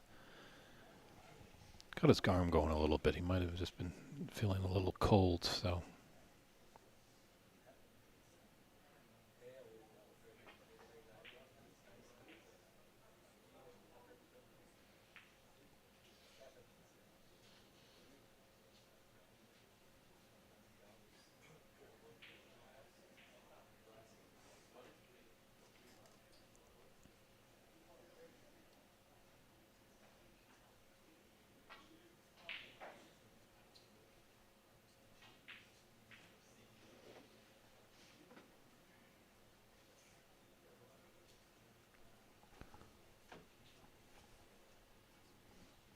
This red will go by the pink. I think he's going to be playing with some bottom on it. I think go for it. Wanted to get behind that brown and yellow.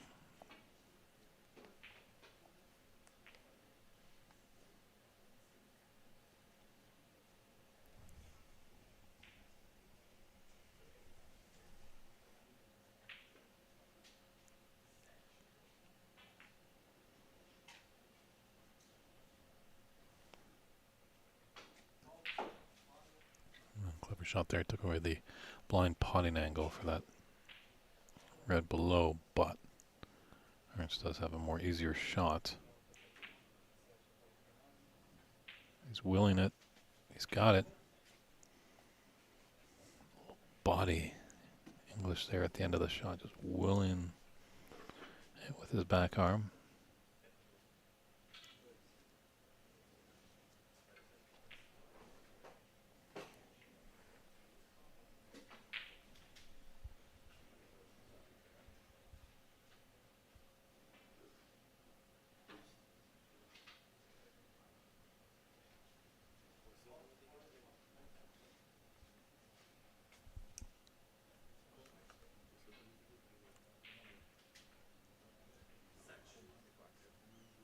Just ran a bit too much for him there.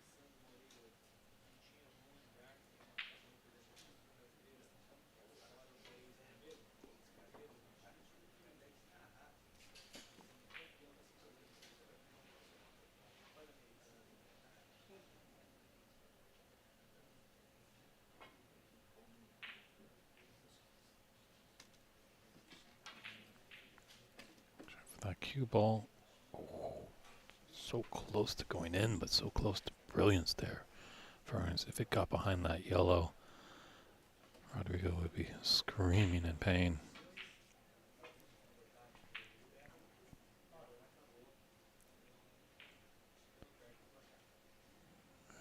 Ringed around the rosy with those jaws, but isn't really going to get punished for that.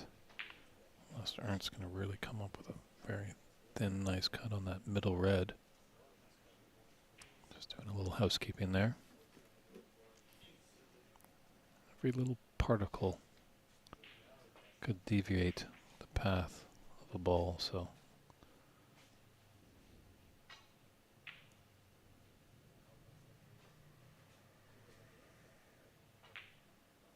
snooker players might be neat freaks, but they just want to make sure that they get a clean path.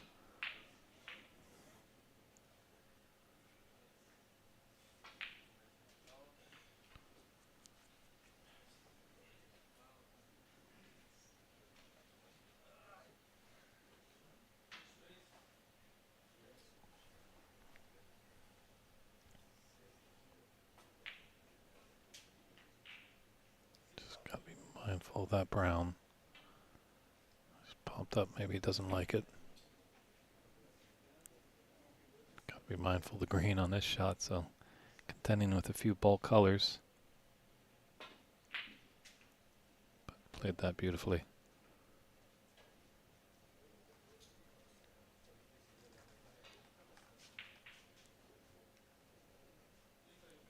There is an opportunity here to score. But for Ernst, he's just got to breathe, take it one step at a time, focus on the shot at hand.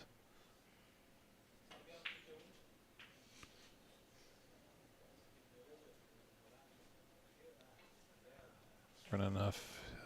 He doesn't like it.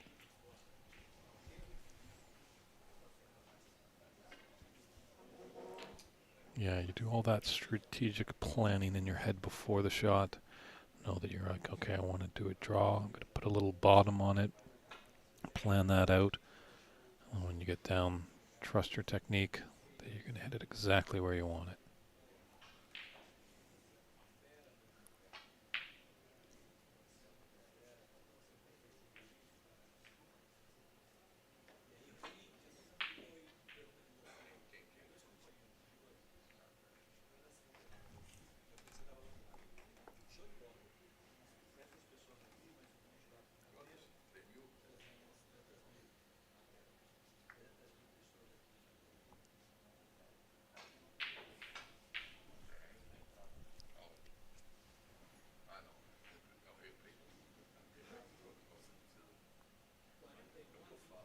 Almost just clip him on the right side of that top red of the 2.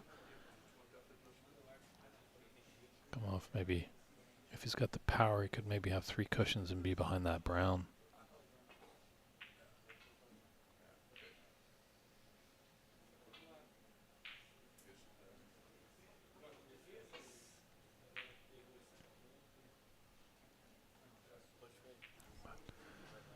Pink blocked the path for that red that's out in the open by the blue.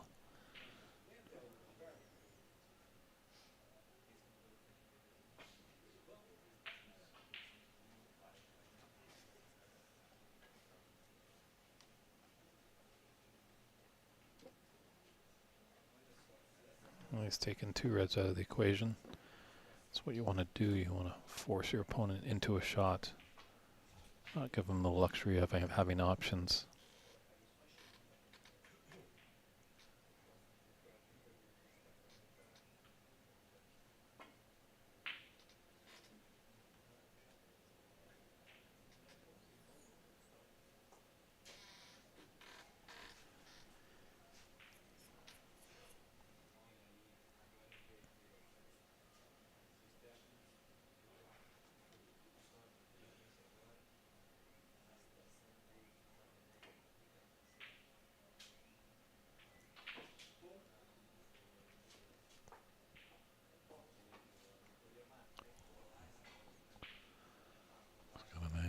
Yellow to come over for the other red.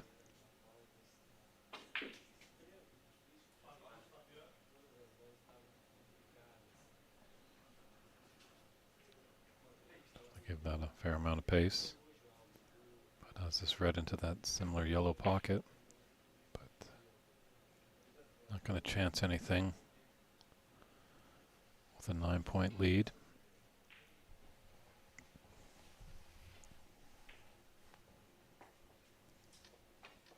As these tournaments continue to grow, you're going to start to see a lot more familiar faces, so players definitely will know that certain players can find some form. You don't want to let him get back into that game, but that's a great shot there by Ernst.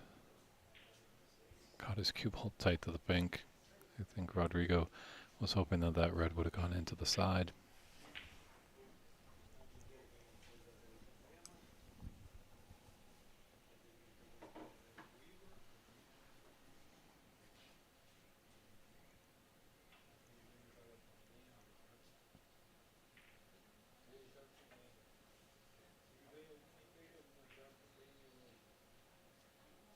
Well done.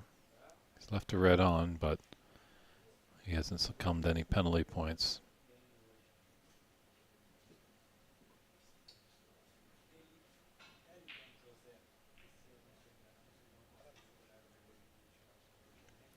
But Ernst still has to make the shot. It's a mid-range red.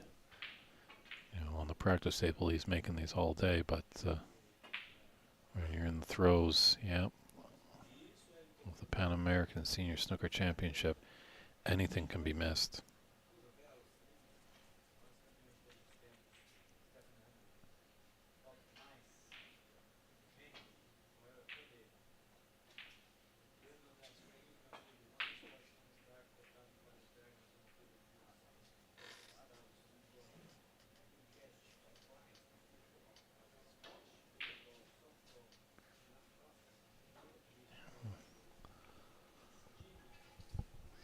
Few thin trick cuts. Control of the cue ball is going to be difficult, but just flicking on this one, getting up on the blue.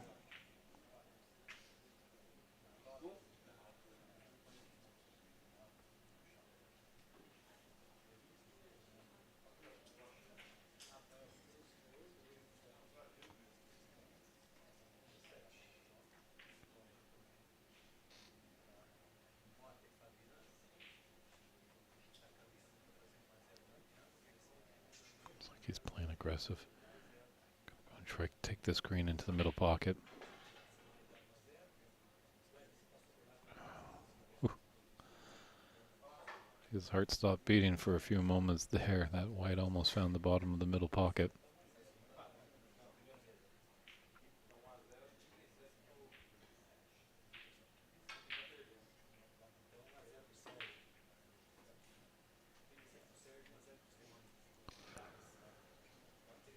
Ouch. Ouch. He's playing the aggressive way.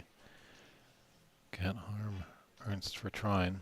Thought maybe he might just run into the brown on that last shot. He had the yellow and green as saviors to create a snooker.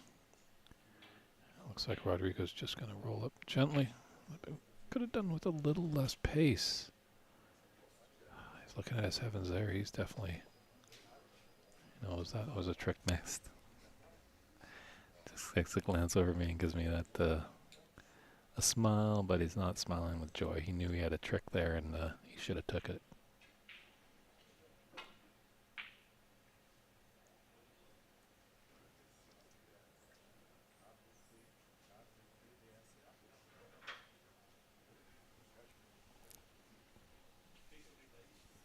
Referee just coming, wanted to take a look. If it is a snooker, he's going to put his little trusty marker down there. You know, obviously the professional referees don't like this because they're inferring that obviously the player is going to miss. But in these amateur events, it just helps us speed up the game a little bit with the respotting. The guesswork is not there as much as the players are amateurs, so are these referees. They're here because they love the game so much. They want to see it grow. And I can't tell you enough what a great job that the CBBS has done by getting members of the community to come out and help out refereeing, because we got 6 tables.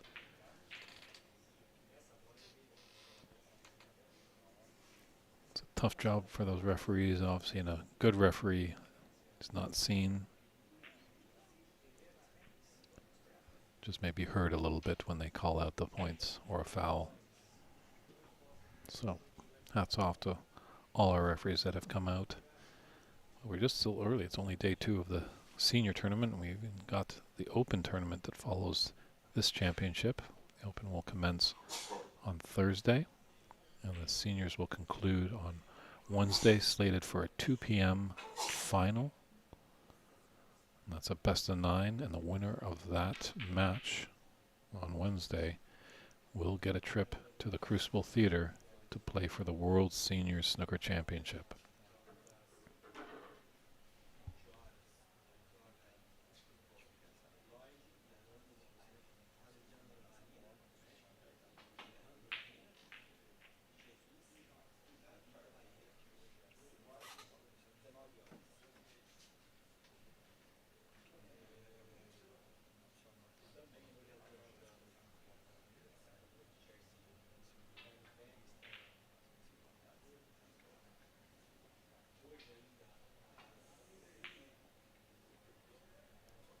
So not a planned snooker there by Rodrigo.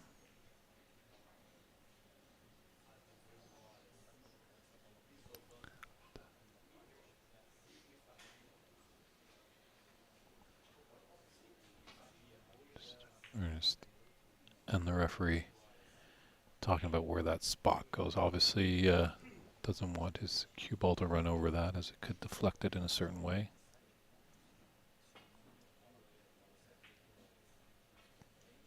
Good hit by Ernst. Applauded by a slap on the knee by his opponent.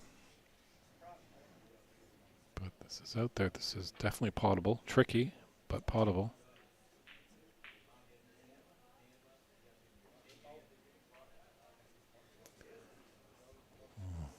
Didn't see that in off coming at all on the free ball. So that foul ties this frame. 38-38. Ernst not taking the free ball, putting his opponent back in.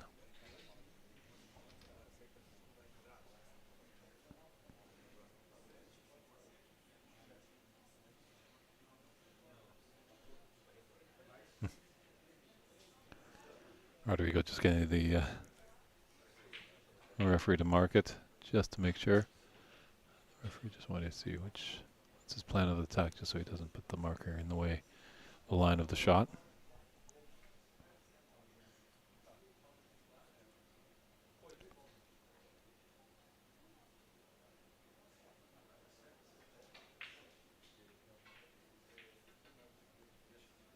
Just to run a bit more. He's left it open. Just wanted to put that yellow ball tight to the cushion.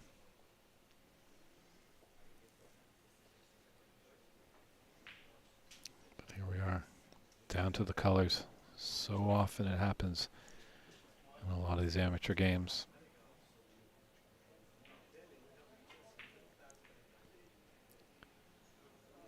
That's a successful mantra to have in these tournaments, is just get me to the colors. Because these guys definitely practice endlessly, running the colors in practice drills, putting the ball on the table, running the yellow, green, brown, blue, pink, and black, just as practice. So if you keep practicing that, it gets you confidence up that you can run the colors. As we said, a lot of times it comes down to the colors. So if you get there, you know, you've been in that place before many times in practice. And hopefully when it's your chance at the table, you can run out and keep your opponent seated and collect a win in the good side of the frame. So, but always easier said than done, that's for sure. I don't think I've ever missed a shot in the commentary booth, but I don't think I've ever made a shot when I put my hand on the table.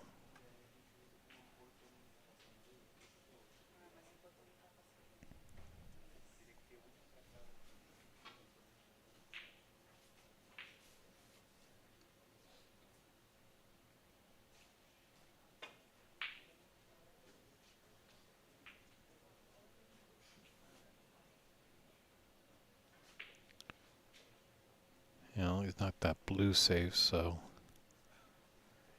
green and brown now are really immaterial. Let's see, Ernst would like it to take a 9-point advantage. But as long as that blue stays there,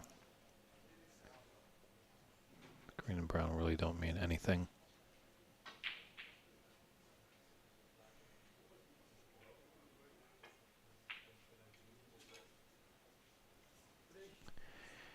So you can get obviously a good angle on the brown and break out the blue after the brown goes in.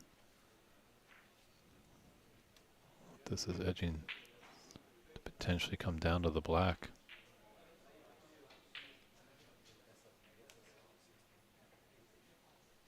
Yeah, 1 point advantage for Rodrigo. Love to win this frame because that will seal the match for him, but Ernst wants to take it to force us into a decider.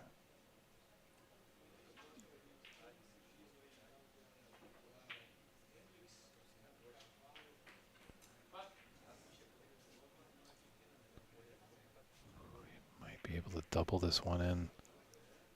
That'd be something for sure. And he could be onto the pink into the same pocket if the double goes. How's he feeling? He's been pretty aggressive. He was, and oh, just very lucky. Almost snookered himself behind that black on the pink, but just got out enough. And I think there's an angle that he can take that pink into the right middle. Or does he go for the green pocket? Green it is, and what a shot. And it holds off. Does not sink. Wow. Ernest battles back to force us into the decider. We'll be right back with frame 3. Who's going to win it?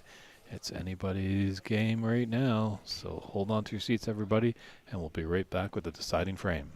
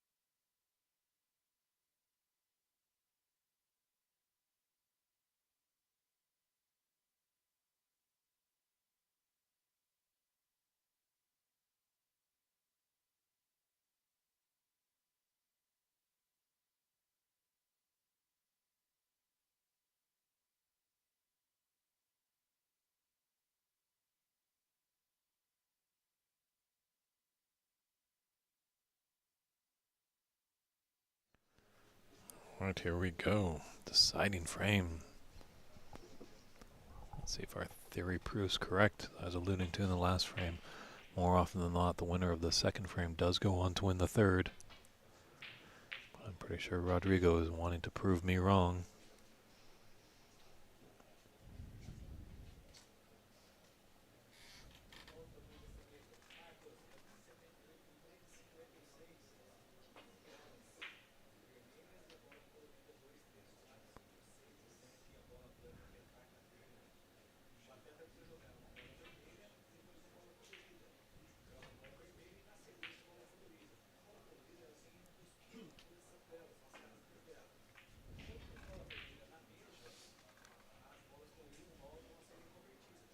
things moving and shaking there. Cuba almost dropped. Red almost dropped in the yellow pocket. The saving grace maybe if it's a straight on shot. Those are always tricky, but I think looking at Ernst, it looks like there's a touch of an angle.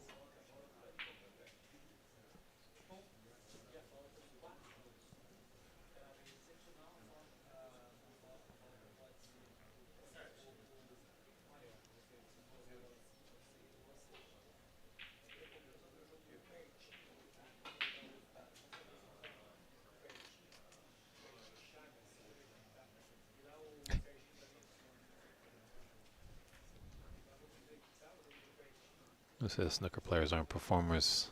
A little mock explosion there by Ernst wanting to break up those reds. I have an angle for this red. Does it go below? It does.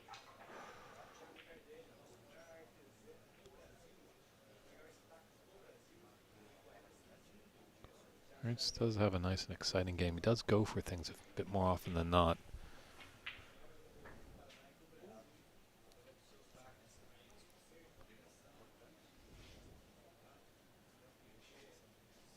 The great world champion of this year, Luca Bassel, seemed to be a player that was going for quite a lot.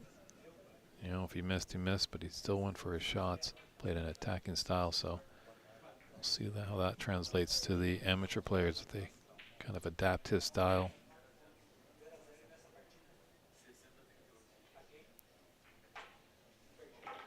Always takes one to kind of shake up the game. Obviously, Steve Davis was just so accurate, so methodical when he came in.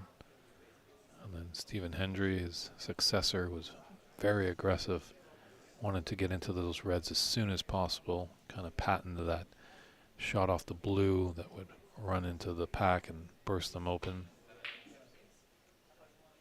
He's selfly admitted that his safety play wasn't that great, but when he comes and just attacks, that's where his opponents would tremor.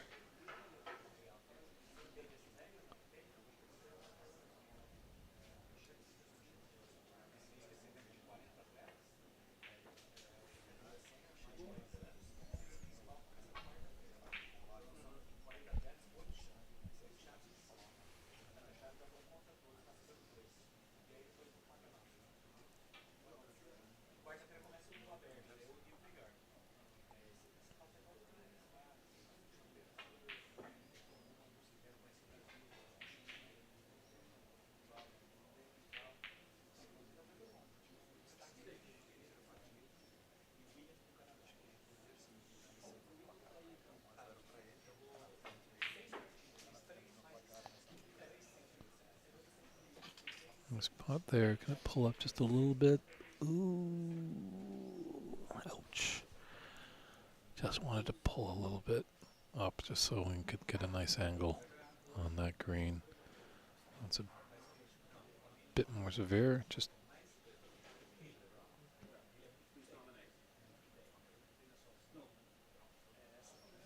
no, not a touching ball. So Rodrigo just waving his hand. Just wanted to clarify, just make sure. Because in that situation, if it was a touching ball for Rodrigo, he had the choice of nominating a color ball. Color ball. My apologies, getting a little tongue twisted down here. In Rio, he could shoot away if he had nominated the brown, but he could also take on the green, and he wouldn't be penalized. As when it's in a touching ball situation with the reds, you can usually shoot away with the red, and if the red doesn't move, then it's not a foul.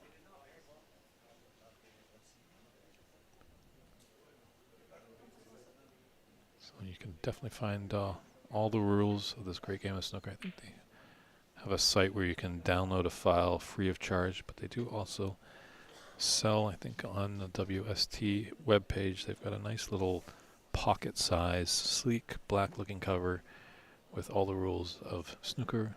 Even the shootout is in there, exciting format, and also English billiards.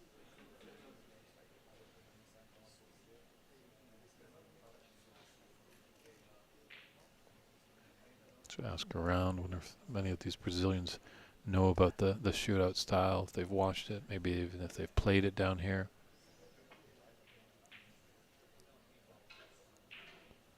It does take a little bit more work behind the scenes because you do need someone operating the scoreboard, as there is a shot clock, and definitely need a referee running around spotting the balls.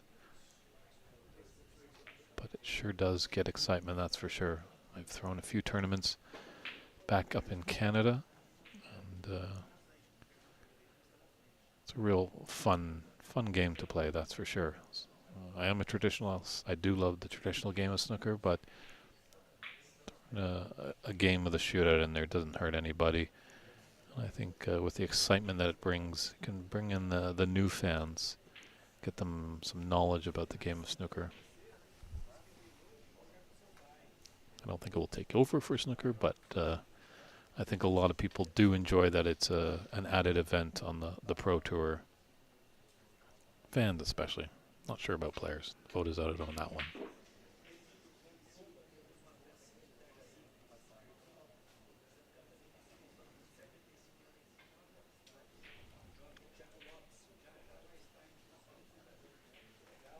Yeah, I think it's just whoever's going to get rolling in here. Put together a good size break.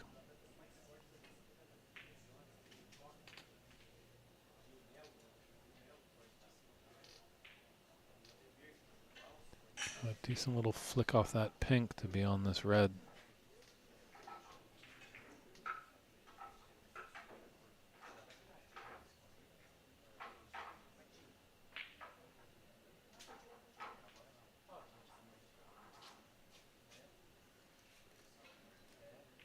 Maybe just go down, take a look at those reds, Ernst.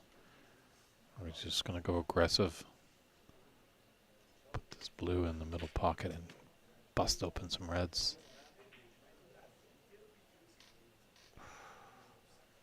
Didn't get the pink and didn't break open. Probably plain. Looks potentially for that red that's just above the black. Looks like the one that Rodrigo is going to play as well.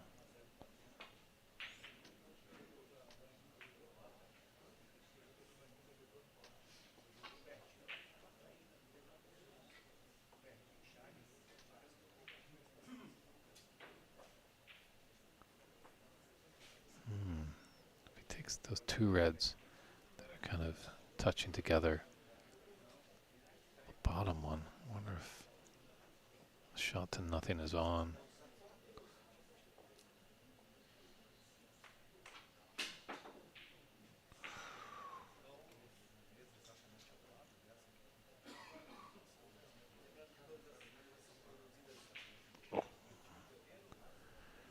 No, only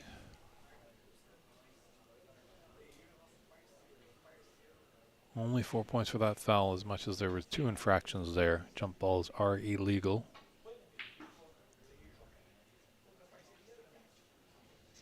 In the game of snooker, but also the cue ball found the bottom of the pocket, so he doesn't get 8 points against them, just the 4.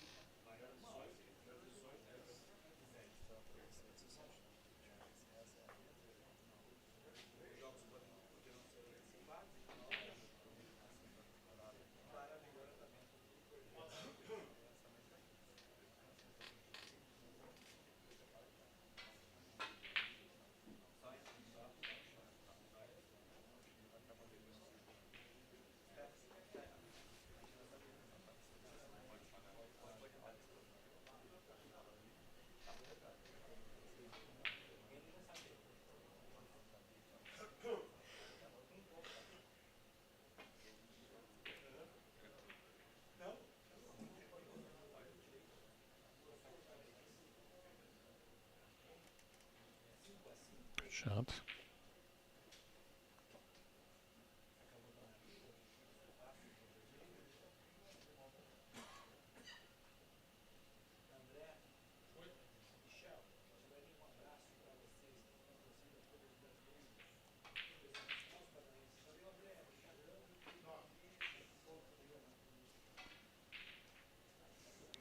Nice plant there. I thought maybe he might have, that bottom right, he might have been able to get in there.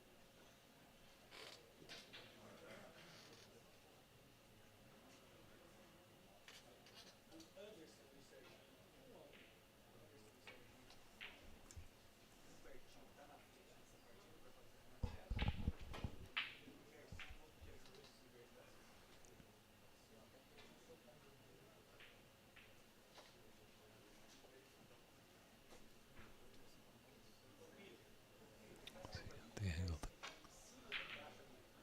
cut that into the middle. No. Taking it on for the green pocket.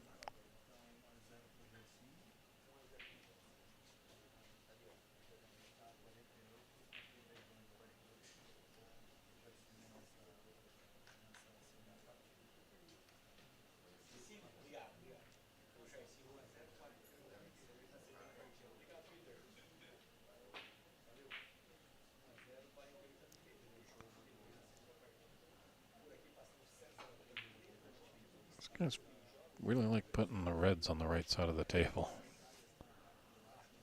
Seems like all three frames, everything's really been migrating to that side. Oh, could have done with getting the kiss on that pink to bring it out, but was a great red.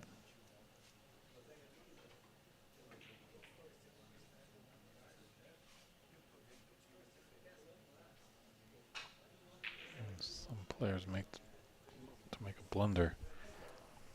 There's potential, a few reds there. Black and pink is just up from its spot, quite a few inches, but out in the open nonetheless. Yellow and pink are kind of tied up over there on the cushion. Could be a good hiding spot.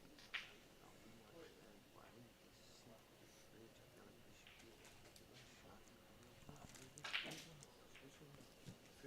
think he's got the cover there for the green. But shot to nothing here.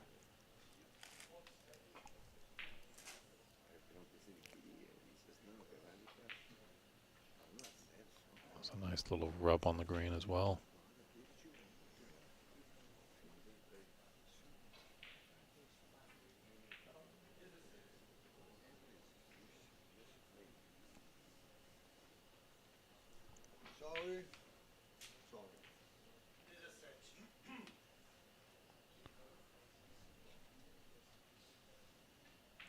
Ernest just waiting for the conference of referees to disperse.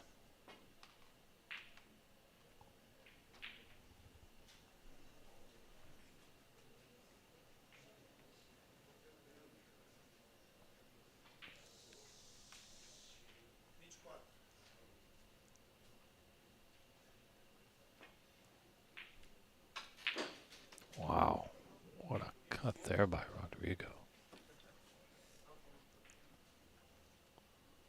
Ice in his veins to take that on. Very impressive. Could that be the start of a good contribution here?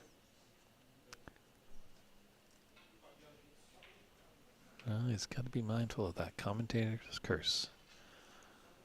I apologize, Rodrigo. I thought the great red there, you were on to something.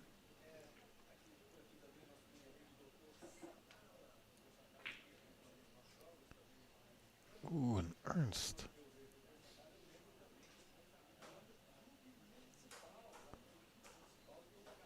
Thought that was his ticket to profitably score.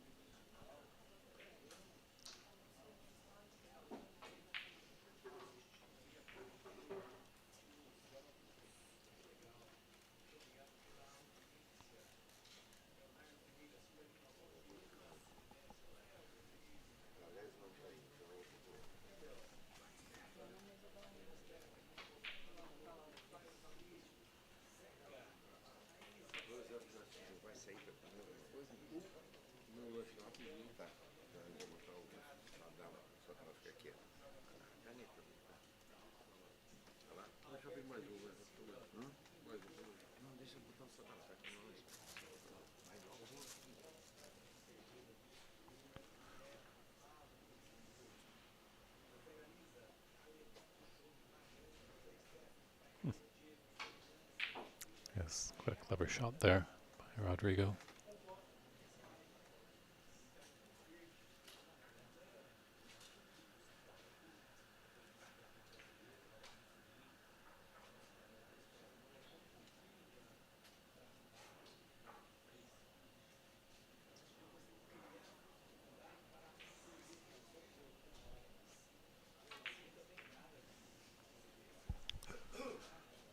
Good hit there.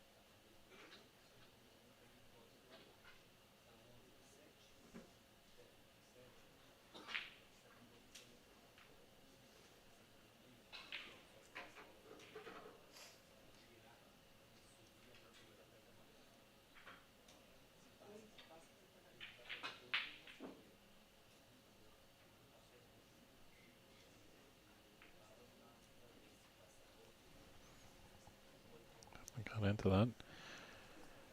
Drew it back out of harm's way, but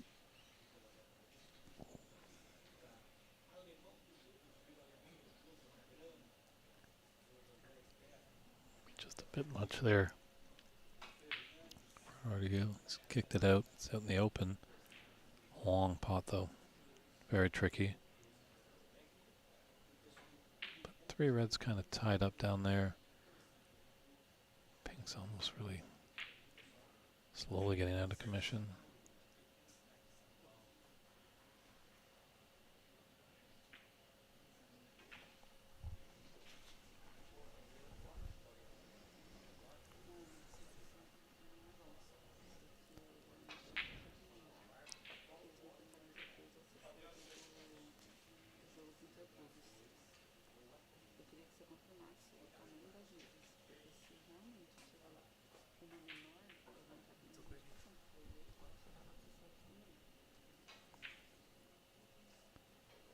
Greens might look to get behind these green and brown.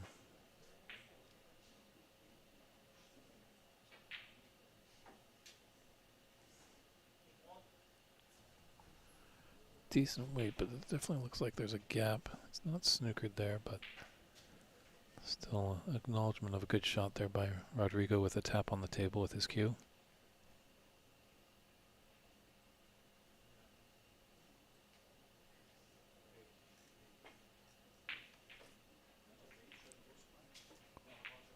Wow, he went for that shot. He's going to be punished for it.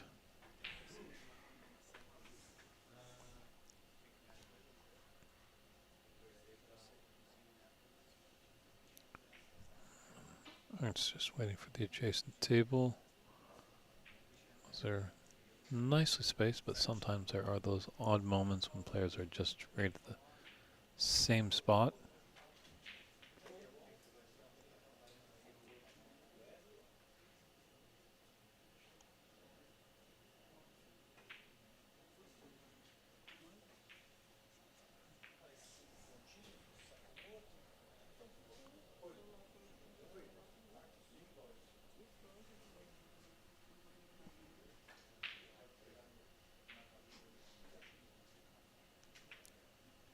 Just short, small, compact shots. That's what you want to do.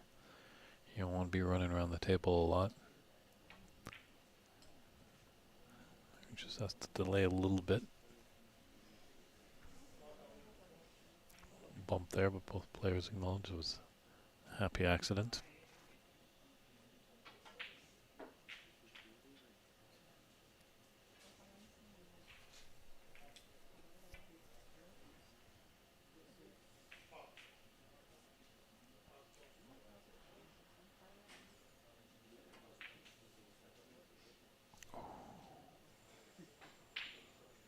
Well, a decent 16. Was hoping, obviously, for that red to drop, and a 24 would have been nice. So he has left this red on into the right middle.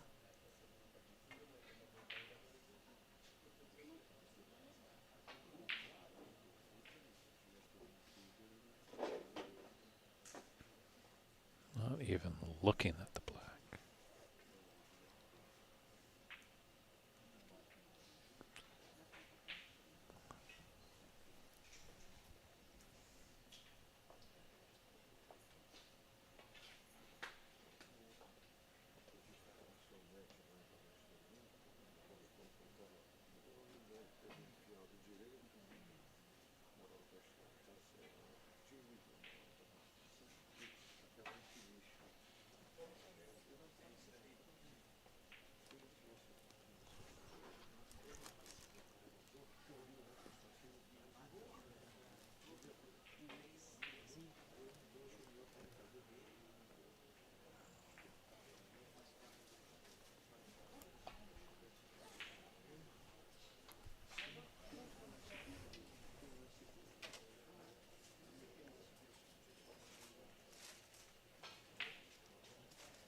I don't think it rains. Ooh.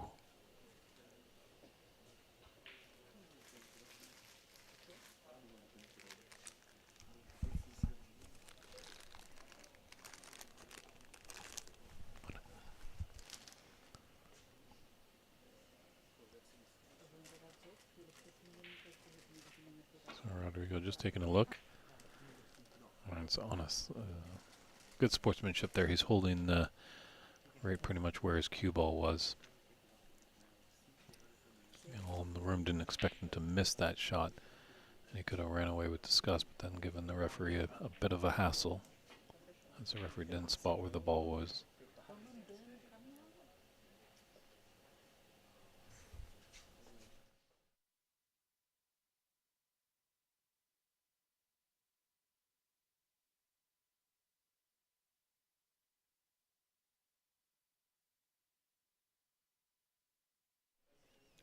Here's those beautiful shots when your object ball is tight to a cushion. You hit object and cue ball. They do look very beautiful when they're played well, just like Rodrigo did.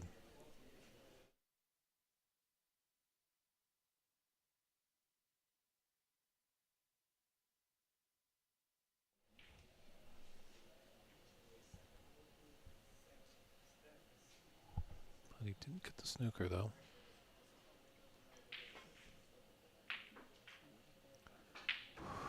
Impressive. Very impressive. There's more of an aggressive player. You gotta believe he's gonna go for this black, come off the cushion, get up table.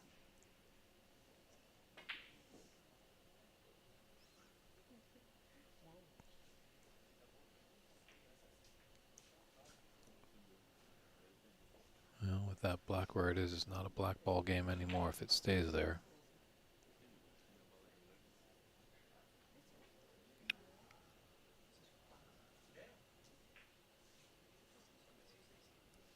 Didn't get the snooker though.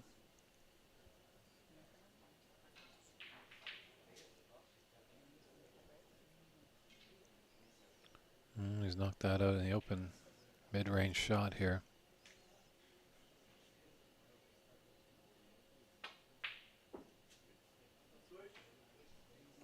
Referee blocking a little bit of the view there, but heard that thunk, meaning it dropping.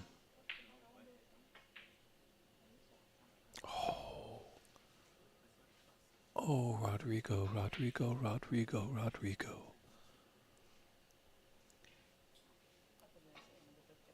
That green, that brown, he gets right back into it. Obviously, blue's in a tough spot, but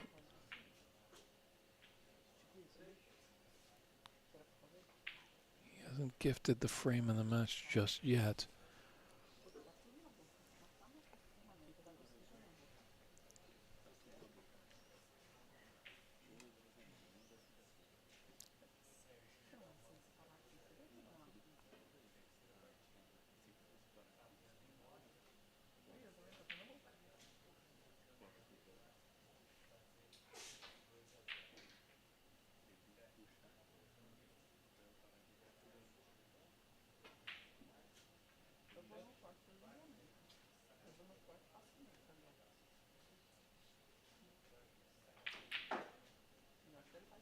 Blue is his frame ball. Definitely where the black is sitting. Don't want to get down to the black. It's more of a pink ball game.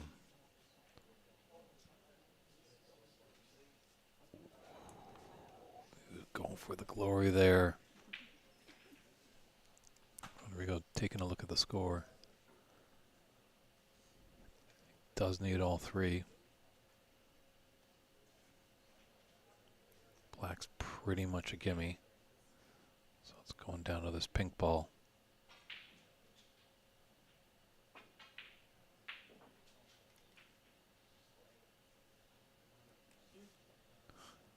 I think earlier in this match, he was cursing those horns, but we'll be giving that a little pray and pat if he's able to win this match afterwards.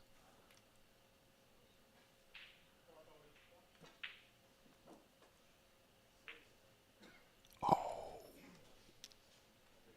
just missed it. Millimeters. Look into the heavens. Ernst coming around to take a look at the score and knows he just needs the pink. Pretty much either player just needs the pink. That black is definitely... I'm just trying to see if there's anywhere on the table that would make that black difficult. But Ernst doesn't need it. Pink, frame, and match. It's there. Wow. Look at that. He really enjoyed that match. Both players had fun there. Smiles now. Very gracious. Rodrigo in that loss. Very gracious. Good shaking hands. What can he do? You know, he battled hard, and what can we say? We saw that again. Ernest came back, won the second frame, and won the third frame. So we'll step aside for a few moments. We'll be setting up our next match, and we hope to see you back here at the 2023 Pan American Senior Snooker Championship. It's day 2. Round robin matches are aplenty today. We'll be finishing out the round robin tomorrow, leading into the round of 16 and potentially some quarterfinals. And then on Wednesday, we'll have the semifinals and finals to see who's going to go to the Crucible Theatre in Sheffield, England, and participate in the World Seniors Championship. So it's David Burney saying thanks for tuning in, and we'll hope to see you very shortly for our next featured match. Take care, everybody.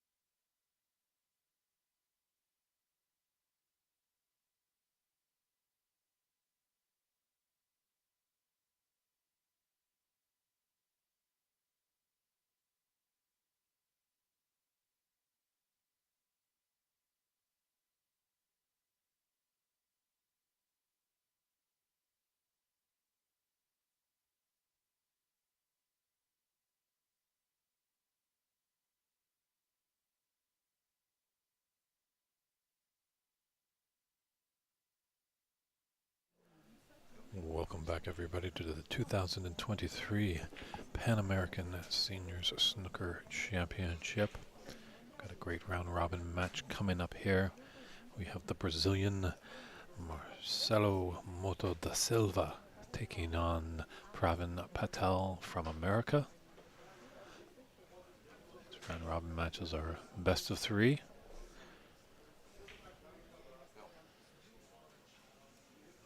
Marcel has looked quite effective. Just researching a little bit on some of his matches, he has been victorious. So Pravin had a heartbreaking loss last night on our TV table to finish up the day. Referee just making sure everything is set. David Burney is in the booth with you to guide you through this match. Game on, gentlemen. Good luck.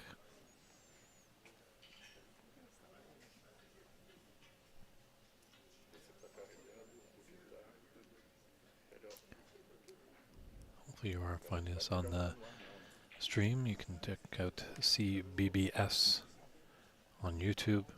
They have a page there. We have got 3 channels going. Very impressive. There's 6 tables in the room and we have 3 streams. Wow. That was a statement by Marcel.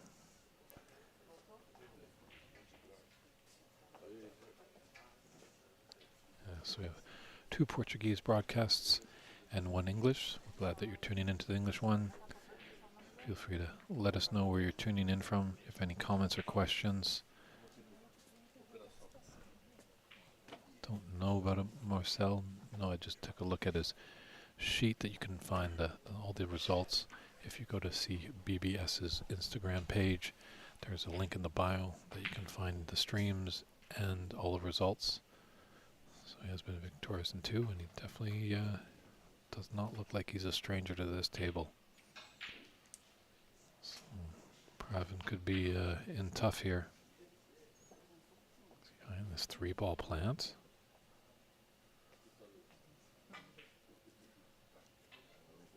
Just playing safe, but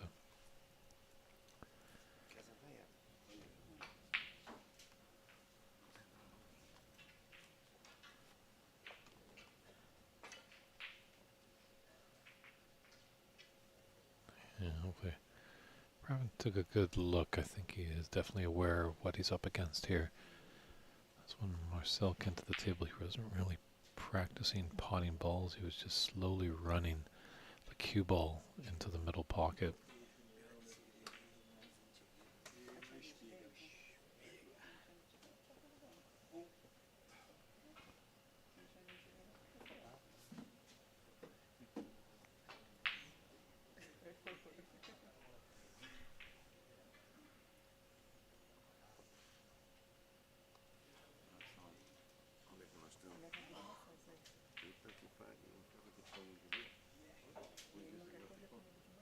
Yep.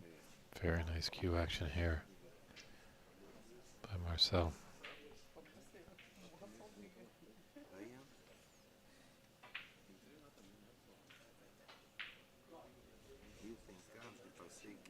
Right side of the blue, as we say so many times, it's always great to be on the right side of the blue. The natural angle is going to take him back into the business end of the table.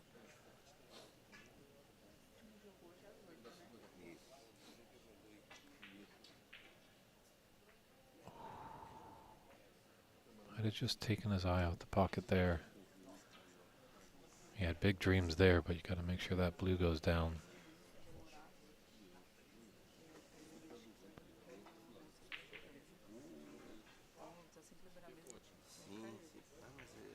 So let's see if Patel can stop the bleeding a little bit.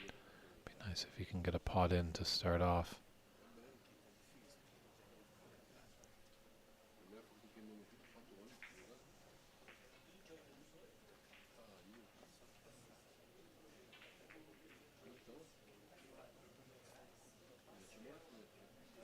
See if a pathway for that open red. No, just going to play safe. Almost thought he could maybe get at that red, but that would have been dangerous.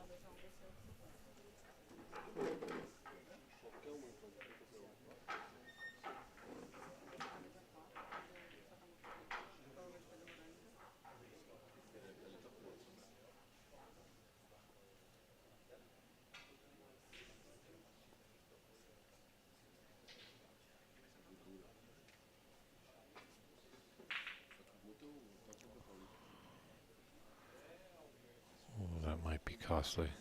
Fortunately, if he's taking the black up table, put the pink safe. So Marcel is definitely going to have to work for it. But he might be able to get the black back on its spot.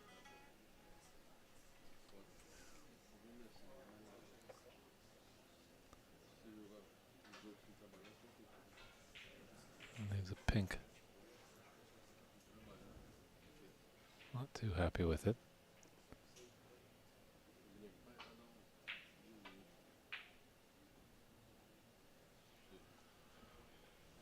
So it's actually both these players supporting some facial hair, and they've got to look out with those ash cues. Sometimes on delivery, cues can get a little stuck in beards, but a great help to me in the Vancouver area, Sam Tonning, has let me know that beard oil is the trick. If you're worried about your cue getting caught on your beard, just rub a little bit of beard oil in there, and we'll go through like a hot knife through butter.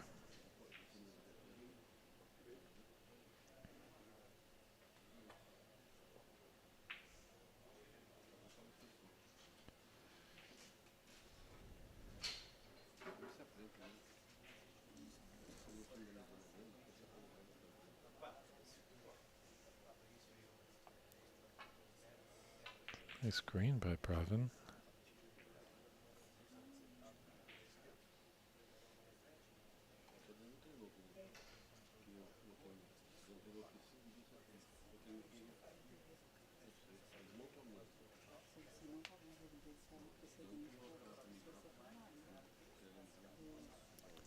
He's electing for safe off that red by the blues. Got to just watch out that he doesn't cannon into any of those reds. Got to hit it just right. Oh no, he was going for it. Aggressive shot there.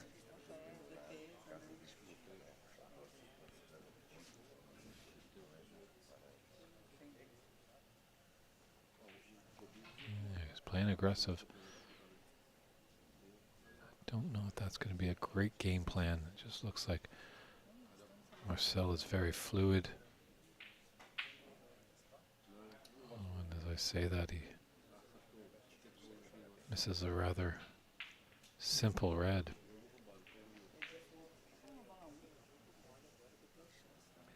Kind of a little talking to himself over there, asking, what's that all about?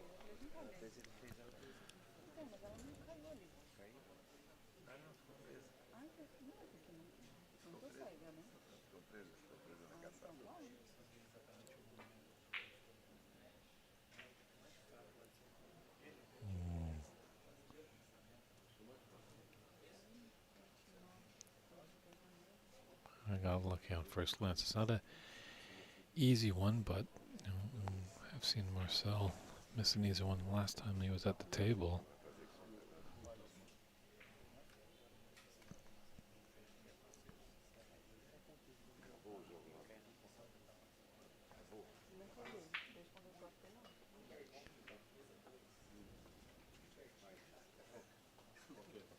Unfortunately, that black's in the way, I think, to that red for into the middle.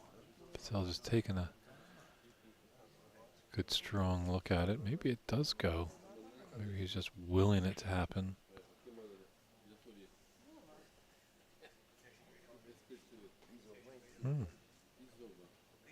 Certainly giving it a good amount of attention, so maybe it does go. Pretty well.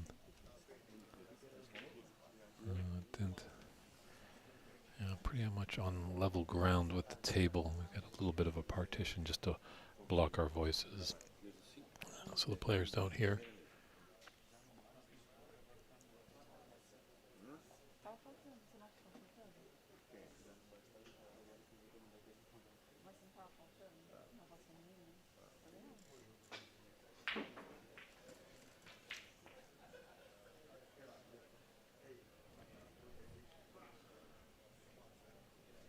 A little later in the day, a little bit more lively of a room than we had earlier this morning, so the referees are just going to have to be on their toes here, just in case there's any too much outburst. They want to calm the fans down. We appreciate all the viewership. But sometimes you have to remember that these players are concentrating at the highest level.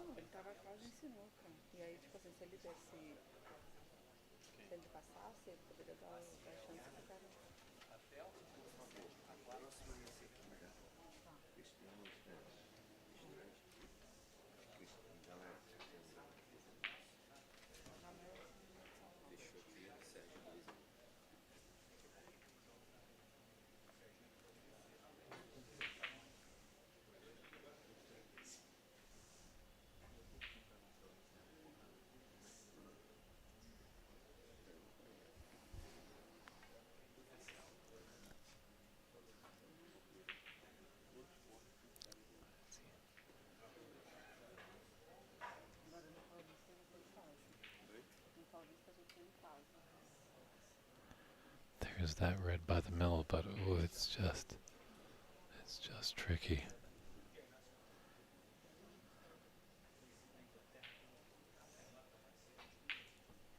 Looks like he's going to take it on. Needs to concentrate fully. Good shots.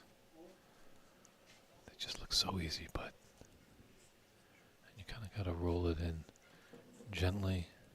But if you miss and just hit a horn, you're going to let your opponent in quite easily. Ooh.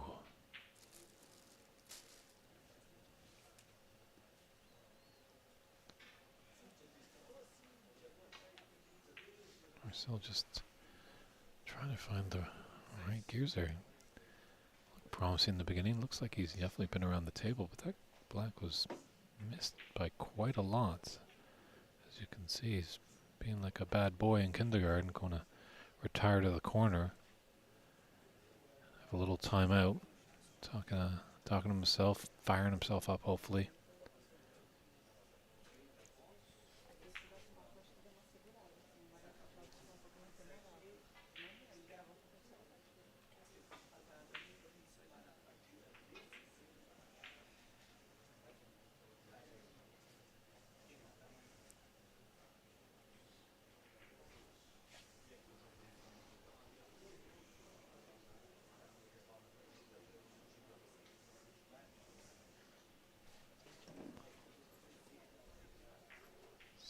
Got to be mindful of cueing. Yeah, over that red just makes it a little bit difficult.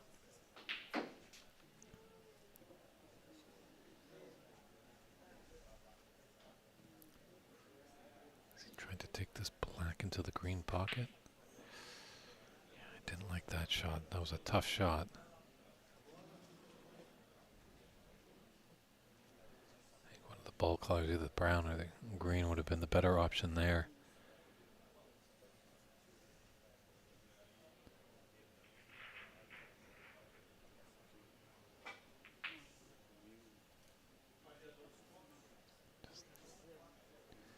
Bringing the black back down the table can be beneficial for Patel for sure. But if Marcel starts to get going, which it looks like he's capable of, he just has stuttered a little bit in the early on.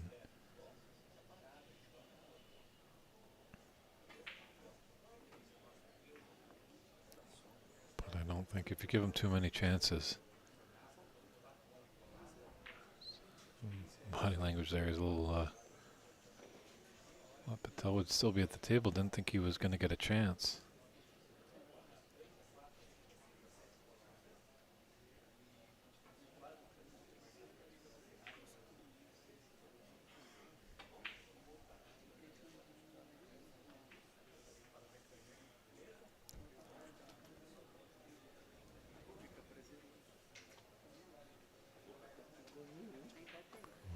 So it's just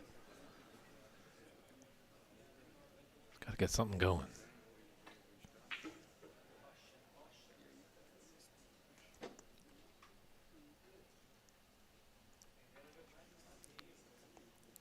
So on last night's match, Patel can definitely put the balls in.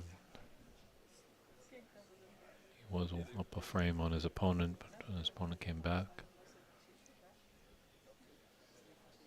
Kamakura. 1-2 to defeat Patel.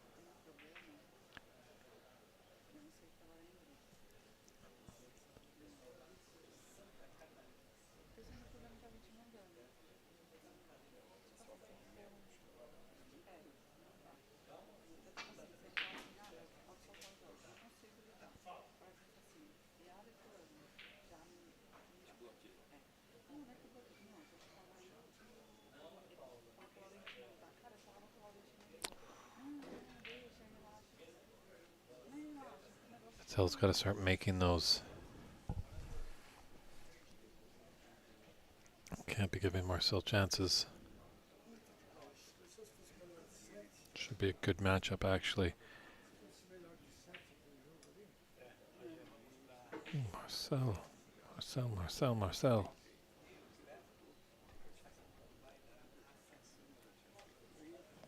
This gentleman seems like, I haven't watched him actually much, but just like the early stages, it seemed like he had everything going. He came out in a little decent break, but then broke down. But you think, you know, if he had another chance, he was going to put together a substantial break, but just hasn't been able to get the gears going right now. Patel's got to realize that and start to punish him.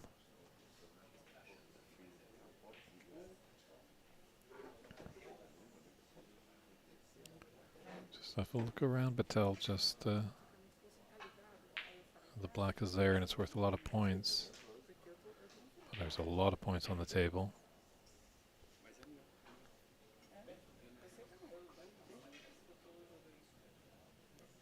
That's not a good kiss on that red, that's for sure.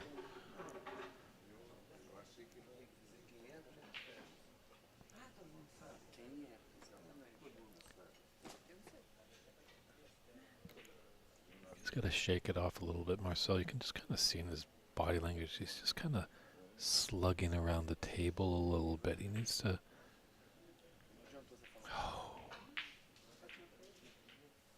He just needs to pot a few balls, get that confidence back. It seems like it's gone out the window for him. If he's not careful, he might be sitting for a while.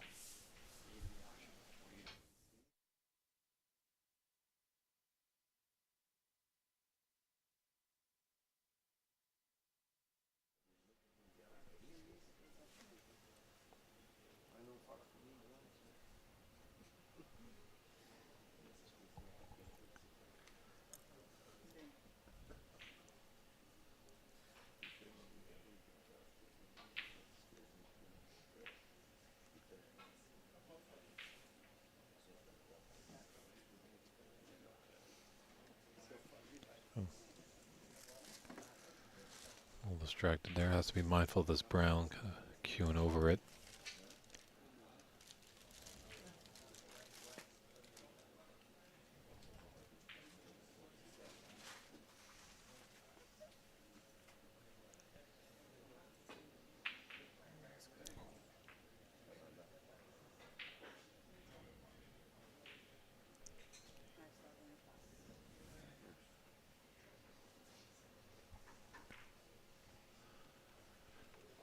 Thin cut into the middle. This red does look like it goes past the blue, or you might even try a thin cut into the middle.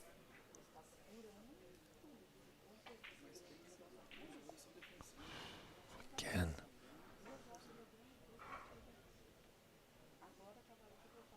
He knows it. He knows he's just missing these shots by fractions.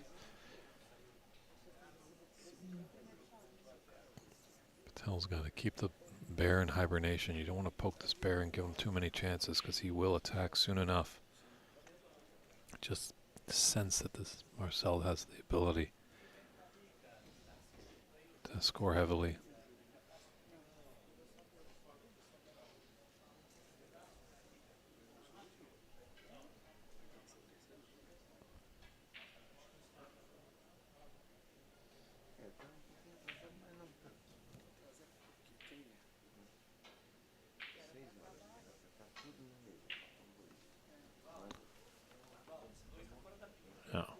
Get past that closest red and be able to pot the red closest to the yellow pocket.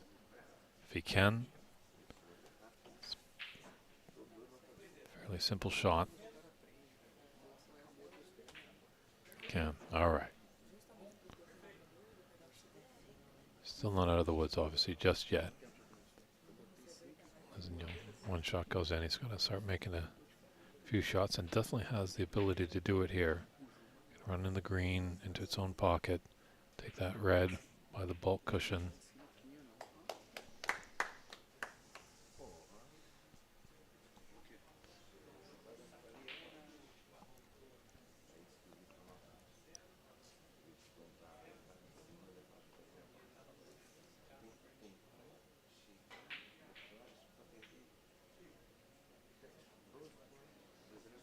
Good angle too. Actually, that red will pass the yellow. So just a small little stun screw here.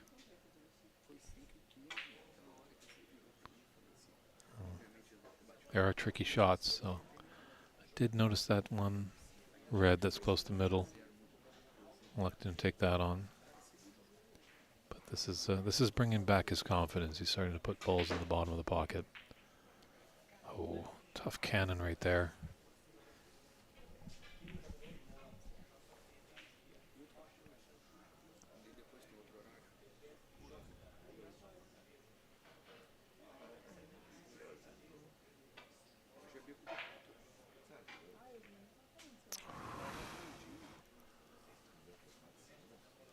Just when his confidence was doing well, that will bring him back down to earth.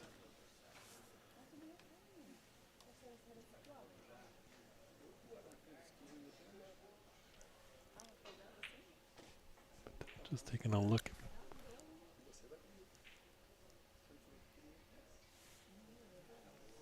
Maybe taking a look and see if he put this cue ball just on the bulk line.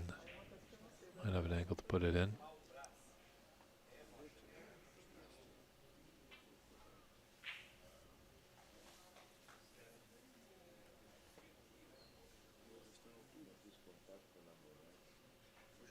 Some of those one freak cases when you can actually ask the referee, will you be penalized? If you shoot from that position. The referee gives the thumbs up.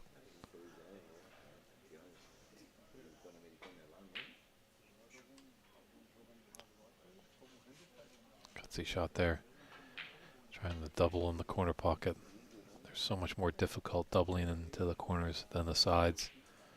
A lot more forgiving those side pockets.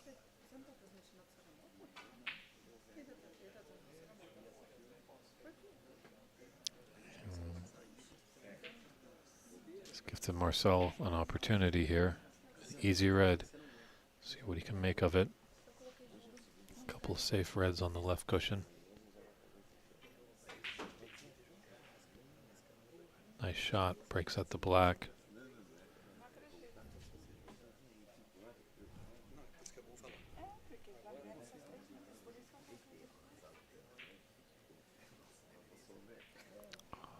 That great shot on the red to bring the black out. Just coming over nicely for that red in the open. Still has a decent lead, 29-11, 18 points in at 51 on the table. First frame of this best of three round robin match between Pravin Patel and Marcelo Mota da Silva.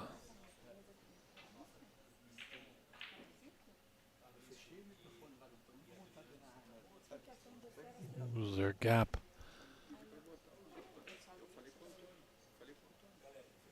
Seems to be that there is.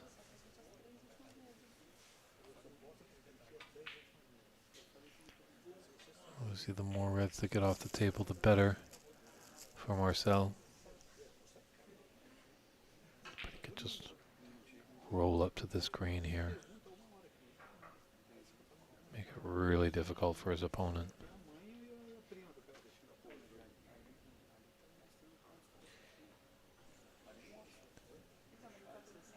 It's making it difficult as well. Fortunate for Patel, there is two reds and they're pretty close together, so it's a bigger target area.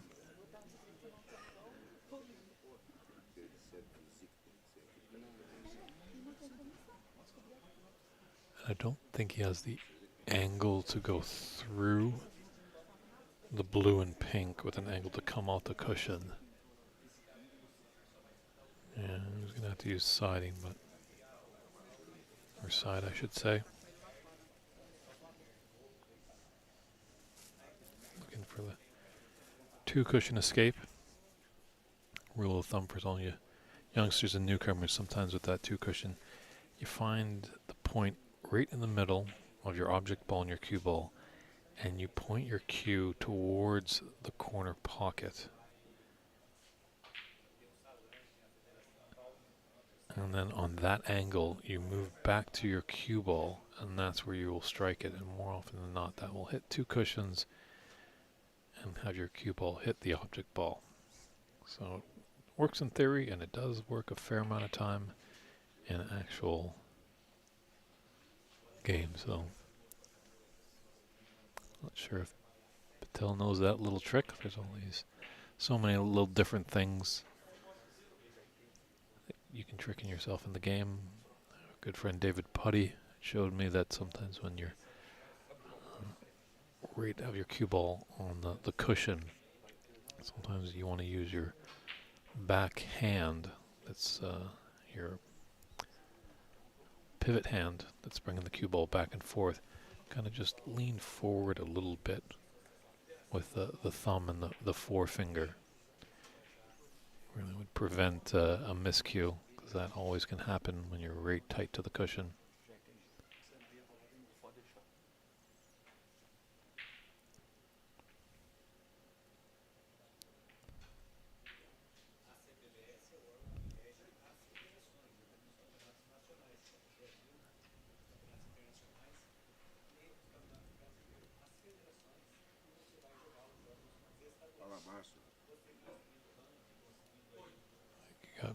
You gotta take this one on, and you gotta study where you're going and study the result.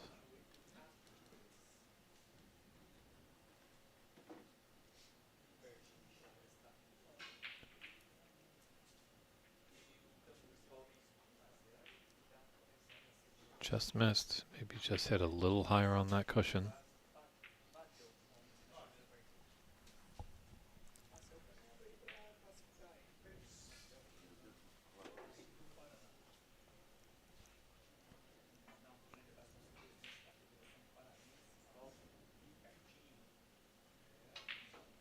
The same shot there. Just gotta make a little adjustment.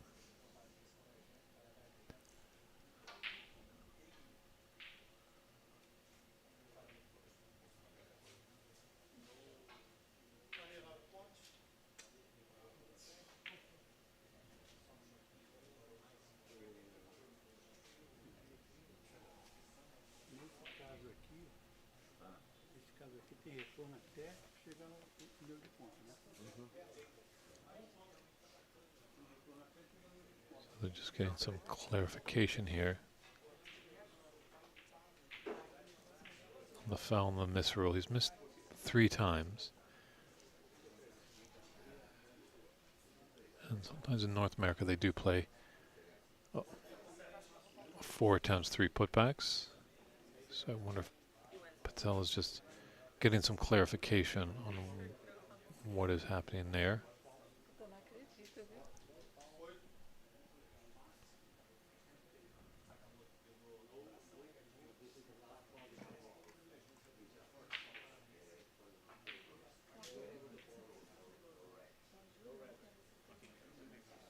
So this looks like it is his final attempt.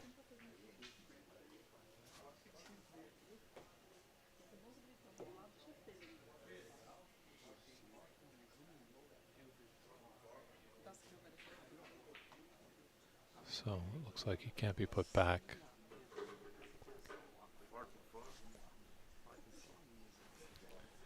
So 4 attempts. So very profitable snooker there.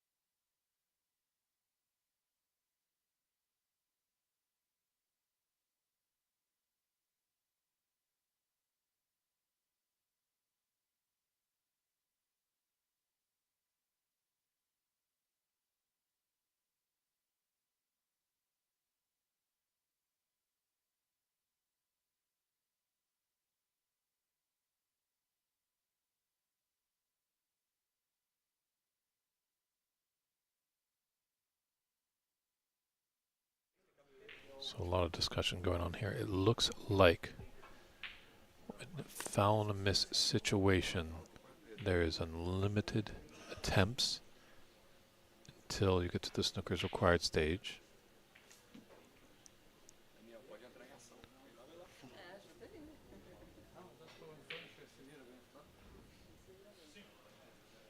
Always important to read the tournament rules before you get into play. Important for all players, because it is a bit tricky here. There is a bit of a language barrier here. We do have our great Brazilian friends speaking Portuguese. There's a few that are bilingual.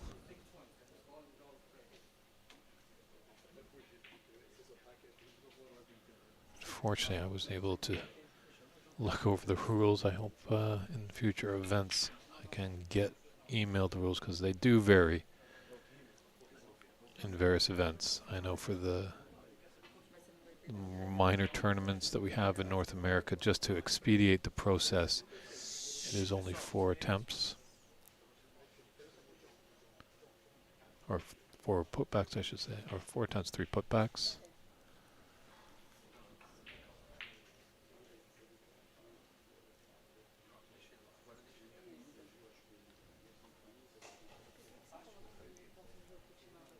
John's coming into play here, one of our strong referees.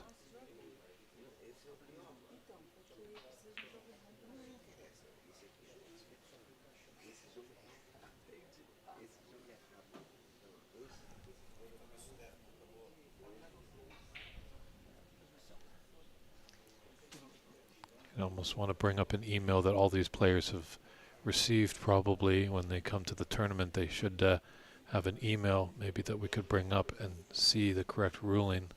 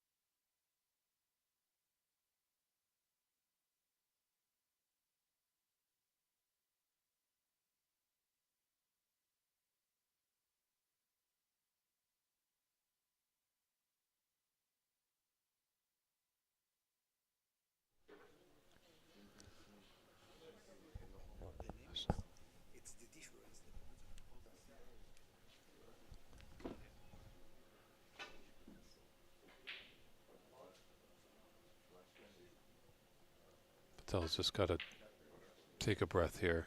He's just got to calm down a little bit. Obviously, in the rules, in this international event, there is no limit to putbacks until we get to the snooker's required stage. Obviously, there's 43 points on the table. The difference right now is 43. There he's got it.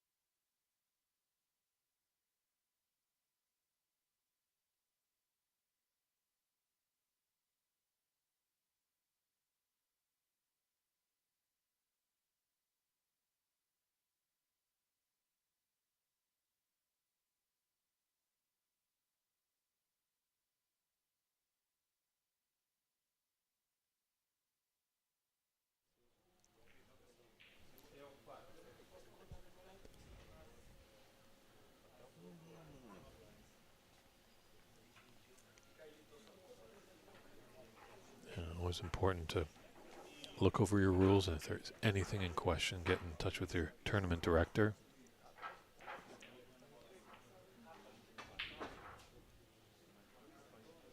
And this is not not a good place to be playing angry, which I think Pravin is a bit right now. He's a bit frustrated, obviously. As I alluded to, at times there are some tournaments, I think the U.S. Nationals that Pravin had played recently. It was in the round robin stage, 4 attempts. In a foul and miss situation, 3 putbacks.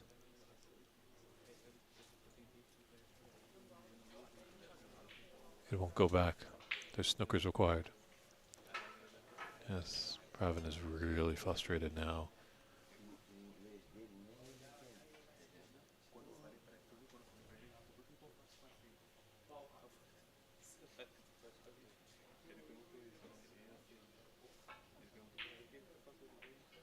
So now there's a difference of 42. There's no miss called there. Now back to that point in the U.S. Nationals in the round robin, which Pravin was playing in. There were 4 attempts, 3 putbacks on foul and misses in the group stage. But here in this PABSA event, they're playing international rules, which are limited attempts until there are snookers required stage. And why he didn't go back in that time is because there were as well snookers required.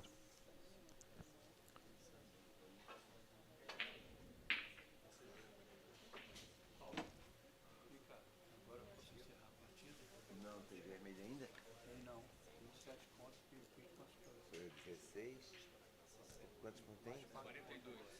Quantos pontos de diferença? 27. Agora 42, 46, tem 20, tem um ponto de diferença. Acabou. That should be frame over there, as it is the 4 snookers required, 4 snookers stage. And we are now in the colors. That's a little caveat that they have here.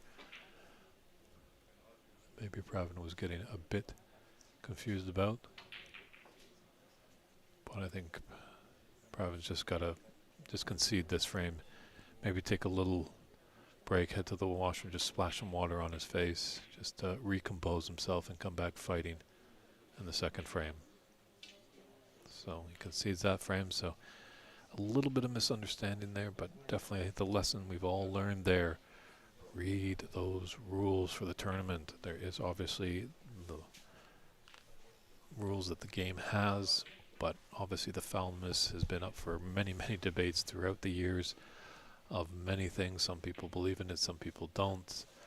But as we're trying to, shape players and get rather close to the professional circuit, some tournaments have just limited attempts on a foul miss. Some have unlimited.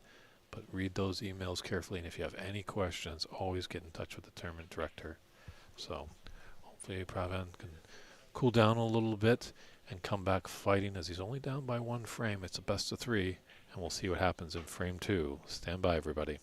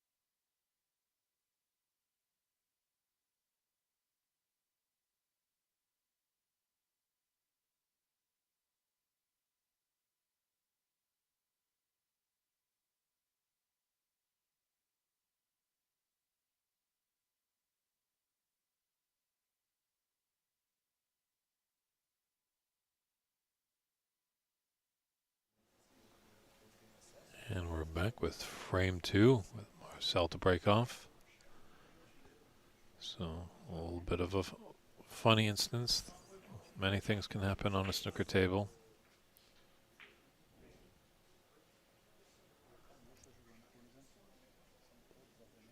Obviously that would be, just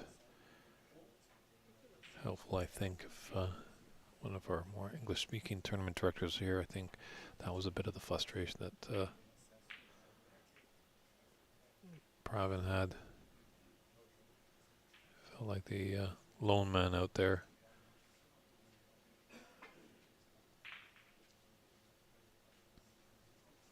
There's a lot of conference between the Portuguese, but we do have some great friends here that speak both English and Portuguese, and was able to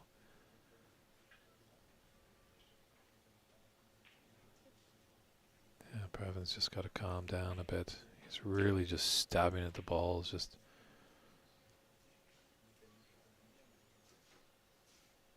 quite upset. Gotta push those thoughts behind. You got to have the memory of a goldfish in this game sometimes. You can't think about what happened. You can only control what's in front of you at the time. You can't go back in time. What is done is done.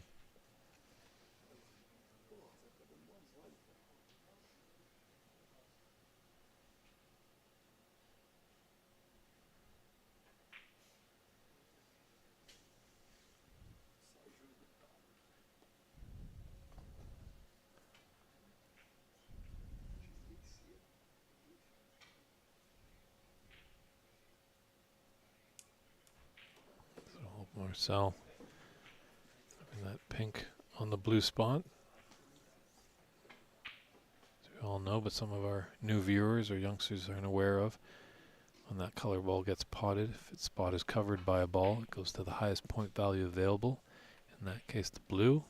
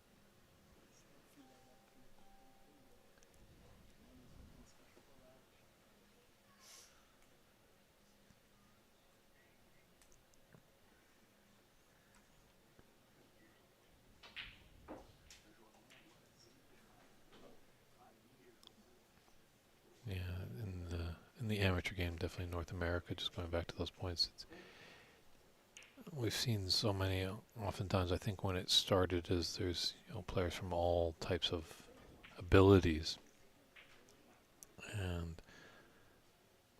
we've seen in the past that a rather novice player might just fluke a very treacherous snooker, and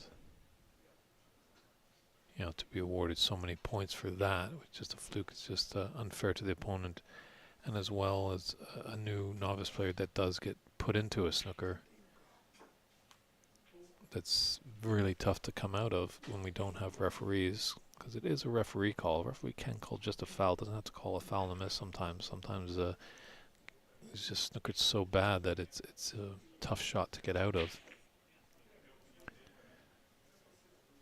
So introducing that rule that if a novice player is in a snooker, and we don't want to discourage them, because most of the time novice are newer players. We enjoy getting new blood in the game, but we don't want them to feel like, why am I in this game if, you know, I took one shot and then I succumbed, you know, 40 penalty points. Just ran on a bit too far for that red that was out and open on the right side.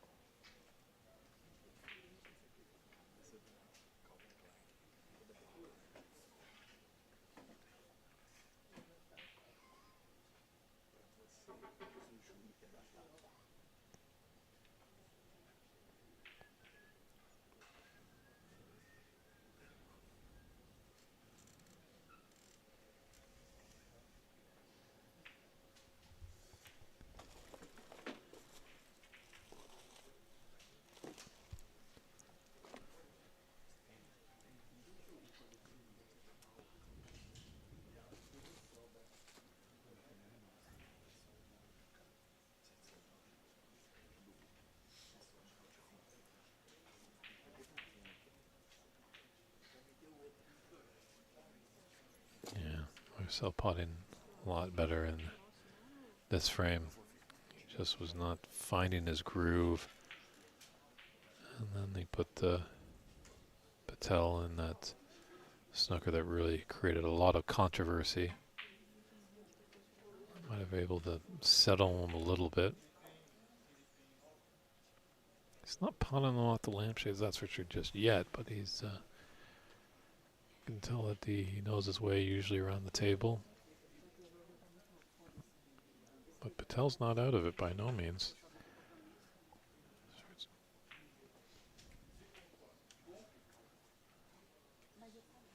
Probably going to have some open reds here. Black's going to come back on the spot. But he's got to make that.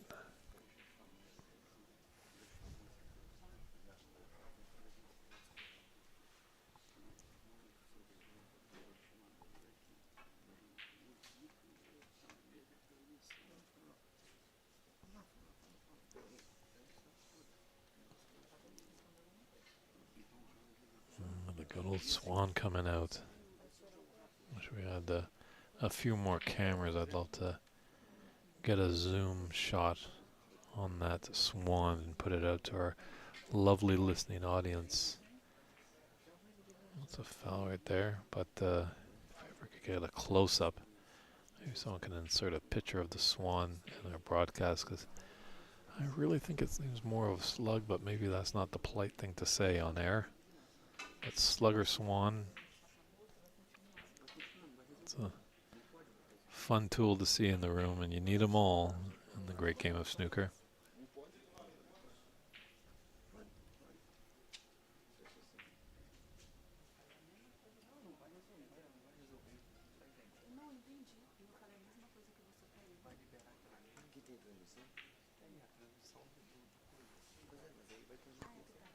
So Marcel slowly inching his way to the winning line.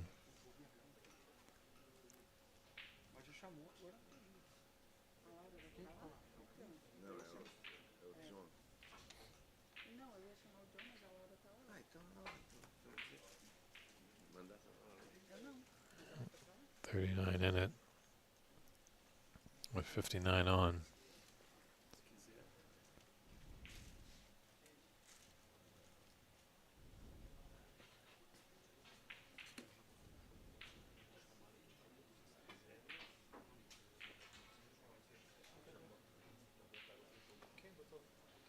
Patel definitely can play. Hopefully, like, he can just work a little bit more on break building. Just, it seems like he makes some great reds, and just the color just doesn't come in afterwards.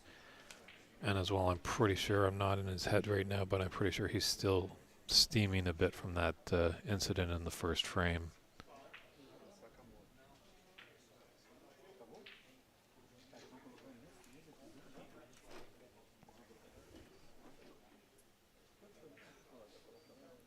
Pink is his frame ball.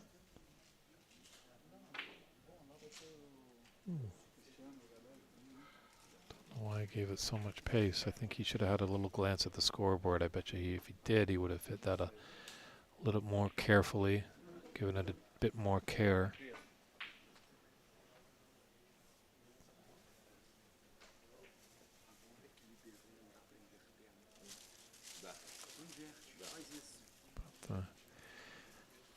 Now Marcel just needs a red to put us in the snooker's required stage.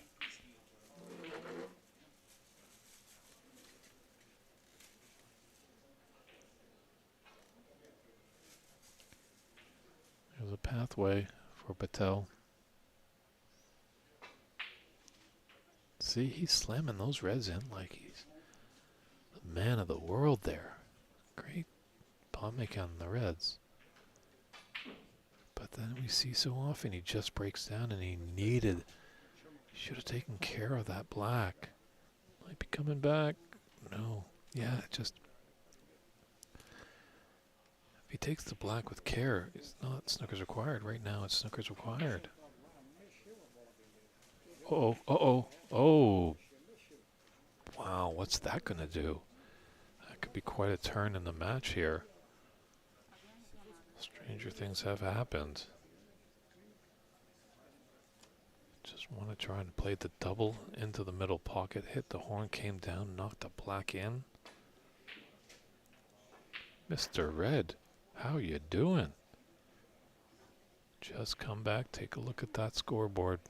Pravin, just see what you got. Right now there's 30 in it.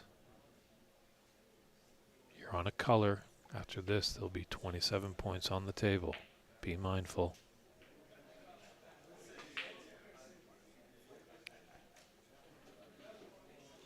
Glad that he didn't take the yellow. I think he was thinking about it, but he had to look at the scoreboard.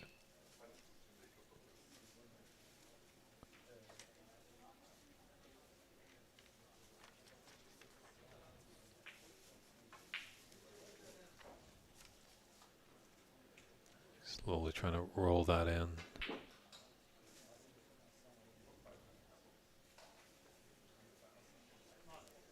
Yeah, Pravin had a bit more care last night in our TV match with him on it. He's really just...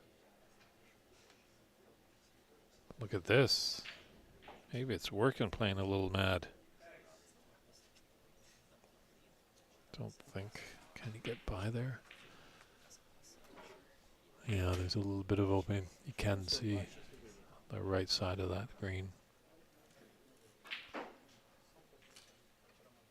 But there's 29 in it. 25 on the table. Pravin only needs one 4-point snooker and then run the table to force a black ball respot. So his night isn't over just yet.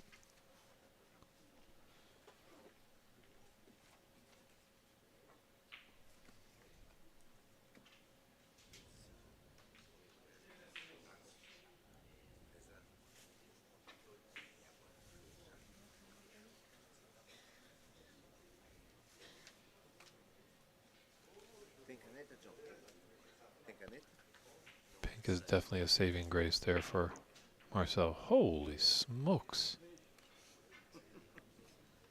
Pravin just coming and knocking in some of these long pots.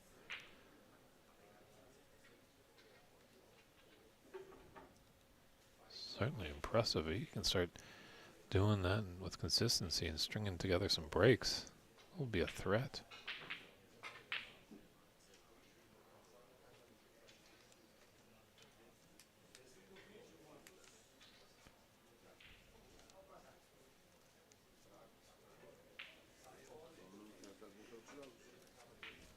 My apologies, just no, it's just one 4-point snooker. It's black ball respot for Pravin, and if he could take all the colors. It's thin. Always tricky, very thin there. He's been nailing it all night long. My bets are this is going to find the bottom of the pocket.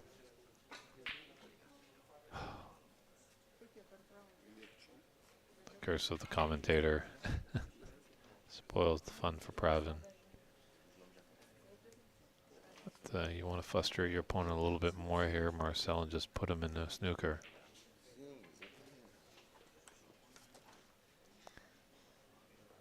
It's a bit funny, actually. If Pravin might be able to get a 5-point snooker, he could win. He's got to watch out. That's going to avoid the black. That's good.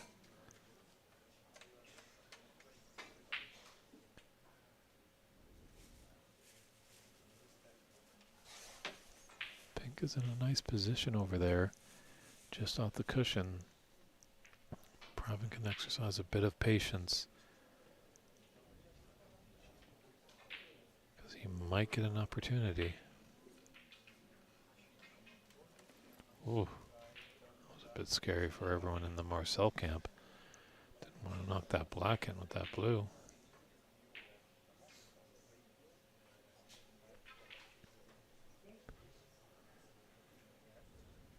Just wonder if Pravin has an eye on the scoreboard. He should come and just take a look. Just take a breather. Ooh.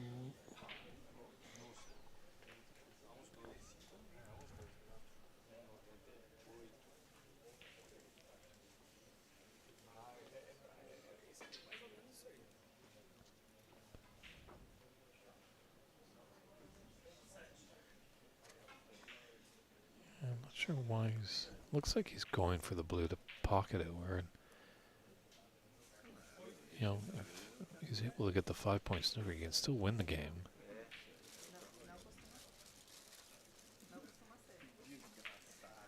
Ooh, and that's going to help his cause, not Pravin's.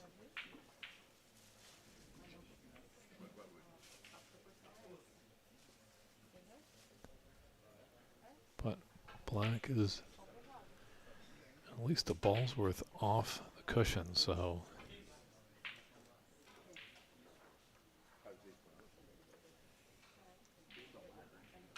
if he's able to find a shot to get behind that black, that's what Pravin's got to look for.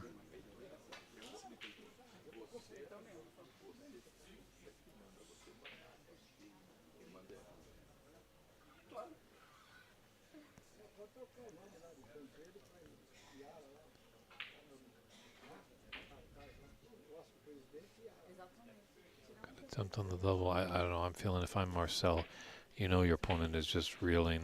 It's just... That was his first soft shot in quite a while. But if you really want to frustrate your opponent, just, you know, put him in a snooker.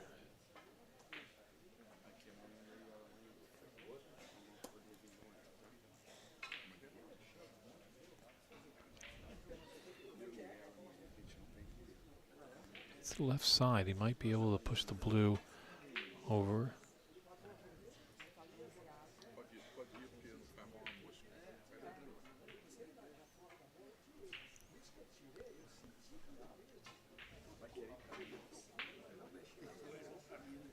Uh-oh. Uh-oh. That's the snooker that he needed. Well, not the snooker. That's the points he needed.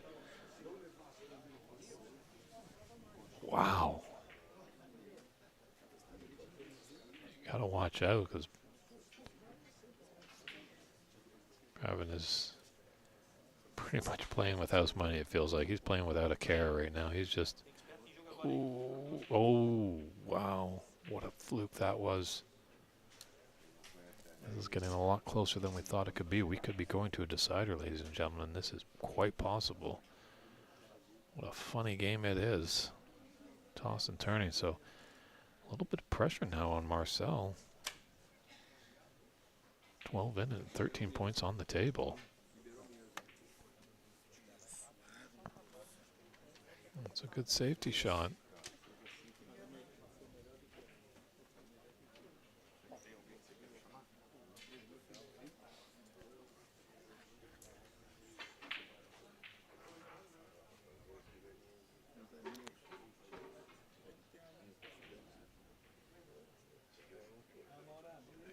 Just got to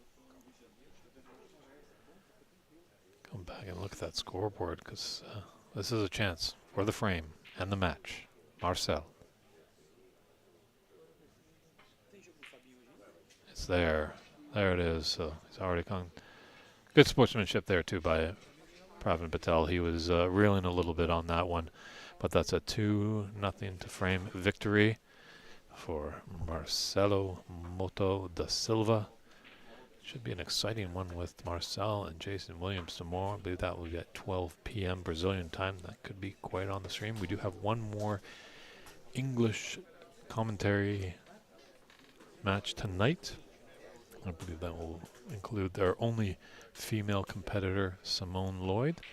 It is scheduled for 8 o'clock, 8 p.m. Brazilian time, but they do encourage the players to come an hour beforehand just in case a table is open. So we might be getting going maybe around in about 20 minutes time, maybe half an hour for our next and final match of day 2 here at the 2023 Pan American Senior Snooker Championship. It's David Burney in the booth with you. I'm glad that all of you tuned in. Hope you're enjoying all this great snooker action today. We got one more match to conclude day 2, so stand by for that, and we'll see you shortly. Take care, everybody.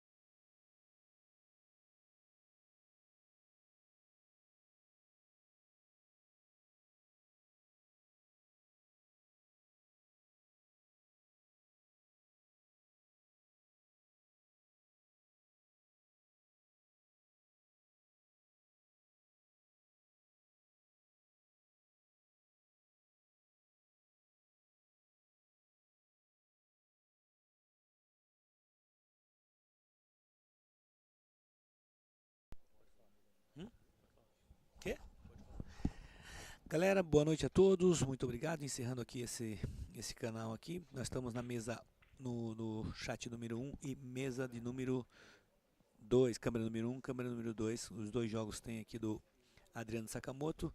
O Daniel tá fazendo qual? O Daniel tá fazendo do Tuzinho e o Wesley. Eu tô fazendo o Adriano Sakamoto e Gercinho. Beleza? Um grande abraço a todos. Até amanhã às 10 da manhã estamos aqui.